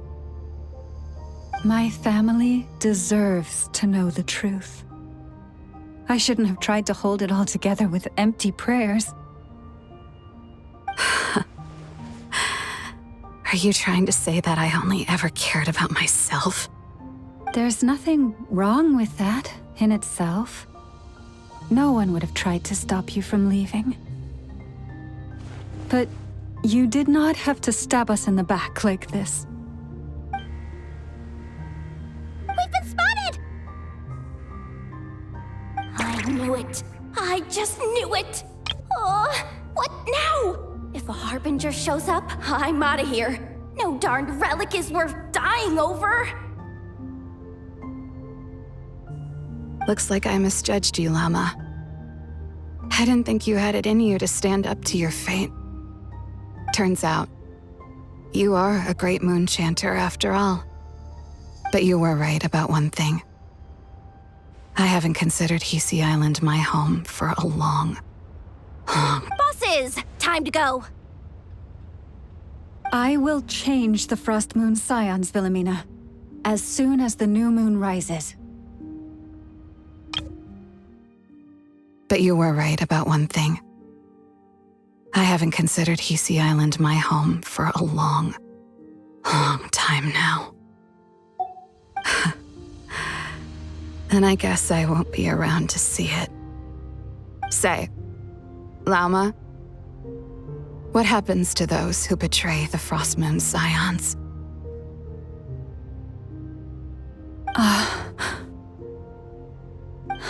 May their antlers be shorn with silver blades, and let them be cast into the long night of unknowing.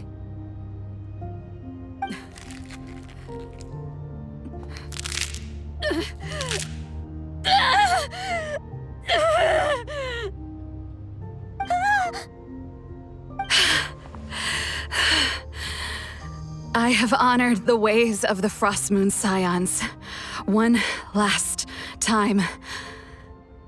Think of it as a gesture of respect, Llama.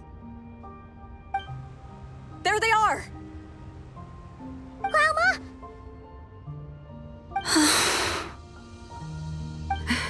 Marionette has the moon marrow. She went to Star Sand Shoal. Don't flatter yourself now. I'm not trying to atone. I just don't believe you'll actually be able to change them.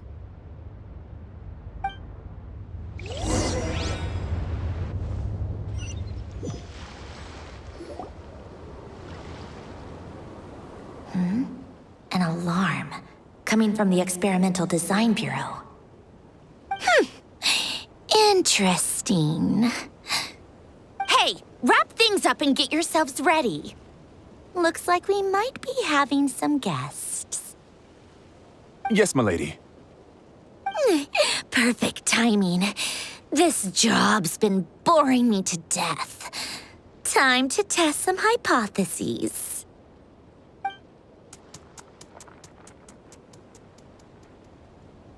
Bosses! I mean, esteemed clients. I mean, generous benefactors. Wait up! Come on! Sure you don't want to consider heading home first and coming back another day? Nasha Town's that way. You are aware that this is the way too.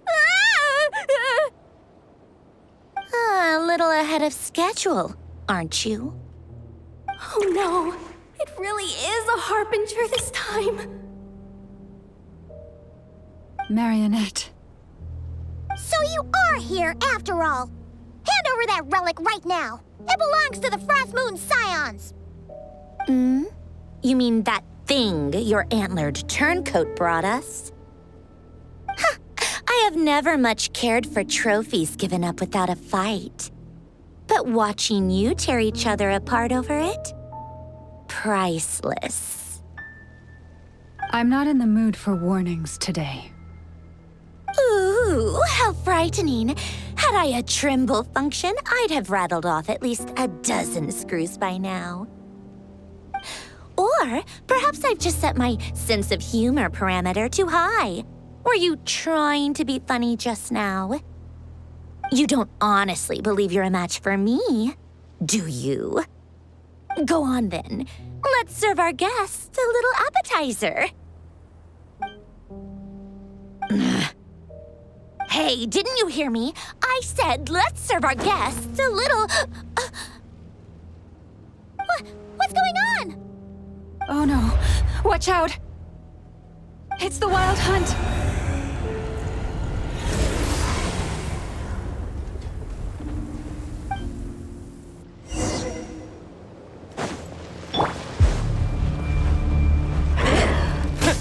Propagate! Spring forth! Rain outlines your fate. Know my sword! Rain cut! Lightning terrified!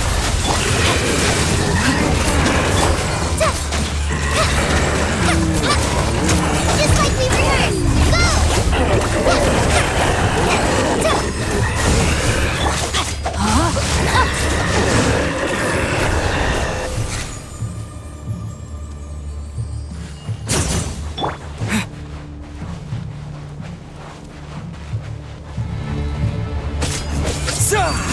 Scatter!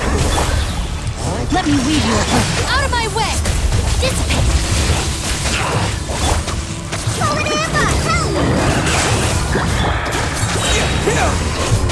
Rain outlines your fate.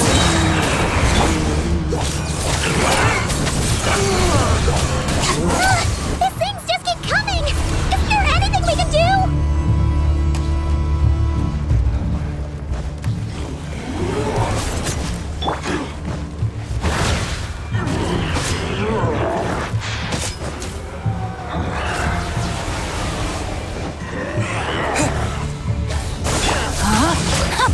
Rain outlines your fate. I'll settle this. Stand with me. Spring forth! Rain cutter. Try this on me,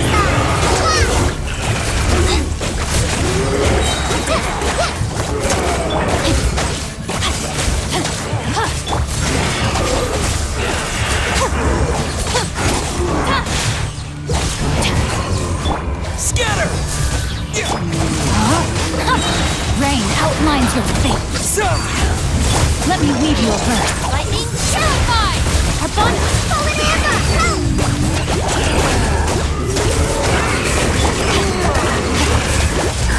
Time to act. Body and...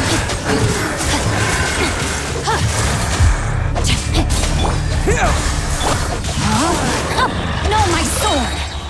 Stand with me!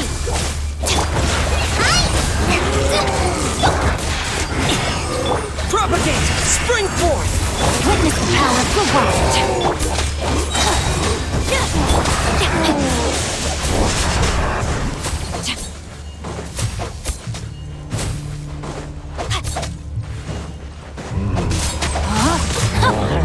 Rain outlines your fate.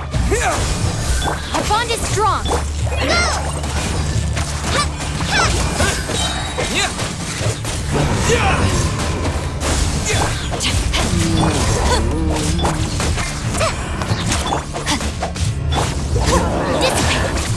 Scatter!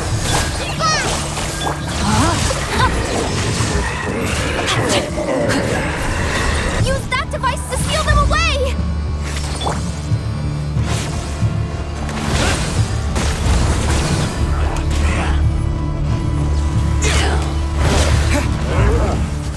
Germinate! Let me weave you a verse. Stand with me!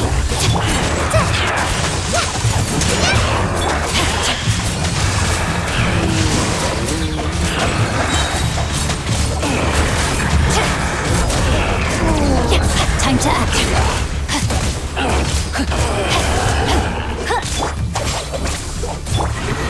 Propagate!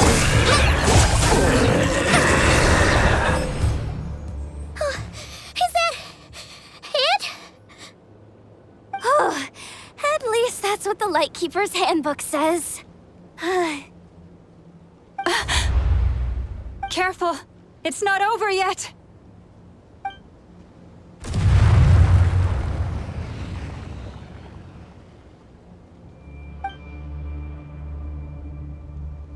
Paimon! Laoma! Yehoda!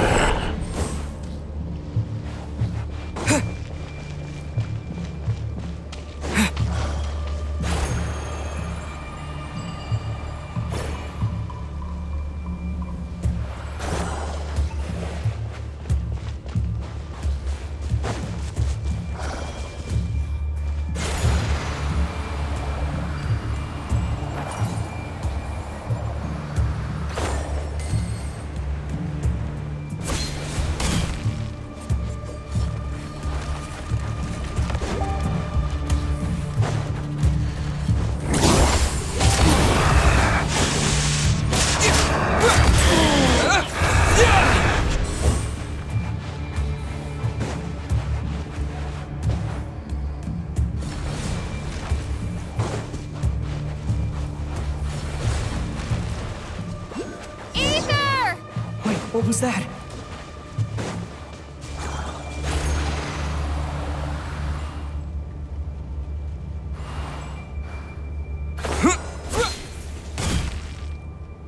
Ether! Over here! Lumine! Quick, grab my hand.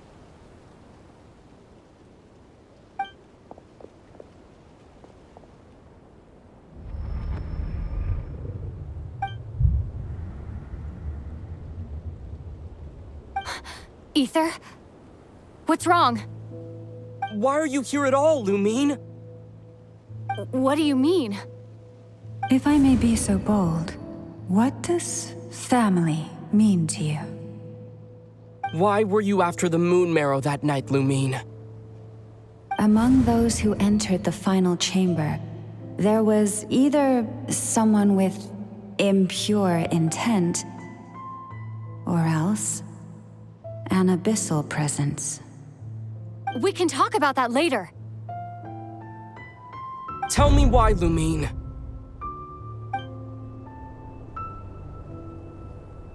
You know, this is only the second time we fought together since the day we both woke up in Teyvat.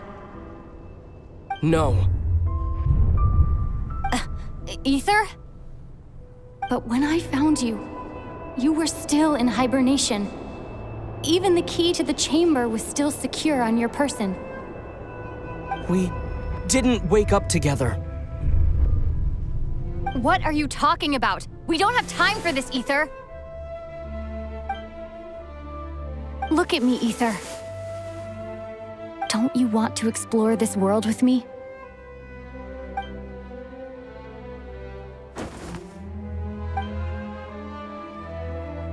You think I'd lie to my big bro?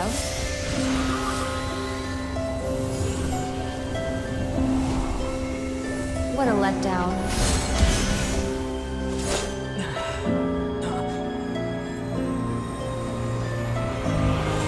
Go get it for me, Ether.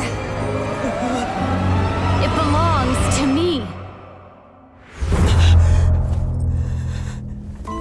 I never believed it. I didn't want to believe it. That strange feeling that something was off. I wanted it to be real so badly, even if it only lasted a moment. But you're not my sister! Moon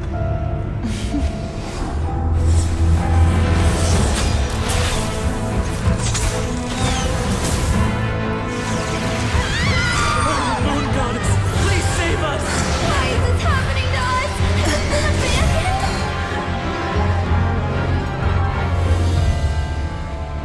The cold night should be our blessing, yet only confusion and sorrow remain.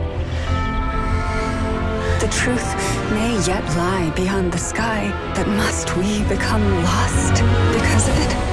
Standing before you, as a scion of Hyperborea and the Frost Moon's emissary, I say this.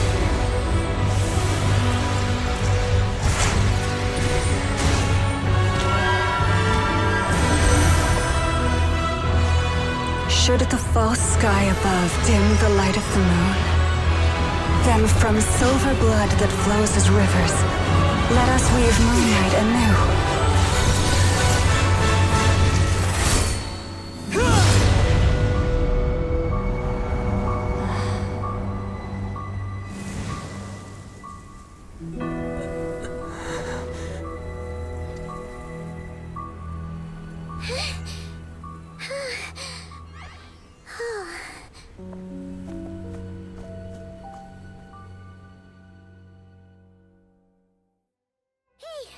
Is everyone okay?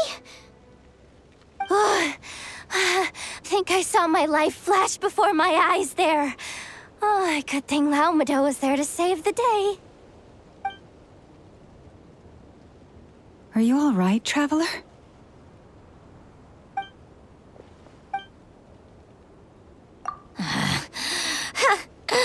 Well, that took you long enough. Seriously, how many of you are there? Pathetic. Oh no. Oh, I spoke too soon. Totally forgot we still have a harbinger to deal with.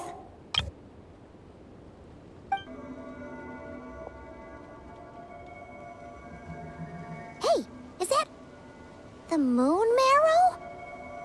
It was hidden inside that big robot of hers all along. But that robot... That's Polonia to you, not just some robot. Take it and get lost. Huh? You're just giving it to us?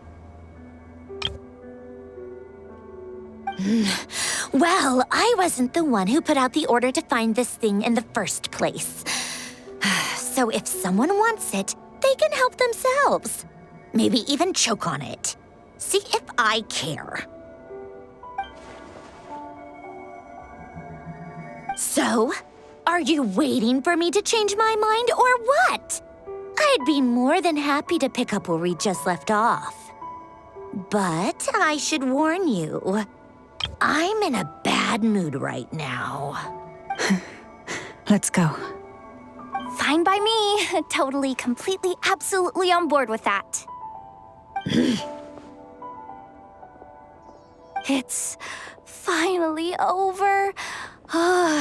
If that doesn't make the most thrilling commission of the year, I don't know what will. Looks like the Fatui are all gone now. Lauma?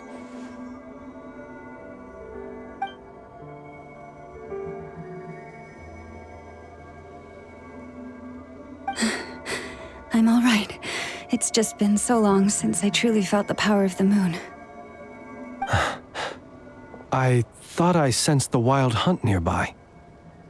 Don't tell me you've already taken care of it. Hey, it's Flint's! Hey, he's that Ratnik. Unless I am mistaken, you are the moon chanter of the Frost Moon Scions, are you not? May I ask, what is that in your hand? Please, don't get me wrong. I've been tracking the wild hunt lately, and I've come to suspect that its actions aren't as aimless as they might seem. When I saw what you were holding, I could not help but start connecting the dots.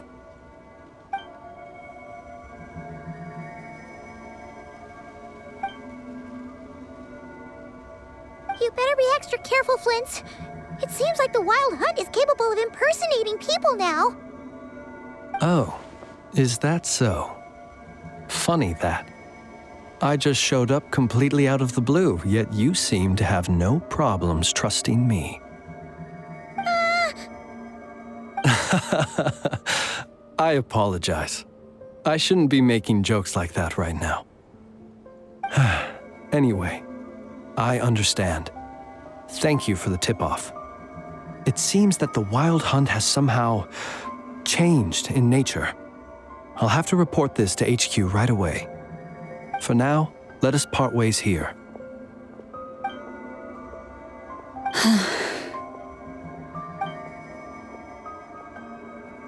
That little joke of his just now sure scared the bejeebies out of Paimon. Are all the Redniki and Nordkai like that? They're usually stationed in remote areas and tend to keep to themselves. So, it's not surprising they end up a little eccentric. No, he's different. Really? How so? The animals. They've told me they're afraid to even go near him.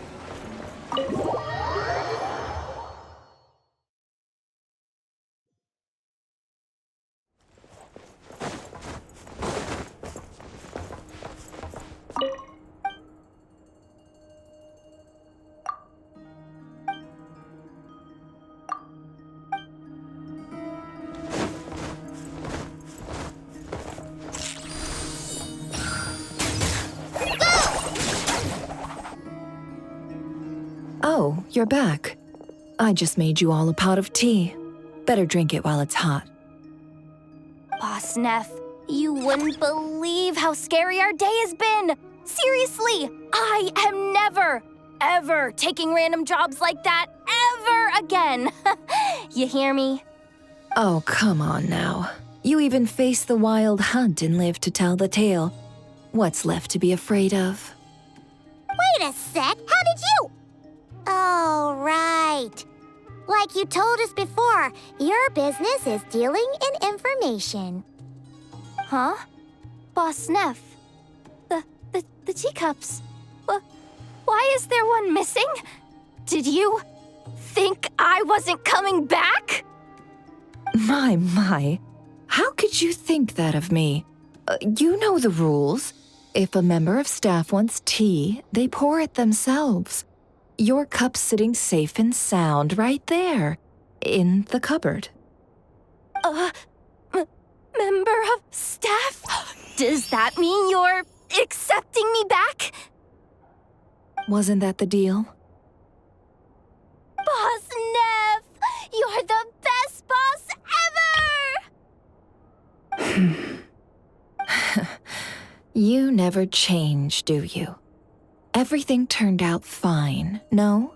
You found exactly what you were looking for. Yet there you are, sulking away as usual. Nefer, that medicine we discussed before, the one for congenital Kuvaki sensitivity, I need you to get it for me. And how do you expect me to find something like that for you in the middle of the night? You'll have to wait till morning. At the very... I need it right now. And how do you expect me to find something like that for you in the middle of the night? You'll have to wait till morning, at the very least. All right. I'll see what I can do. But you know urgent means extra charge, right? Thank you. You know what? You do seem a little different. In a good way? Or a bad way? Who can say? I'll take it either way, so long as you don't start making a habit of asking me for ridiculous favors.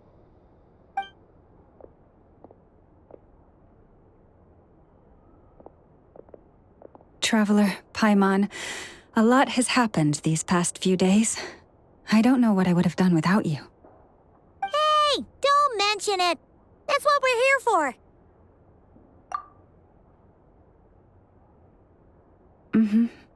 You're right. And tonight, I'm planning on telling them everything. Tonight? Isn't it a bit late already? The moon shines brightly this night. What better time for the Frost Moon Scions to usher in a new dawn for truth? Thank you for your kind words.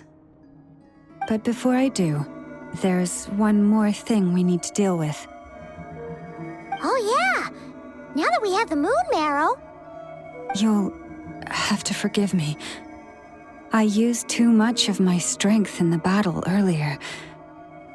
I fear I won't be able to help you uncover the truth of the past. Not right away, at least. That's fine. We're gonna be in Nordkai for a while anyway, so there's no rush, right?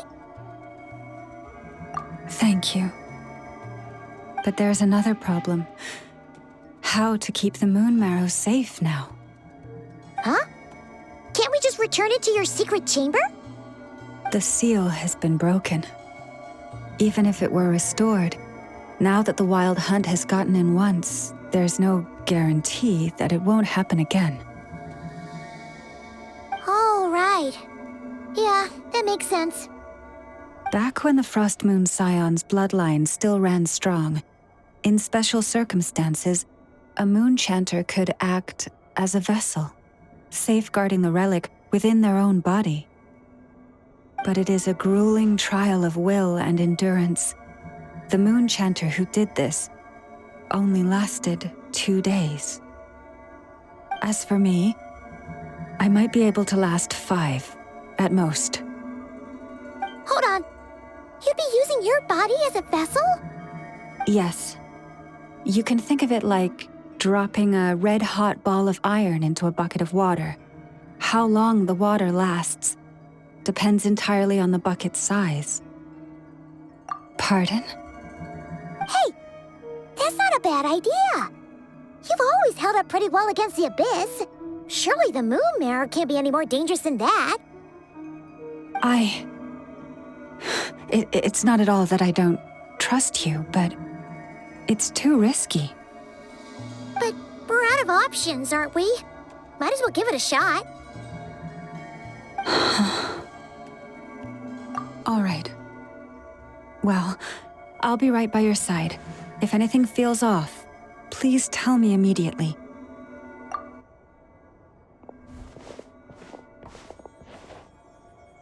Here, hold it in your hands. Feel its power. Imagine you're a lake, a cluster of stars. Let the moon become a part of you. Whoa! It went into your body! How is that? Are you feeling any discomfort?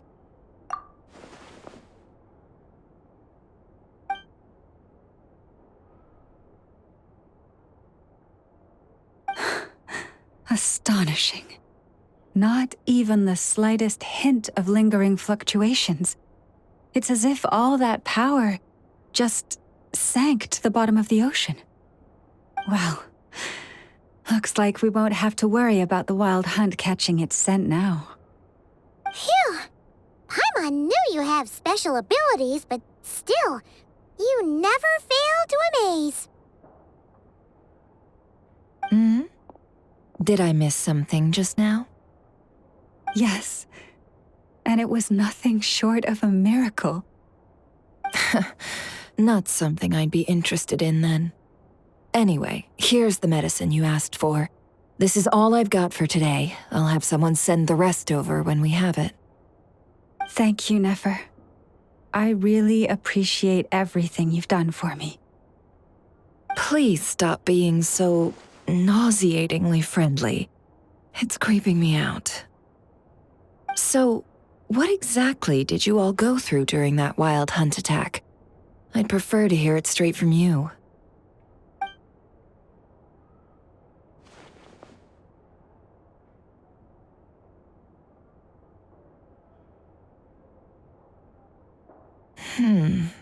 A phantom that can mimic the appearance of others. Quite different from what we've seen before. Yeah, and both times it appeared, its goal was pretty clear. It seems like it was after the moon marrow. And on both occasions, it was accompanied by the wild hunt, too. It appears there must be some close connection between the two. I must say, I don't often see you look this serious, Nefer. Too late in the day for thinking, that's all. We'll pick this up again later. You all feel free to keep chatting, though. Just don't forget to lock up when you leave. On that note, Traveler, please keep the moon marrow stored within your body for the time being. We'll take it back off your hands as soon as the wild hunt's been taken care of. Once and for all. Now that's what I'd call a joke. Anyway, if the two of you will excuse me, I'm heading back to Hisi Island now. It's time I came clean with the Frost Moon Scions. Hey, we're coming with you!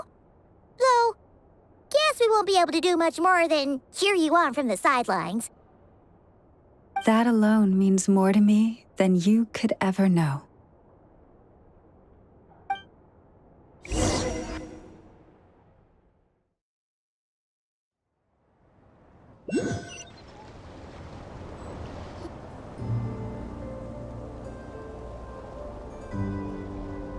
What's going on?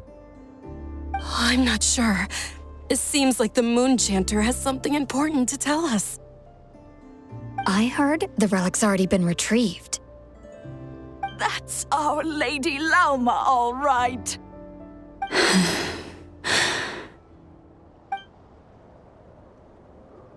Noble scions of the Frost Moon, my kin beneath the moonlight. I hereby declare the truth to you. Long have our ancestors looked up to the Frost Moon, guided by her serene light. Yet now, she lies hidden beyond the limits of the sky. And so, Lauma began to reveal to the Frost Moon Scions a truth long hidden within her heart.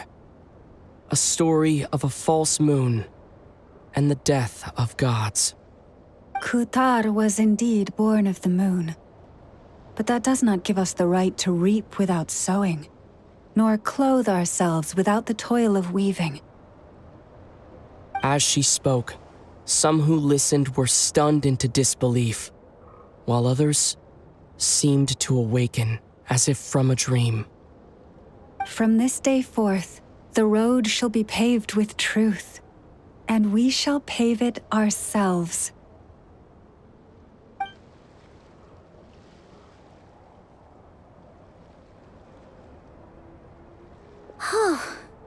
After everything Lauma said last night, Paimon wonders how everyone's adjusting.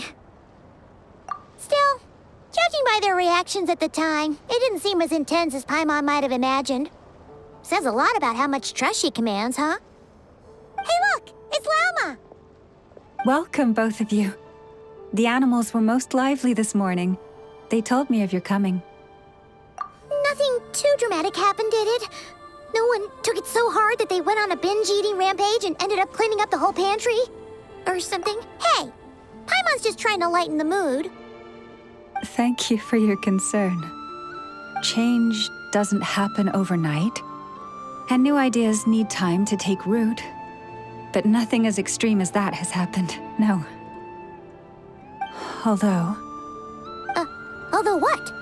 Well, just as I thought might happen, some have chosen to leave the Frost Moon Scions for good. For them, losing their faith was like losing their home. Confusion, frustration, helplessness. I saw it all, reflected in their eyes. Oh. I respect their choice. May they carry the Frost Moon Scion's blessings far and wide, should they be willing to do so. If we meet again someday, perhaps we will be able to sit together and share stories once more. Others sought me out afterward, though, and thanked me profusely for sharing the truth with our people. They said they used to see me as distant, even somewhat unapproachable, whereas now I seemed much closer to them. Like a friend, or even a family member. Sounds like a win overall. Paimon thinks you did the right thing, Lauma. Thank you. Though, I wanted to ask, do I really come across as distant? Well, maybe just a little. To people who don't know you, you are kind of tall, especially if you consider the antlers. I see. That's a bit of a hard one. My antlers tend to grow under the moonlight, so I can't quite help it. It brings me comfort to hear you say that. By the way, how has your body been adjusting to the moon marrow? I'm glad to hear it. I've also suggested to Nefer that we meet within the next few days. We need to figure out how to counter this new manifestation of the Wild Hunt. But for now, let's just relax. I want to enjoy this feeling a little longer, of finally living on the bright side of the moon.